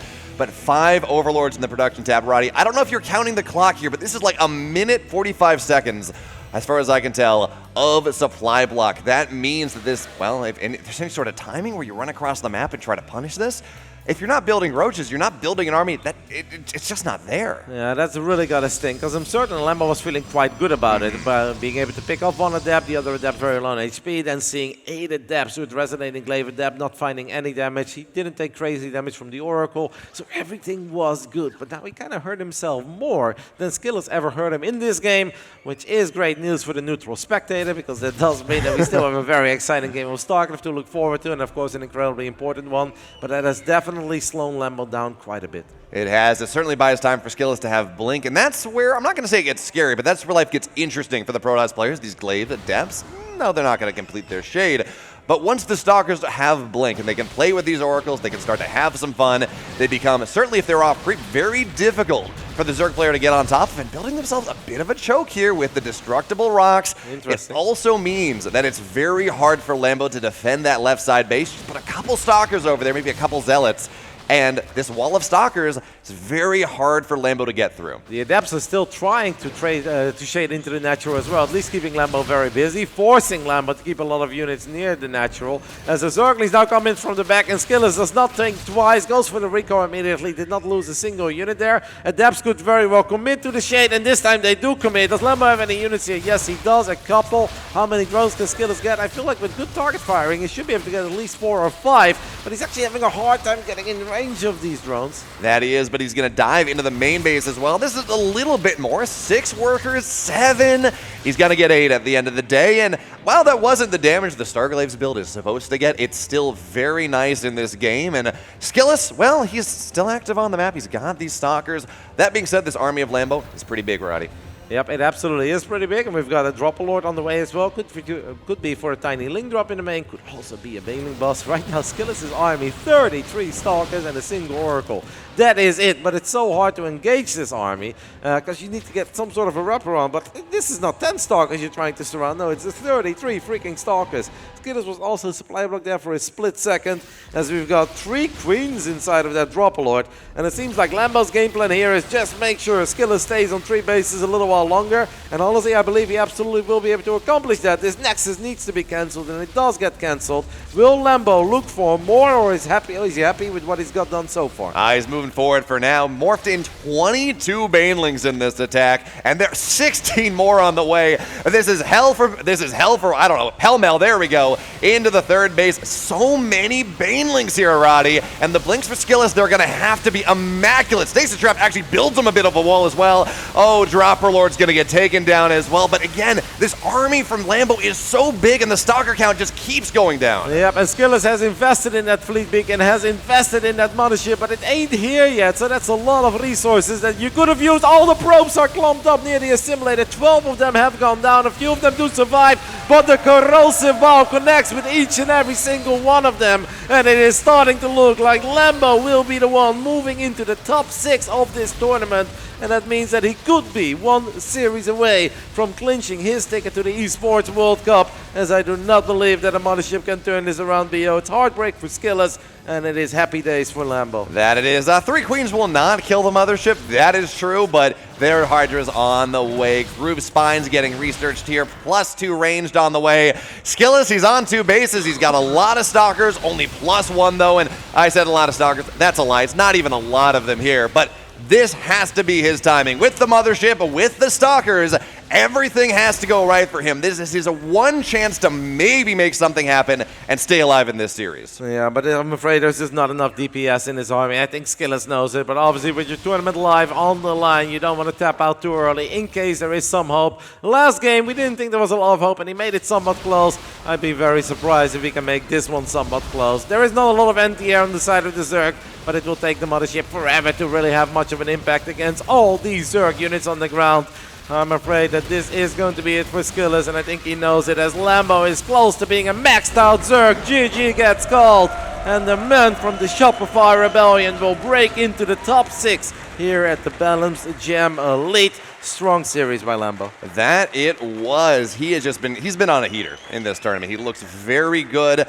Yes, you did lose in the upper bracket, but pretty much from that point on, he looks fantastic, especially in this matchup. But Roddy, yes, this is a win. This is a big deal. You get one step closer to that EWC qualifying spot. But it is Serral in that next round. Yes, that is going to be incredibly difficult. Serral's also the man who sent him to that lower bracket. But the good news for Lambo is that he now has another lifeline. Because if it's not Lambo picking up that EWC ticket, it would be ShoWTimE. ShoWTimE is currently part of the global qualifier. So if ShoWTimE would make it, then there is one more spot in the global qualifier. And that would go to Lambo, since he finished 6th in Europe, top 5. The top 2, he immediately made it. 3, 4, and 5 went into the global qualifier. So he's basically already got something out of this. But of course, if we're here, BL, we want a whole lot more. That we do. And I think it's important to point out as well that series he played versus Serral, he did not win, but it was a 2-1. And more importantly, those builds that he was showing were incredible. So I don't know if he has enough builds to just really be crazy in a best of 5 versus a best of 3 after, well, he showed 3 builds to Serral already. But if we know anything, we know he's going to be sitting here in the lab for the next 18 hours or so, however long it is until that next series. And I am so... Look, I know it's weird that I love ZVZ, but I am so excited to see what he comes up with. I don't think that's weird at all, but we also can't, like, on the sell Lambo, like, yes, Lambo is an incredibly smart Zerg, and we know that he can prepare for series, but Lambo doesn't need to be weird to win. Lambo is an incredibly complete player across the board, and sometimes, you know, to quote the famous quote, like, the scariest thing that a cheesy player can do is play a macro game. Lambo's absolutely not a cheesy player. He can be in ZVC, but he can also just do the complete opposite and maybe cut some corners, be very greedy. It's going to be a very fun rematch, BO. That it is. In fact, really everything tomorrow is going to be really fun. I am so excited for, Reynor ShoWTimE is going to be incredible. We have this series to look forward to. We have, what's that, Zoun and Clem in the upper bracket. Only 4 players. Wait, was that math right? Only 6 players remain coming into tomorrow. There we go. And I don't know that there's a matchup I'm not excited for. No, they're all amazing. All 3 of them look amazing. It'd honestly be kind of weird as well if we're in the top 6 of this very stacked tournament and some of the matches would be like, I'm actually not looking forward to it. Then something went terribly wrong. Then we either have a really bad meta or we lost all our passion. Is it weird that Lambo may be able to hear me on this one. Sorry, Lambo. But is it weird I want both ShoWTimE and Lambo to lose just for the bonus best of 5? No, not weird. I'm sure that some people here out there would love to see more StarCraft as well, but I am certain that neither of them are planning on that. I think that this won't win. They both have revenge to look forward to. It's going to be a fantastic day. We've had a great 3rd day of StarCraft, BO. Oh, we have. It's really nice that we have this kind of extra day in the tournament. A lot of weekenders, they're 3 days, you get in, group stage, and there's like 2 days of playoffs. We get an extra day for players to get ready, to play their games, to prep, and honestly, just to give us some really awesome StarCraft. Yep, and that we definitely had. Can't wait for tomorrow. We should have 7 series, but there's also a chance we have an 8 series, and that would be a best of 5, but then we're getting way ahead of ourselves. Really interested to hear from Lambo. This was obviously a really big series for him. I am wondering what went through his head, the roller coaster of emotions, because I think especially the first adapts on lane lines maybe were a tiny bit scary. He wasn't quite ready. I think the second game he had a much better start. Perhaps the supply block made the jitters go up a little bit, but in the end, he got the job done. That he did. So let's head on over to the stage. I think Exalted is ready with Lambo. That's true, Biorotti. I'm more than ready to meet the man of the hour himself for a second year in a row, qualifying for that top 6 final day. Let's greet Lambo on the stage.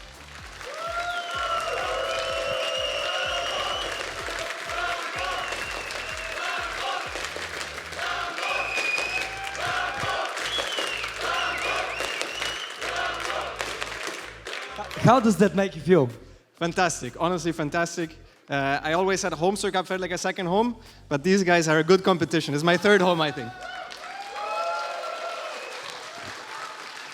Man, you made it to the final day, and as Bio and Roti just said, you have a very tough series, but this is not the only option for you, right? Because even if the worst happens and you lose to Serral, you still would have one more series to play, potentially. So, are you feeling satisfied with your run so far? I'm feeling satisfied with my run so far, but I want to get revenge against Serral. I was very mad at him today for losing because I really want to play against Zoun, but time for revenge tomorrow, I guess. Yeah, well, this is the ZVZ action we are all going to be looking forward to. Brad, I just, feeling all of this support here, I am just so happy that all of these players are, all of these fans are here cheering you on, and I think that you're super deserving, but I want to ask you in game 1, you won it of course, but the depths were kind of scary, and you were a little bit supply box, so how did you handle the jitters as Rotterdam just asked? But I thought I was straight up dead because my roach burn was a bit too late. He usually doesn't play glaives, so I didn't really expect it. The moment I saw the adapts come out, I just straight up thought I was dead, and I just tried to do the best with what I had, which, like the glaives hit when my roach burn wasn't even done yet. Like I usually never win games like this, so I tried to do, to not take as much damage and then counterattack, and thankfully it worked. Yeah, and in game 2, you went in confident and you closed out the series with a very sharp timing. I feel like you don't really want to go to that late game against Protoss. No, yeah. I don't think anybody besides Serral wants to go late game, and even him, after today, maybe he doesn't want to go late game every game, so yeah. I do want to close out the game, but I can play late game, just more aggressive late game, like early late game. That type of stuff is fine for me. Yeah, that's awesome. Well, do you have a message for Serral? Should he fear the Lambo? He should fear the Lambo for sure.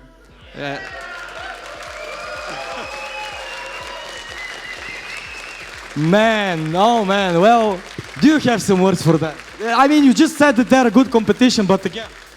Yeah, I love you guys. I want to say everybody I met here was super genuine, super nice. Everybody was super cool. Even some parents were here with their kids, which I thought was just the greatest parenting ever, going to a StarCraft tournament with your kids. So yeah, keep it up, Bulgaria.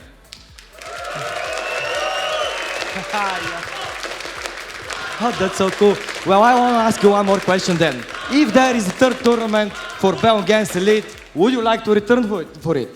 Of course. There we have it. Well, tomorrow we cannot wait for your game, Lambo. Good luck, have fun, have a good night rest, and GG. Wow, today we had...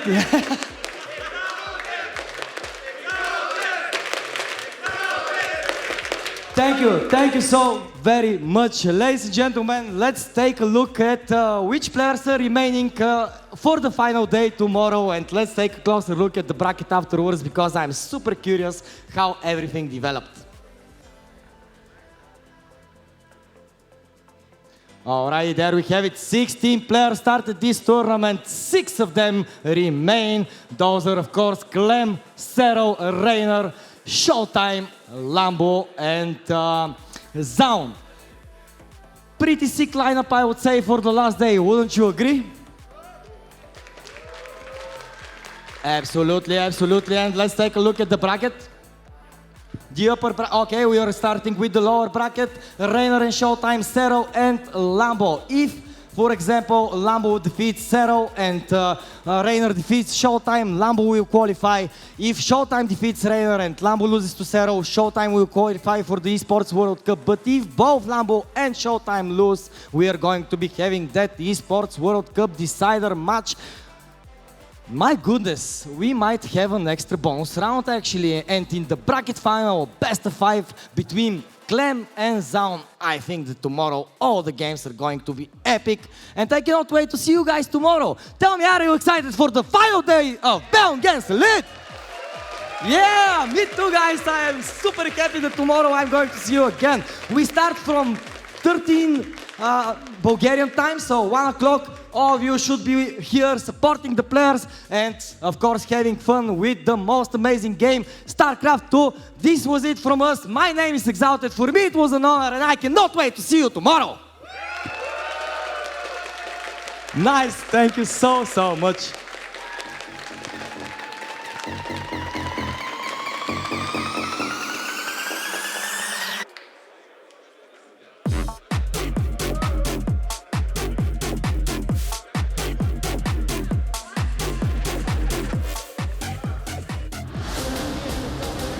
Wins in Stara Zagora.